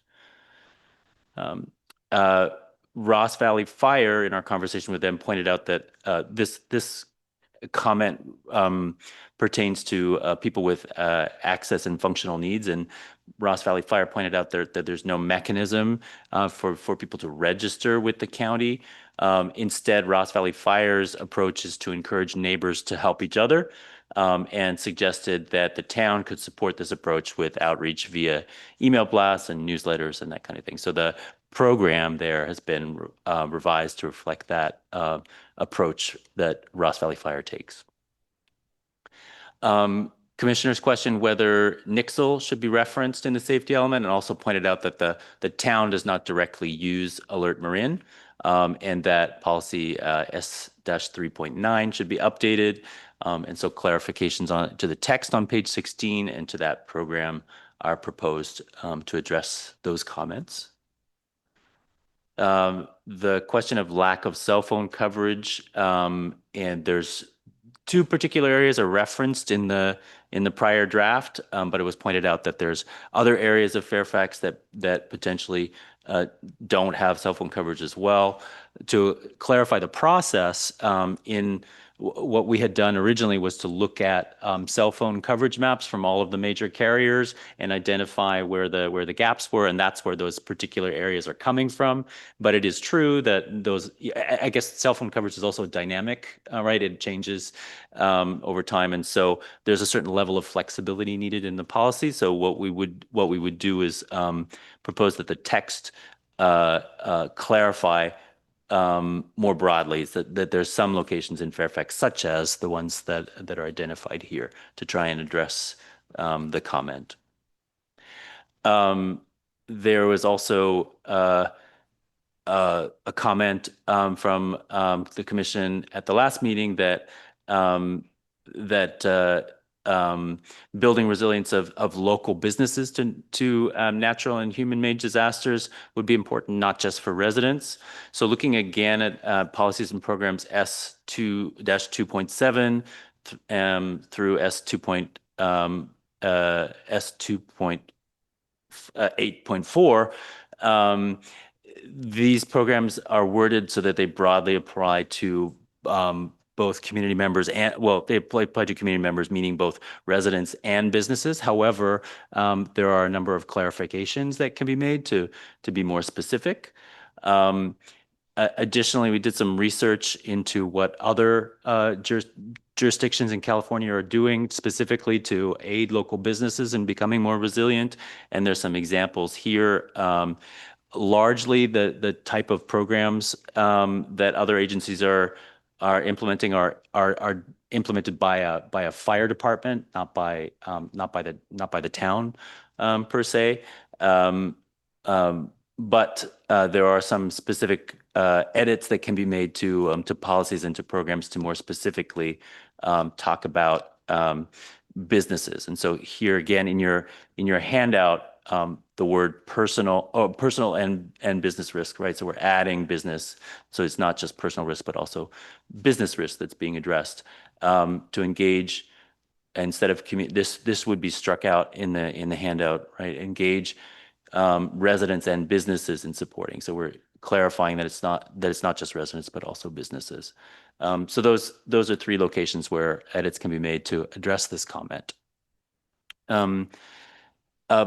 Policy S-1.19 references only post-fire recovery, and the comment was made that it should address post-disaster recovery.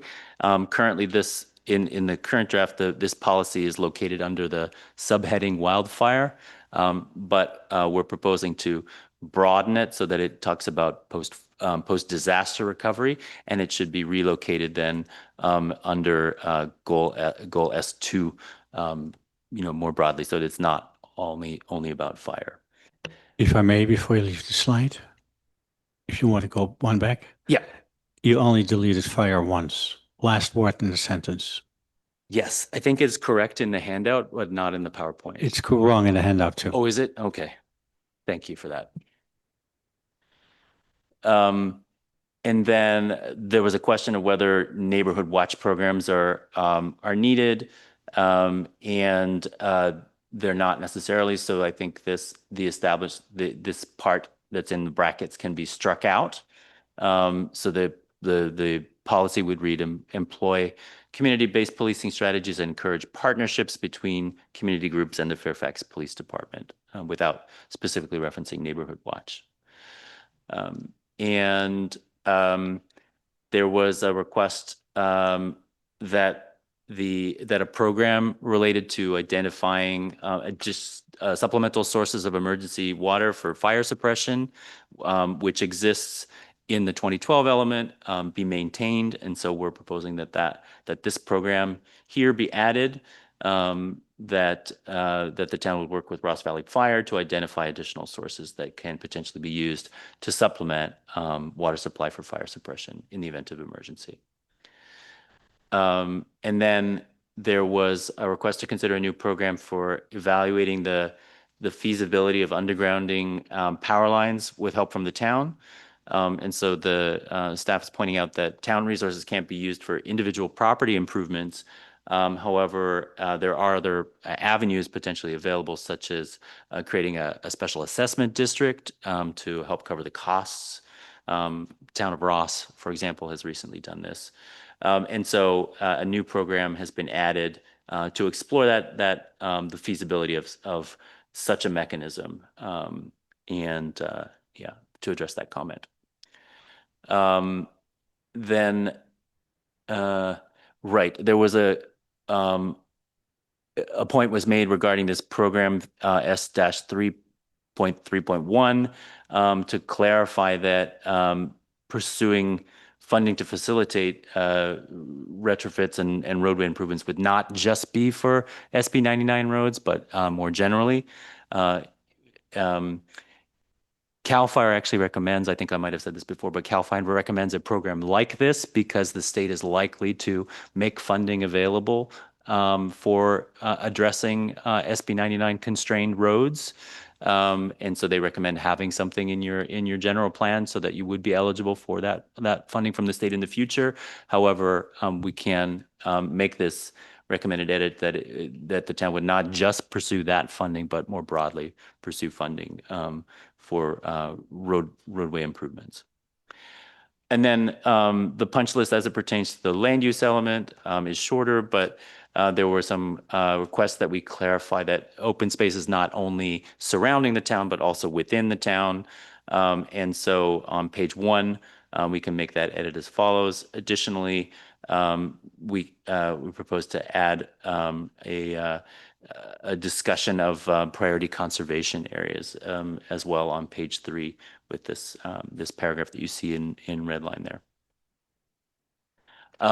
There was a comment that the definition of the planning area and the sphere of influence could be clarified, and the Dixon general plan was cited as an example, and so we went back and looked at that, and you can see edits here to clarify the boundaries of the area, the role of LAFCO, and bring and follow a format in the referenced example from the Dixon general plan. Commissioners also at an earlier meeting had recommended clarifying where specifically the land use designations are in the element, and so a small edit there to address that. And to correct a typo on page 9, it should be that the Marin Town and Country Club was operational between 1944 and 1972. And then additionally, with respect to the new program that provides direction for a future town center area plan, there was a request that one of the objectives be identified as establishing a comprehensive parking management program for the area. So that's been added, and then replacing the word branded with something more descriptive, more Fairfaxian, I guess, distinctive amenities. And then additionally, there's 3 maps that have been revised, and they're included in the packet here and showing them. The edits made to lane LU1 have to do with the naming of parks, for example. There's an edit made to the fire hazard severity zones to bring it into consistency with the map that the town adopted. The earlier version of this map showed this portion, which is now gray in green, and it labeled it non-wildfire. That's not on the map that was officially adopted by the town council earlier. So this edit is just made to bring it into consistency. And then there was a request that a map of the evacuation, just a simple map of the evacuation routes, be added, and so that's what this third map is. And so, as Jeff said, the goal for tonight would be to get a recommendation from the commission with respect to which edits to move forward with. And then the next step would be to bring the elements to council on July 16th and have them consider adoption. So that was a quick walk through the comments that we've heard and the edits proposed to address them. I have you. a question. Oh, sorry. Yep. Good questions first. Questions. I believe I'm missing 3 things that were also brought up. One of them is that the document speaks about natural disasters, but not man-made disasters. I didn't see that added coming by in the handout. I think we do have there is a section on human-made disasters. There's a handful of policies in the document currently. But they're not in the handout, so there's a modification that we don't see here. Oh, there wasn't a modification because they already exist in the element. Do you have the in front of you? You can see. There's you might go. Yeah. There is a. On page 12 of the element, there's a group of 3 policies that relate to human-made hazards. And those are edited since the last time we reviewed it? No, those have been in since October of last year. Okay. If I could just interrupt you for a second. Yeah, sure. My recollection was that there was a reference to natural disasters that we had asked also reference man-made Okay, reference in the disasters. text. Correct. Yeah. And so that's what I think we're not seeing. Okay. Correct. And the staff report responses that it will be clarified. Okay. So it's a missing edit. The other one is a comment to have stronger policies requiring development projects to pay for the impact of projects, including upgrading of infrastructure capacity. The staff response there is that it can be revised. I did not see that in the handout. Yeah. We can look at, I guess what I would welcome specific suggestions on how because there's some policy language in here, and I don't have it at my fingers, but it says require that new development basically pay its fair share in other words. And so if that is not sufficient, I'd welcome direction on how it could be revised to make it stronger. Well, that was the comment from the last time we met. So, right, the list is there of the comments. And okay. So it should show, whatever the answer is of the revision, that should show up. So that one's blank for now. The last one, let me see if I have that correct here.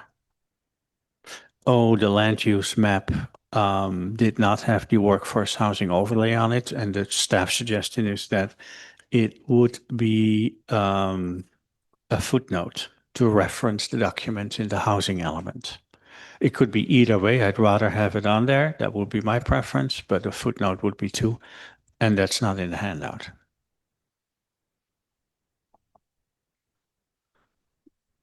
Well, there's a couple of options there. I think that, yeah, I mean, I think our recommendation there would be just adding a footnote to the map. So yeah, it should have been added to the land use map that you have at the back.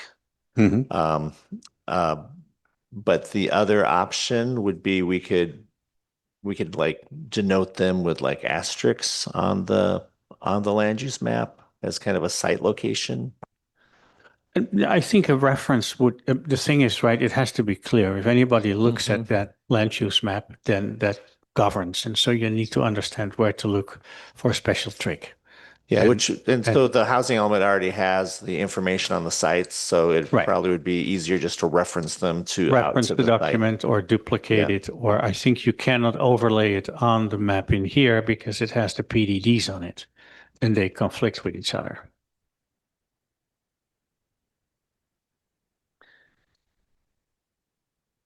Okay.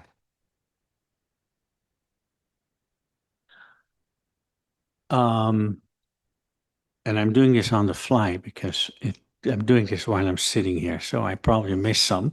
But the last question that I have, that's on the handout, page 5S3.3.1, that's relating to the roadway improvements, and that's more like a question. The way it was defined before is for roads that have not two ways to exit, and so that's modified. Sorry. But reading it in this sense again, my question is why? Because this has nothing to do with roads that have only a single exit. So I think there is an intent to point out that there is a specific problem with roads with one exit, and that's correct. But I think the improvement, if you make the improvements, you have to start downstream, not upstream. You start with the big one, because otherwise you make the problem worse. So the maintenance should be for all roads. And if you want to prioritize it, you start with the major one and you end with the minor one. But maybe, and this is a question that I don't know the answer yet, maybe this stipulating that there is a specific problem with points of only one egress, or roads with just one egress. I think what that might want to be is that you would look for special funding to arrest that, to resolve that concern, possibly by making it two exits or whatever the best solution is. So putting extra funding on that specific problem is correct, but doing the retrofits should be at least for all roads equally, and you don't start with the small one that dead ends, because that is a logic error. Then it clogs up downstream. Anyway, so it's a question. Why? Why is that in here? You can also just completely strike it. Why do you specifically point to pursue funding? I'm not. Yeah, I think I'm I missing the I can logic. start, maybe Andrew can help me, but when I flounder, but basically the state, specifically, that's one of the things that the state requires you to update the safety element to do is to identify all those parcels that are constrained and only have the one point of egress. And so I think this was an attempt to kind of match up the state requirement with a policy to implement it. But yeah, but like I think we heard the similar thing when we talked to the fire department earlier today. They were like, it's a small town and you kind of just need to look at the system holistically versus just looking for spots to improve. Yeah. So they Right, were kind of saying right. the same thing that you are. Yeah, because otherwise you might be, I mean, it's great to improve those things, but then if you start focusing on that, Where it's coming, yeah, where it's coming from is, as Jeff said, first, there is a requirement under SB 99 that we do this analysis to identify any residential areas that don't have 2 points of egress to an emergency evacuation route. And then it's a CAL FIRE best practice recommendation to include a policy statement about pursuing funding to address those conditions, because CAL FIRE expects that the state will make funding available for that purpose in the future.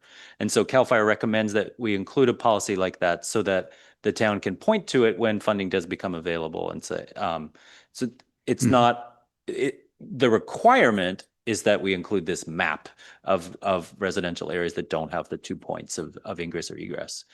Beyond that is just trying to pick up on a best practice recommendation from CAL FIRE, but maybe it doesn't apply in Fairfax. Maybe it, and so it's not necessarily needed. oh no, it certainly applies. Absolutely. No, it is. Yeah, sure. Go ahead. Just to jump in, what I think the issue is, and what I recall from our last time and why we still have it in here, but including, is that if the state says to CAL FIRE, here's a bucket of money to address SB 99 road specifically, and CAL FIRE has to choose jurisdictions based on the bid. If we don't have this, they're going to say, look, the other jurisdictions that do have this care more about this than you, and they're going to be prioritized in getting the grant money. Could I make a slight word recommendation? I mean, I think it's little, but right now it says including. And if you wrote including but not limited to, it might just open it up a little bit more to the idea that there's other roads.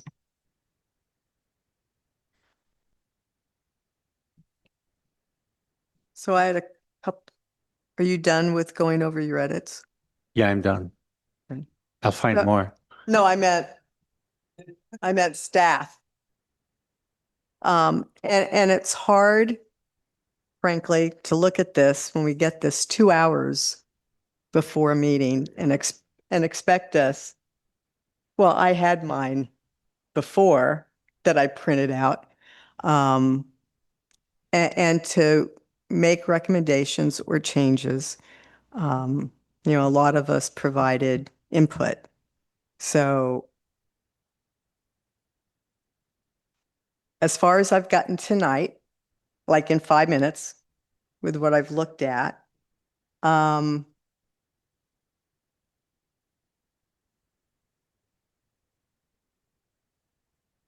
you've got S39 support 39 Support the use of Alert Marin, the countywide alert and early warning system to notify residents by phone, text, email of extreme weather conditions and/or the need to evacuate in the event of emergency. That is not the only reason or reasons that Alert Marin would be used. And it gives the impression that's the only reason that it would be used, to tell you to evacuate. The system should also be used to broadcast the location of evacuation centers, particularly for residents of vulnerable areas and neighborhoods with constrained emergency access.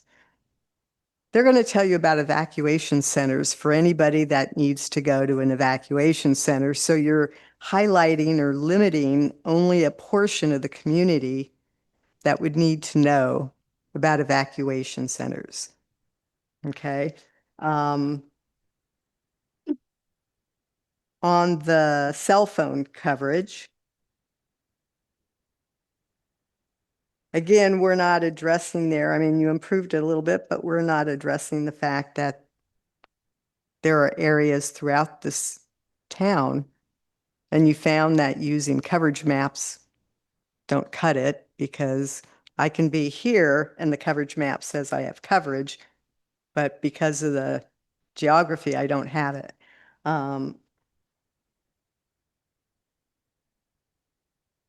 Encourage the formation of Firewise community groups within Fairfax where residents and businesses, this is page 4, work together to prepare themselves.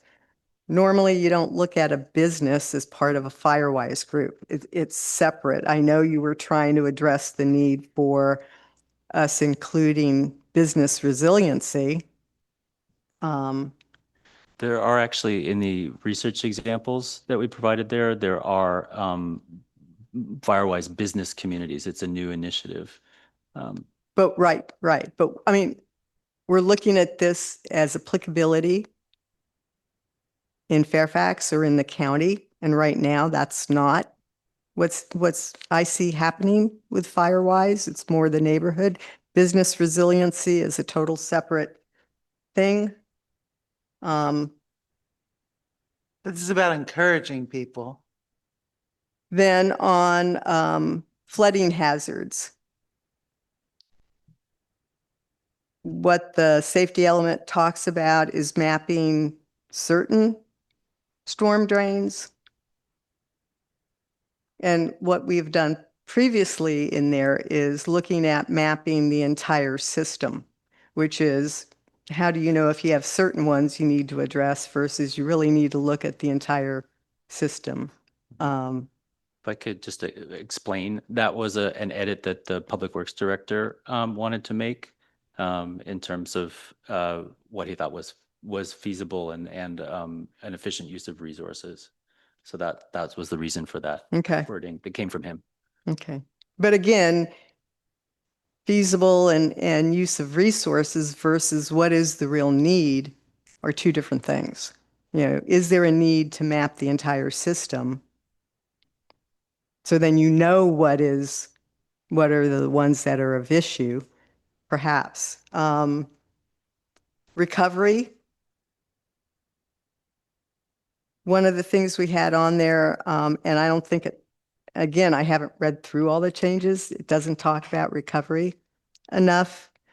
One of the items was, and I had mentioned this before, develop and adopt a post-earthquake repair ordinance that specifies to what code and standards repairs must be made, at what level of damage. I don't think that was addressed. And I think on the matrix, initially it had deleted it entirely because the matrix was looking at just the building codes, California business building codes. It wasn't looking at the town and its zoning.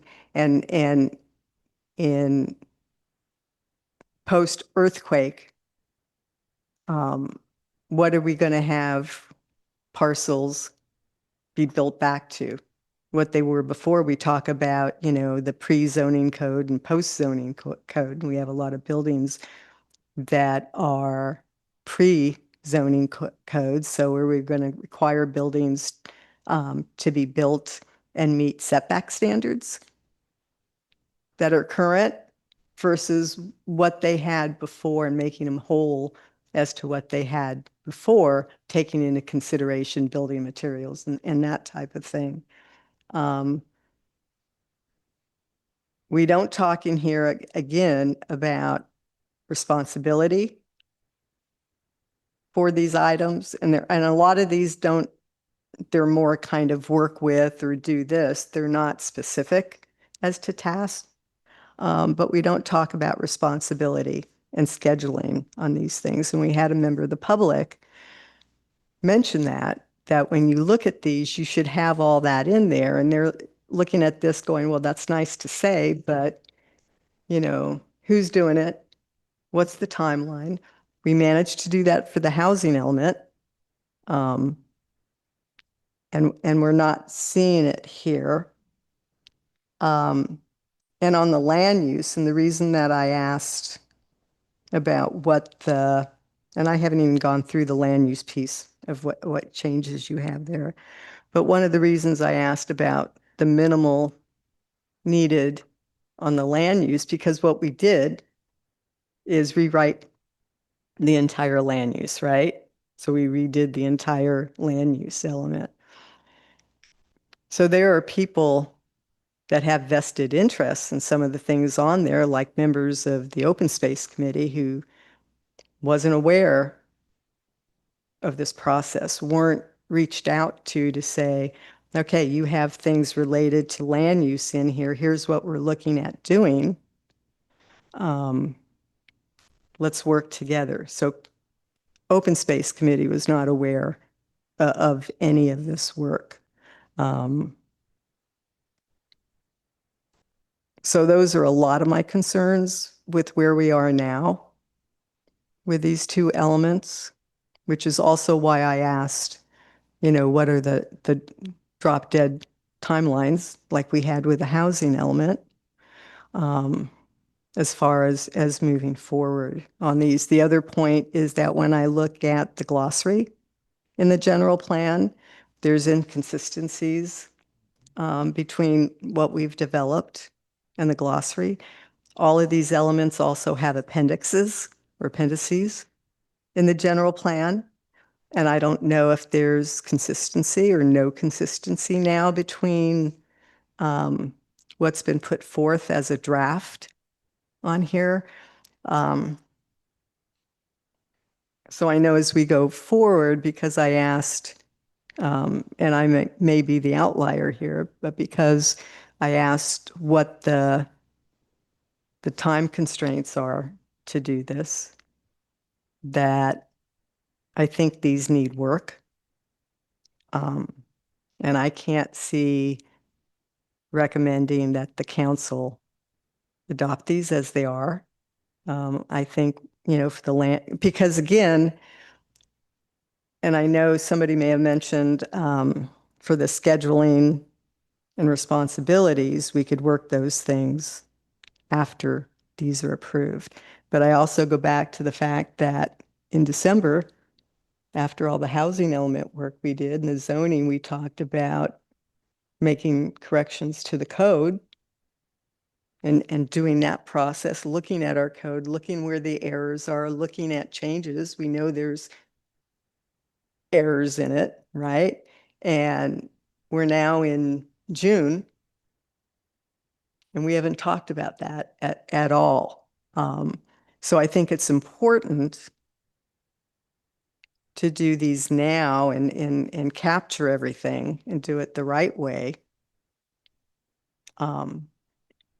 And then go forward with something to the council that is reflective of the needs, reflective of what's required in the safety element, reflective of the community input like open space, where again, we did the whole land use element, not just try to fit in the things that were needed in there. So that's my sense of it.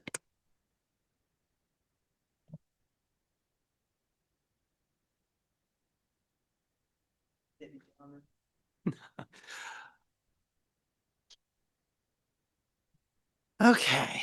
I have, oof. I I mean, I kind of want to respond to some of the things Cindy said, but I'm going to go through, my prepared remarks. The 2021 land use element included LU2, which is the zoning map. Now, when you go to that 2021 version, it's not the same zoning map as when you search for current zoning map on the town's website. Tenolima is listed as PDD in that 2021 version, and it's CL on the current one. When you look at the town code, the zoning map referenced in the town code is the one in town hall, which is a paper one in town hall. So what I'm trying to understand is, where is the zoning map codified into the code, or legally, if it's not LU2, which is clearly not up to date. I mean, if I had my druthers, we'd have a zoning map in the general plan, and every time we changed something about the zoning, we'd incorporate at the same time a change to the zoning map to update the one in the general plan. But this proposal is just get rid of the zoning map in the general plan, as far as Yeah. I can tell. If I would explain, so it's very unusual. In fact, it's very unusual for a general plan to include the zoning map. The reason being is, by law, you can only amend a zoning map. You can only amend it 4 times per year.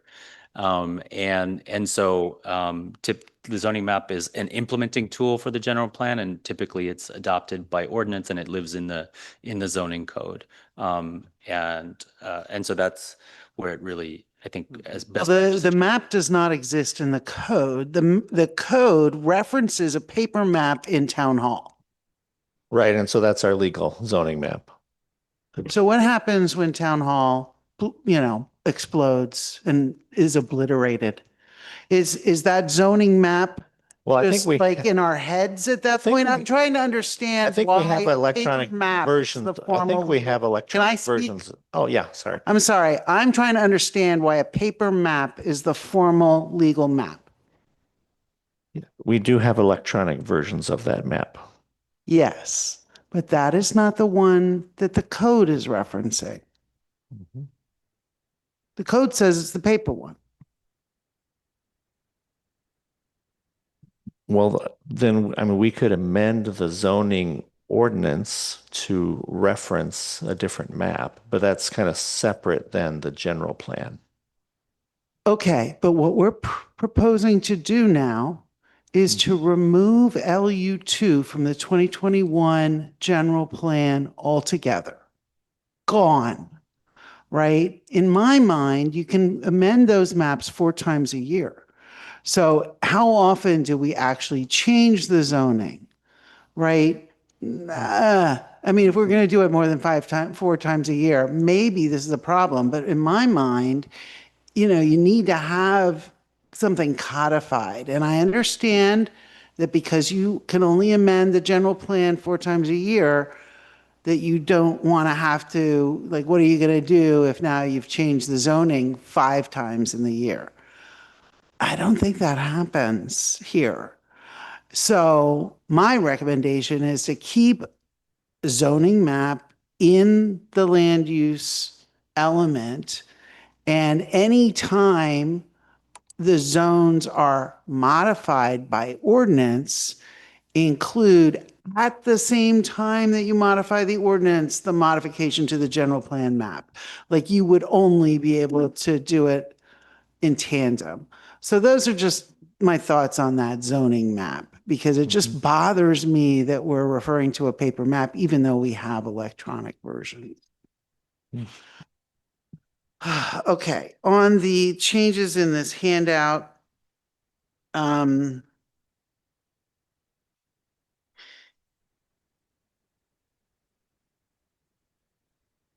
reference to Ross Valley Fire Department saying there's no means of undertaking a registration for persons who may need additional assistance during an emergency, is that So there's nobody else in the Fairfax PD would not do that. It's just period, end of story. There isn't a place where it could be formally registered, and also they didn't recommend that because it might give those people with access and functional needs the false hope that someone is coming for them. And so instead, their recommended approach would be to promote neighbors helping neighbors. And so Firewise groups or neighborhood response groups the town would encourage those community groups to think about their neighbors who might have access and functional needs, and in their community planning for resilience and response to try and account for them that way. Okay. On page 3, under the revisions to the text on page 16, the change other public safety agencies in Marin County use Nixle. There's just a typo. Should say other public safety agencies. Oh, yes. Okay, on page 6, we have the language about the priority conservation areas. So it says that important areas of natural open space have been classified as priority conservation areas.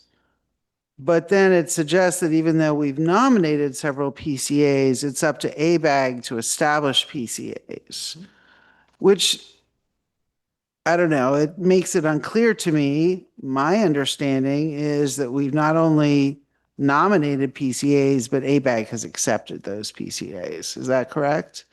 And I don't see that really reflected here.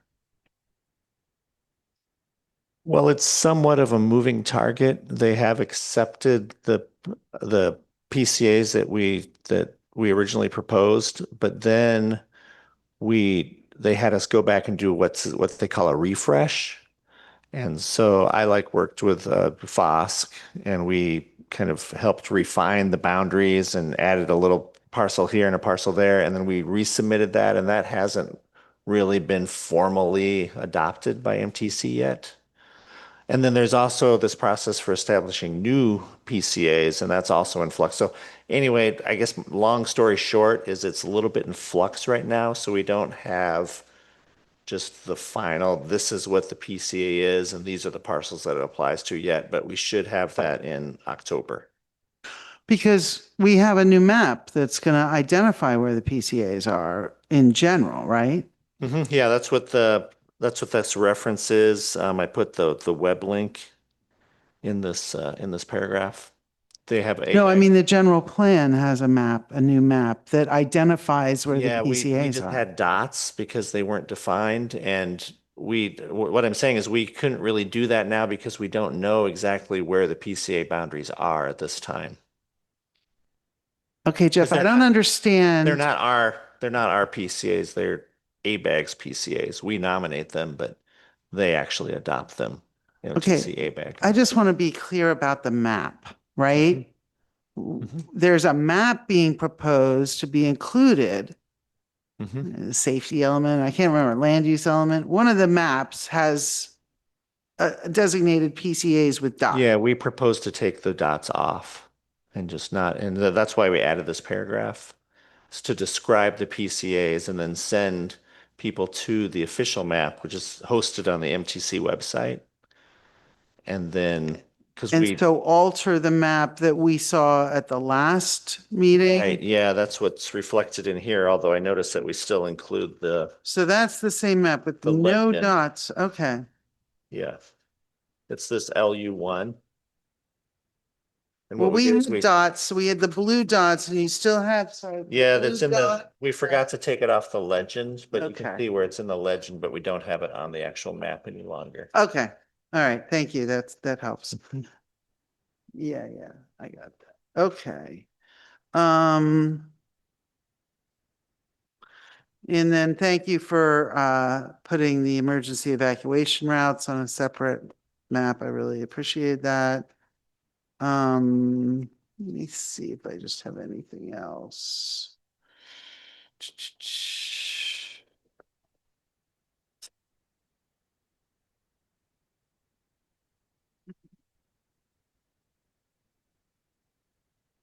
Okay, that's it. Thanks. If I may, I'd like to follow up on Commissioner Newton zoning map, LU2. I think it's LU3 now, I believe, but no, no, it's LU2. And my point is this: the general plan has a land use map, but it's actually a zoning map because all the zones are color coded. And so that cycles back to the workforce housing overlay. So now we have two maps that are not the same. They've removed the old LU2 though, right? No, but so in the general plan, there's an LU3. It's called the general plan land use map. But it's not really land use because it stipulates what the codes are. So Well, it's just semantics. I guess what the issue is that the zoning is it's not, anyway, in Fairfax, the general plan land use, each individual general plan land use is implemented by exactly the same zoning district. It doesn't have to be that way. In other jurisdictions, you can have multiple zoning districts. That Understood. But so all the color codes here represent a zone. They represent a land use designation, which is also a zone. Which is also a zone. They're identical. Yes. Except for this one thing that the general plan does not have a workforce overlay. Right. So and the zoning plan does. Yeah. So there is a mechanism to do that. So the one way of thinking is it's a little confusing to put the overlay, which is a zoning district, on the general plan land use map.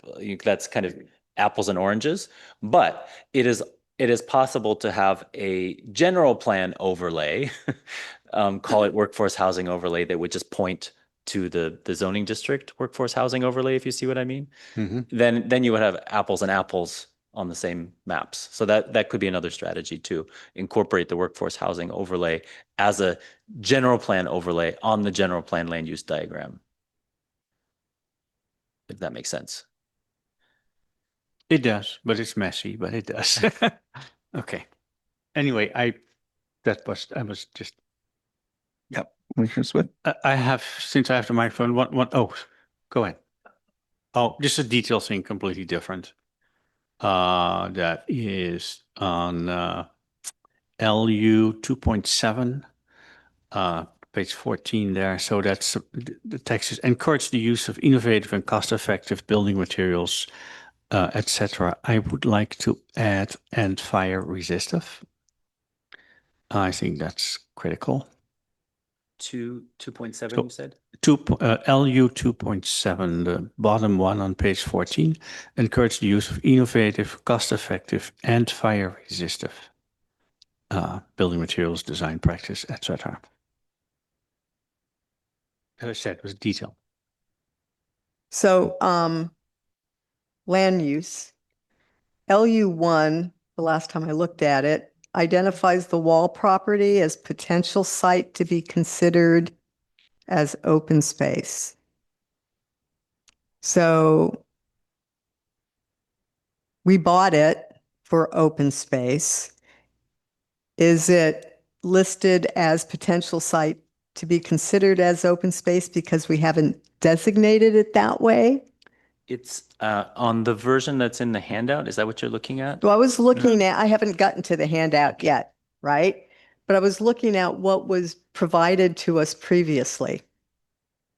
So are you saying that the handout LU1 has been changed? Yes. Now it just says conserved as open space. Okay. So on the maps, and I had the same question about where our zoning map went. Remind me, where did the residential designations come from that are maybe on LU3? So that map shows for the commercial areas, it shows the commercial designations we have, the CL, CS, whatever. But it doesn't show like RD7 or UR10 from our zoning map. It has other designations, very low density residential, okay, as an example. So when I go back and look at some of those areas on our map, We have very low density residential. Designation that is identified for uplands to provide for large lot residential developments for single family homes. And when I did the math, and I might have been wrong, it came out to 1 dwelling unit per 4 acres. Okay. So we had an application in the Deer Park area, which was UR7, that came before us, which would have been 1 dwelling unit per 7 acres, if my math is correct, when that came before us. So the density has changed on that area. And then I remember us talking about clustered development. And when we talked about clustered development, we had one staff report that came before us that the math was an error, I think, but the concept was that when you cluster on a parcel, you don't change the density. So if you had the wall property, 1 parcel per 10 acres, and theoretically you clustered them, the total density would still equal 1 per 10 acres. So I'm a little confused about the very low, how we've changed density, and we don't have the RD7 and all of that. I don't think it was changed. So there is a map in the 2012, there is a land use map in the 2012 land use element. It shows on a map, the various designations, but it does not provide standards for density and intensity, which are required in state law. And so this map that's included in the draft, LU3, is a replica of the map that is in the 2012 element, with no changes. What it does is add in the designations, the description of each of the designations that are missing from the 2012 element to incorporate the required state standards of density and intensity.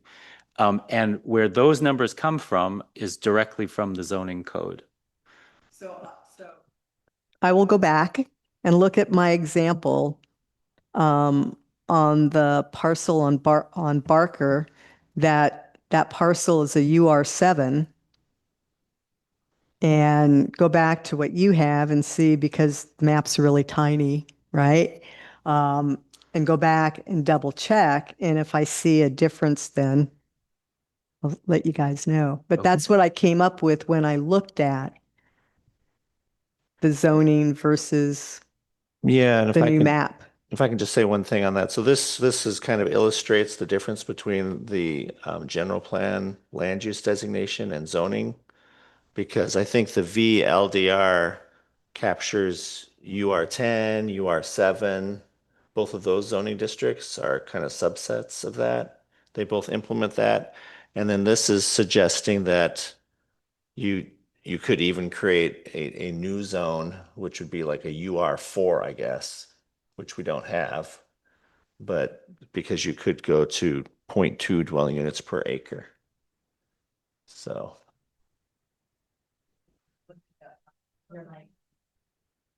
But when I looked at that one parcel we had, it was a UR7.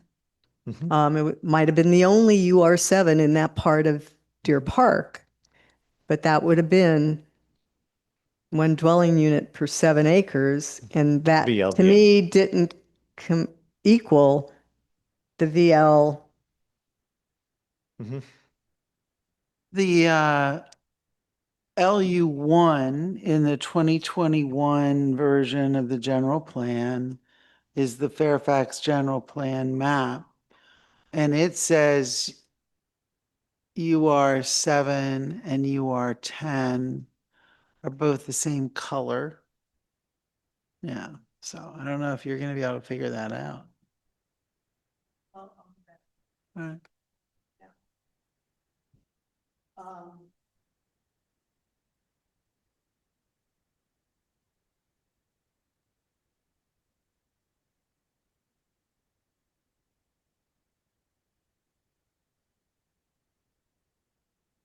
Again, going back to the appendices and glossaries.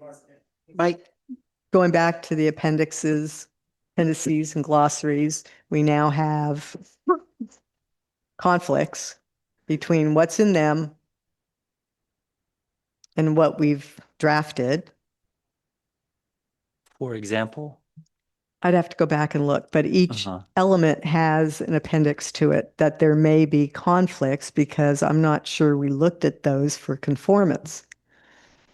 so I don't think each element has an appendix. The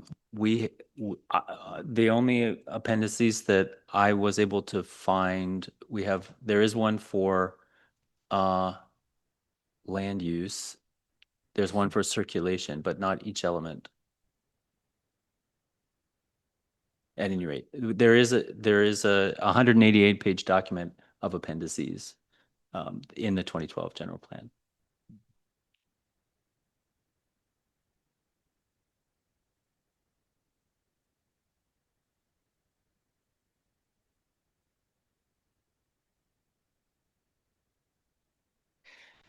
What I would say is, Commissioner Swift, you're raising the issue that I think we've discussed at previous meetings, that really the town does need to do a comprehensive general plan update. Right there, now the circulation element, for example, is 13 years old, and the world has changed, and Fairfax has changed too.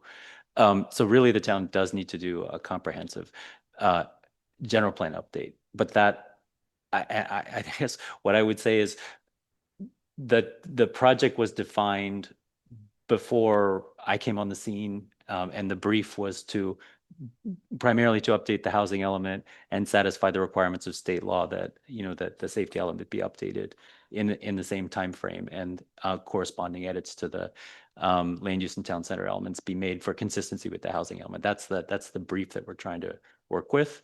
Many of the topics that you're raising point again to the larger need to do a comprehensive general plan update, to refresh the implementation plan, and spell out the level of detail, which departments are responsible, what are the priorities for implementing the various programs. It's beyond the scope of the project that has been assigned. And understand, I'm not addressing with you those and the contractual thing and what you're working on. But again, with the land use, we redid the whole thing. Maybe we didn't need to redo the whole thing. So now we've got a draft land use element that hasn't been kind of worked through with the community or worked through potentially with open space committee for input to it. It probably, although I know we can change things 4 times a year, it probably won't then get reviewed by them until we're looking at the general plan as a whole. We're not doing the responsibilities and timeframes. It's not addressing the contract or what you were identified to do. I'm pointing out my concerns with the process and providing something, recommendation to the council to accept these.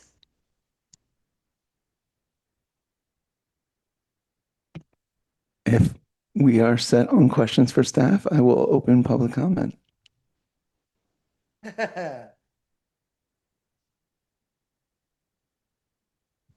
No meaning.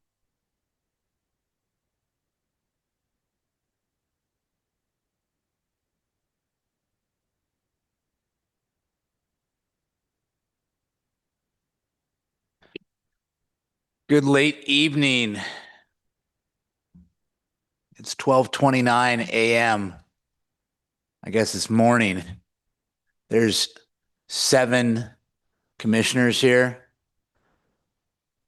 3 people on staff getting paid, 2 audience members from the public.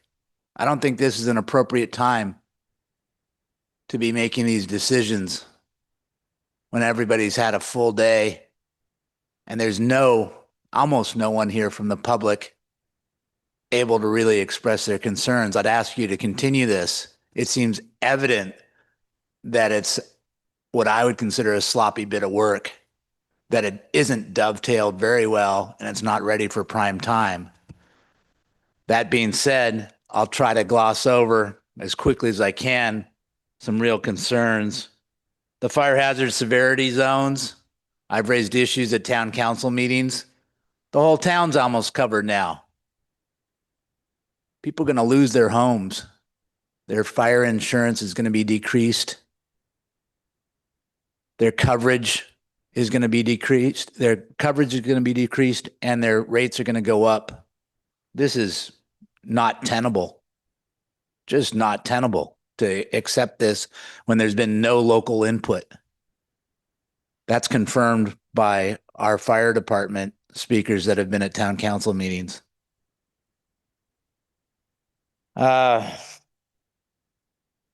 Many concerns here. Fairfax volunteers were disbanded by the former town council. There's talk about volunteers doing creek work and fire mitigation here. How does that work when we don't have a volunteer organization anymore and our town attorney is dismissing the possibility of having volunteers? We don't do that anymore, apparently. Lots of inconsistencies here. Pardon me, I have to get a light out to read this, if I may. Pardon me.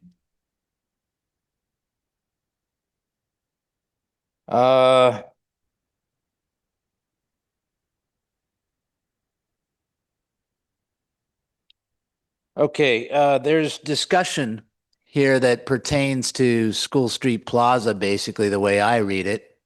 It talks about storm drain improvements being paid for by those doing development. We're spending $1.8 million here with a contractor that's never done more than a $330,000 contract before. What is the mechanism for us to get that money back from the developers that this is likely being done for? Has anyone questioned whether or not the capacity improvements are theoretically related? Have they looked at it from different angles? Are we going to get that money back? Fairfax is planning a $500,000 or $600,000 operating deficit this coming year and has had $2.6 million in operating deficits over the past 5 years and paid $1.3 million in debt service this last year. Talks about proactive weed abatement, section 1.16, but the prior town council outlawed the use of gas-powered garden equipment. I just talked to one of the public works guys in San Anselmo, and he said they go through batteries like crazy. It's really unrealistic to do adequate grass vegetation management mitigation without getting rid of that ordinance that bans gas-powered garden equipment. We are creating our own fire hazard with virtue signaling. You can, yeah, I'll try to finish up. FEMA funding is impacted by disbanding the Fairfax volunteers. What Commissioner Swift brought up relating to, and Commissioner Jensen brought up relating to density. The last meeting ended with a conversation about the density not being clear. And again, relating back to being over budget, we're $269,000 over budget this year with the town attorney and $418,000 in the prior years before that. Something like this document that is full of gaps sets us up for lawsuits. It can't be accepted this way. And I've got to ask, why Diet and Basha, what their contract consists of, how they can possibly submit something and take up all of our time that isn't dovetailed much more tighter than this, that sets us up for lawsuits. Thank you. Thank you.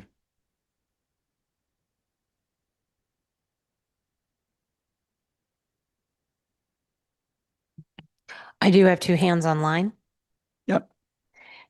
Kevin, now is your time to talk. Please go ahead. Good evening, commissioners. I was in the room with you earlier this evening, but left because of the late evening.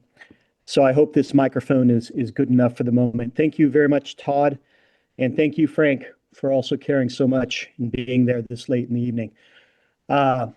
Thank you, Cindy. Thank you, Mimi, for the comments you made earlier, because it's not okay. It's not okay from a public perspective to be doing this at this hour. Frankly, Diet and Bahia, they haven't done a single public input study session since gaining their contract. I just want to repeat that. They haven't done a single public input study session since gaining their contract. And it's important. The only times that they've taken public input is during these council meetings and or commissioner meetings with the Planning Commission. But let me move forward onto the topic at hand. Regarding this, one of my main issues is the PCA. The PCA process, as you have written in the paragraph there, I would personally like to see written into that paragraph that it must be if a open space committee wants to submit a property into the PCA to ABAG, that it passes both the Planning Commission for approval as well as the Town Council. I think that's supremely important. And the reason why is in the housing goals of the housing element, number 2 is talking about barriers to providing housing. And we don't want the PCA process to be used in a manner that provides additional barrier to housing. And I can tell you that the open space.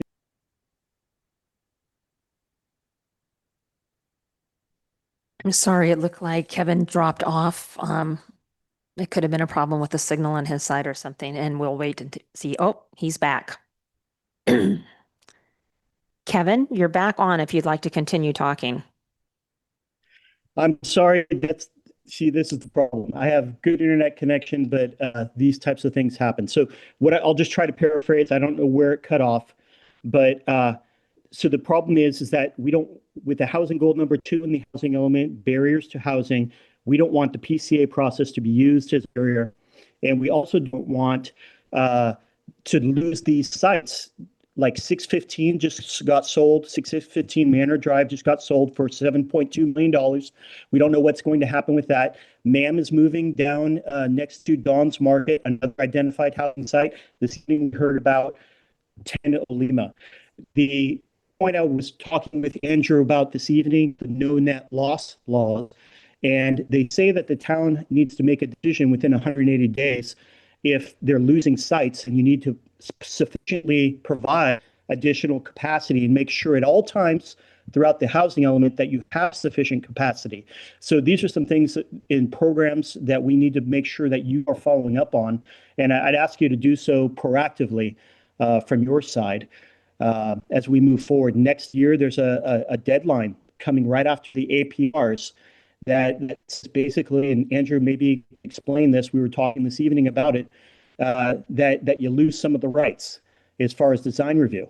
So please consider all of this, and please, I don't know how you go forward. We don't want to see the same thing that happened with the housing element, the workforce housing element, where it wasn't able to be approved in time by your commission before it then changed and was adopted and approved with a time constraint, of course, by the town council. Thank you. Good evening. Thank you.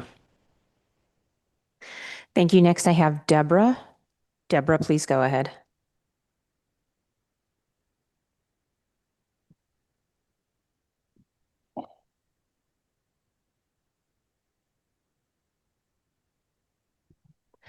Deborah, perhaps you have yourself muted. We can't hear you if you're talking now. Please go ahead.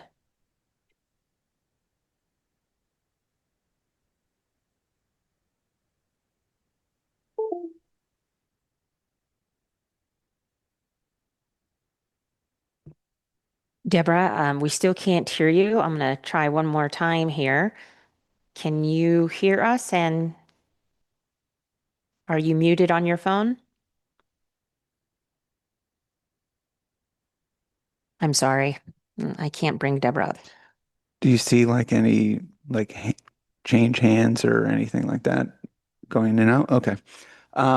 We will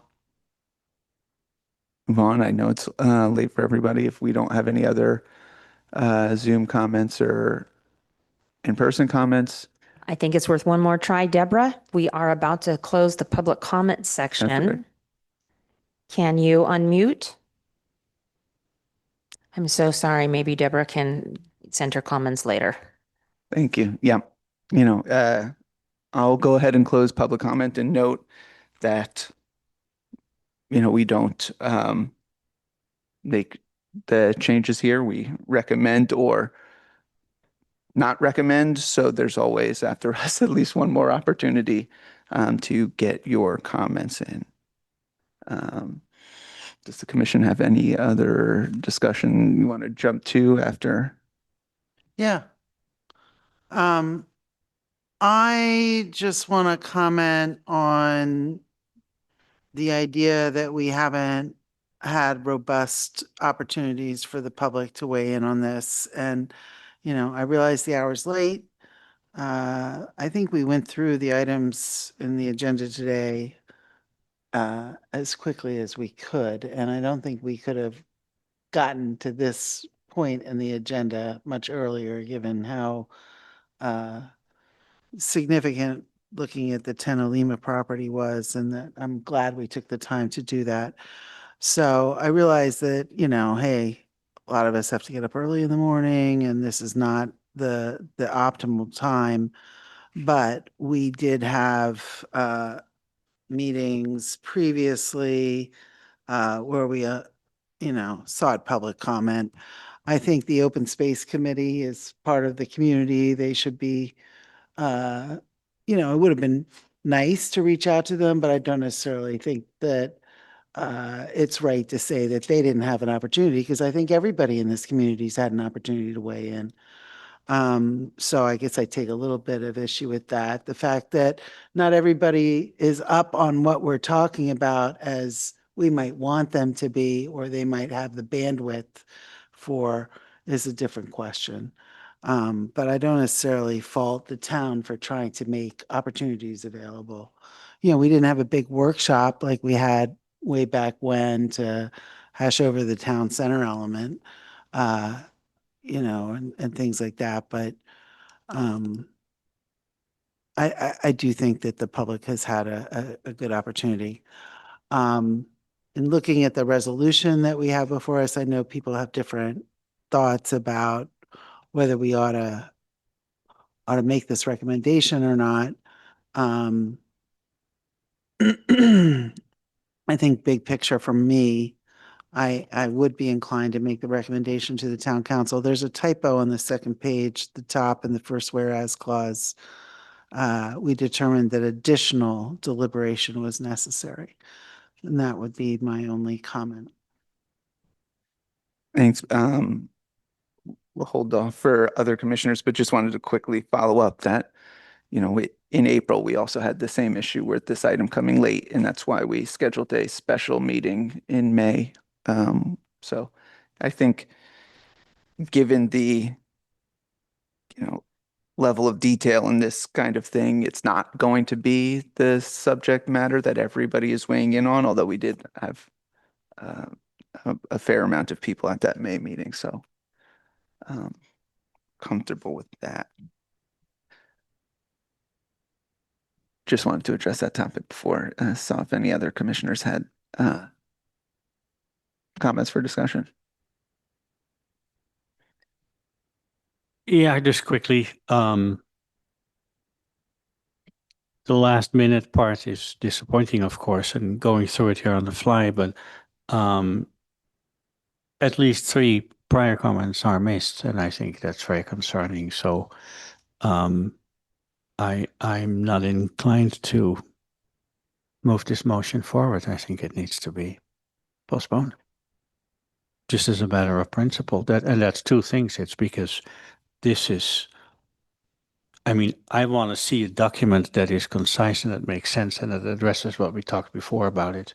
And I don't have it in front of me. I have a mess in front of me.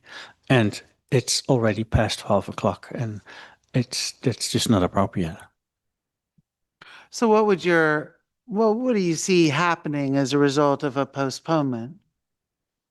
Getting a concise document that I can look at and that has all the elements in it. I mean, the online version and this, they're different. There are comments that are listed in the staff report that they will be addressed and they're not addressed in it. But we don't necessarily have the time with respect to the contract, right? With respect to the contract. With Diet and Body. Yeah, but we're always running into this time problem. So then we'll do a special meeting. I mean, No, I think it means like we don't have a it would just be town staff having to try and add this to their duties because of the fiscal calendar for Fairfax ending at June 30th. well, I don't know exactly what the contract looks like, but if you have a professional service contract, you're supposed to produce a So the contract expires, as I understand it. No, okay, correct? let me finish. If you have a professional service contract, you are supposed to deliver something. If it is not completely, or if it's not completed per the contract, you're obliged to finish it at no additional cost. That's normal how you do that. Now, how that plays out in this case, I don't know, but we do not have a complete product in front of us. And I presume the contract with Diet and Basia is to deliver a complete product. So anyway, it's a detail that I don't know all the details about. I don't know how that is, but I do not like to make a decision with a gun pointed at my head because there's no time. And to that point, and I concur with that. I don't think, and I know this is difficult with workloads, but I don't think that the fact that a contract to do the work is ending should preclude us from doing an effort that we feel comfortable with and submitting to the council, recommending that they approve it. And if that means that, like on the safety element, we do, a subcommittee or we do things in-house, then I see that that's important and that's, what we should do.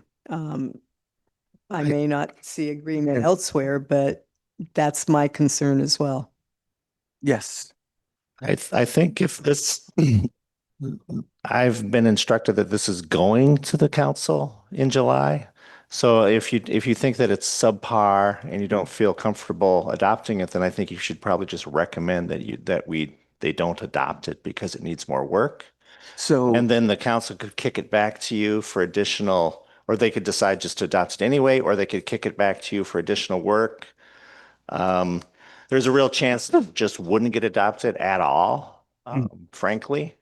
So it could just be shelved, and like if we have to go to subcommittees and go for another year, then it probably just won't ever get done. yes, I was going to say essentially the same thing. It's, I think, holding it away from the council is like a policy.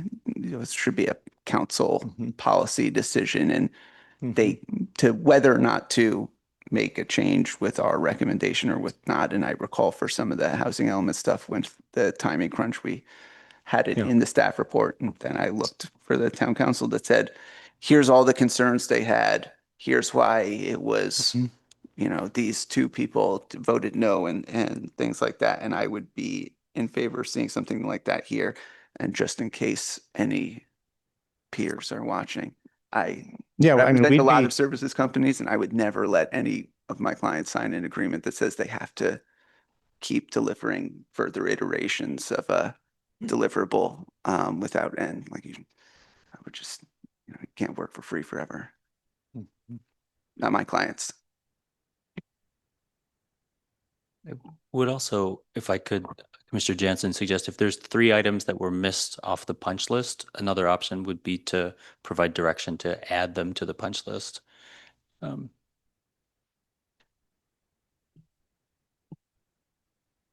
But the items you were concerned about were ones that were referenced in the staff report. They just didn't show up on this new document. Is that And right? one of those items I found the specific reference. So it's like in goal, like the heading for goal S2 still says natural disasters only. It should say natural and human-made disaster, natural and human-made disasters, what's in the policy language.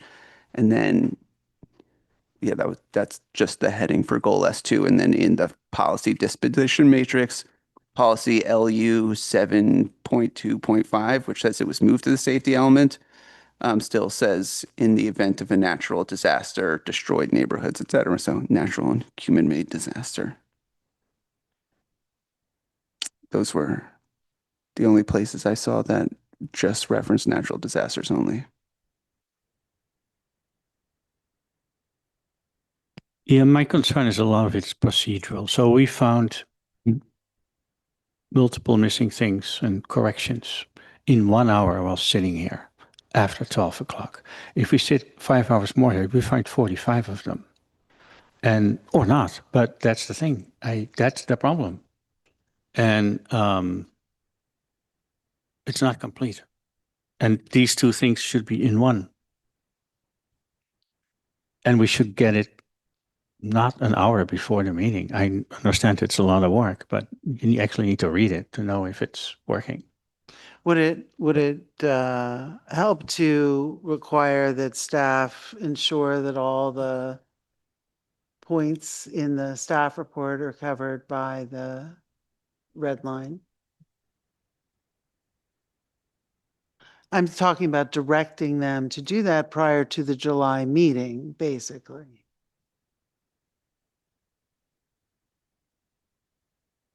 It's a good suggestion, sure.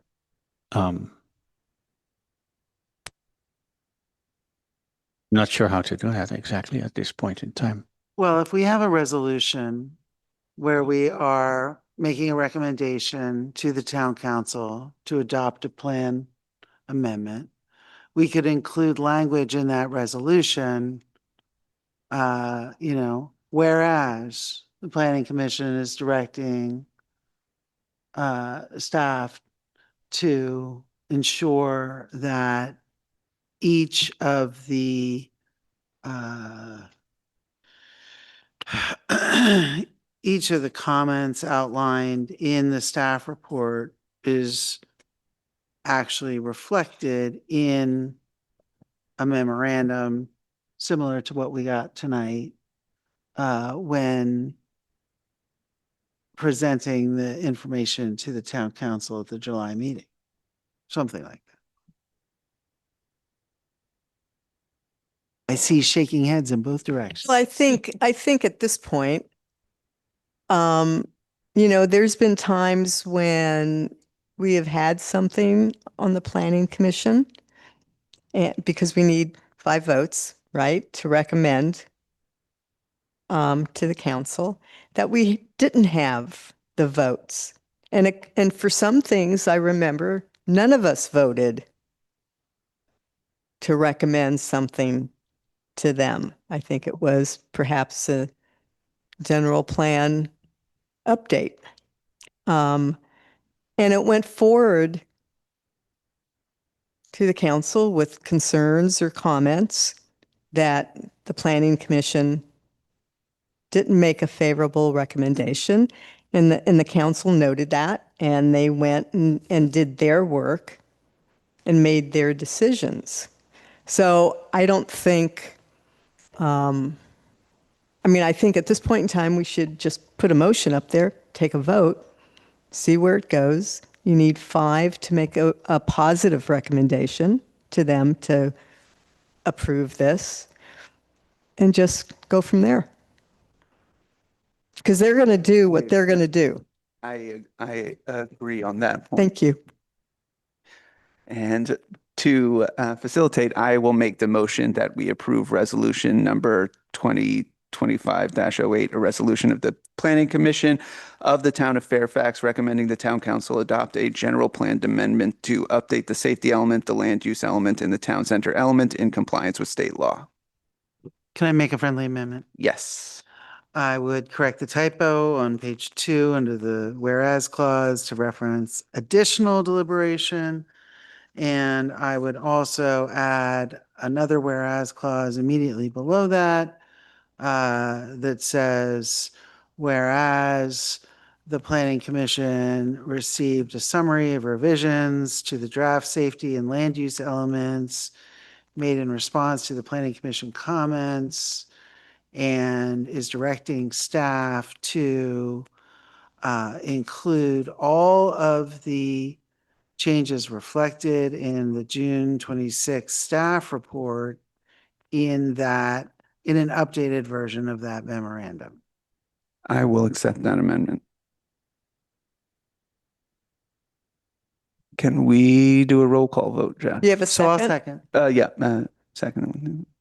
So motion, Pfeffer. Okay.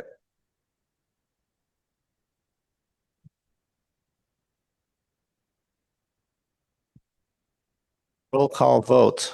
Swift, No. Kelly, Yes. Patron, Yes. the Mimi. Yes. I'm so tired. Bella. Aye. Jansen.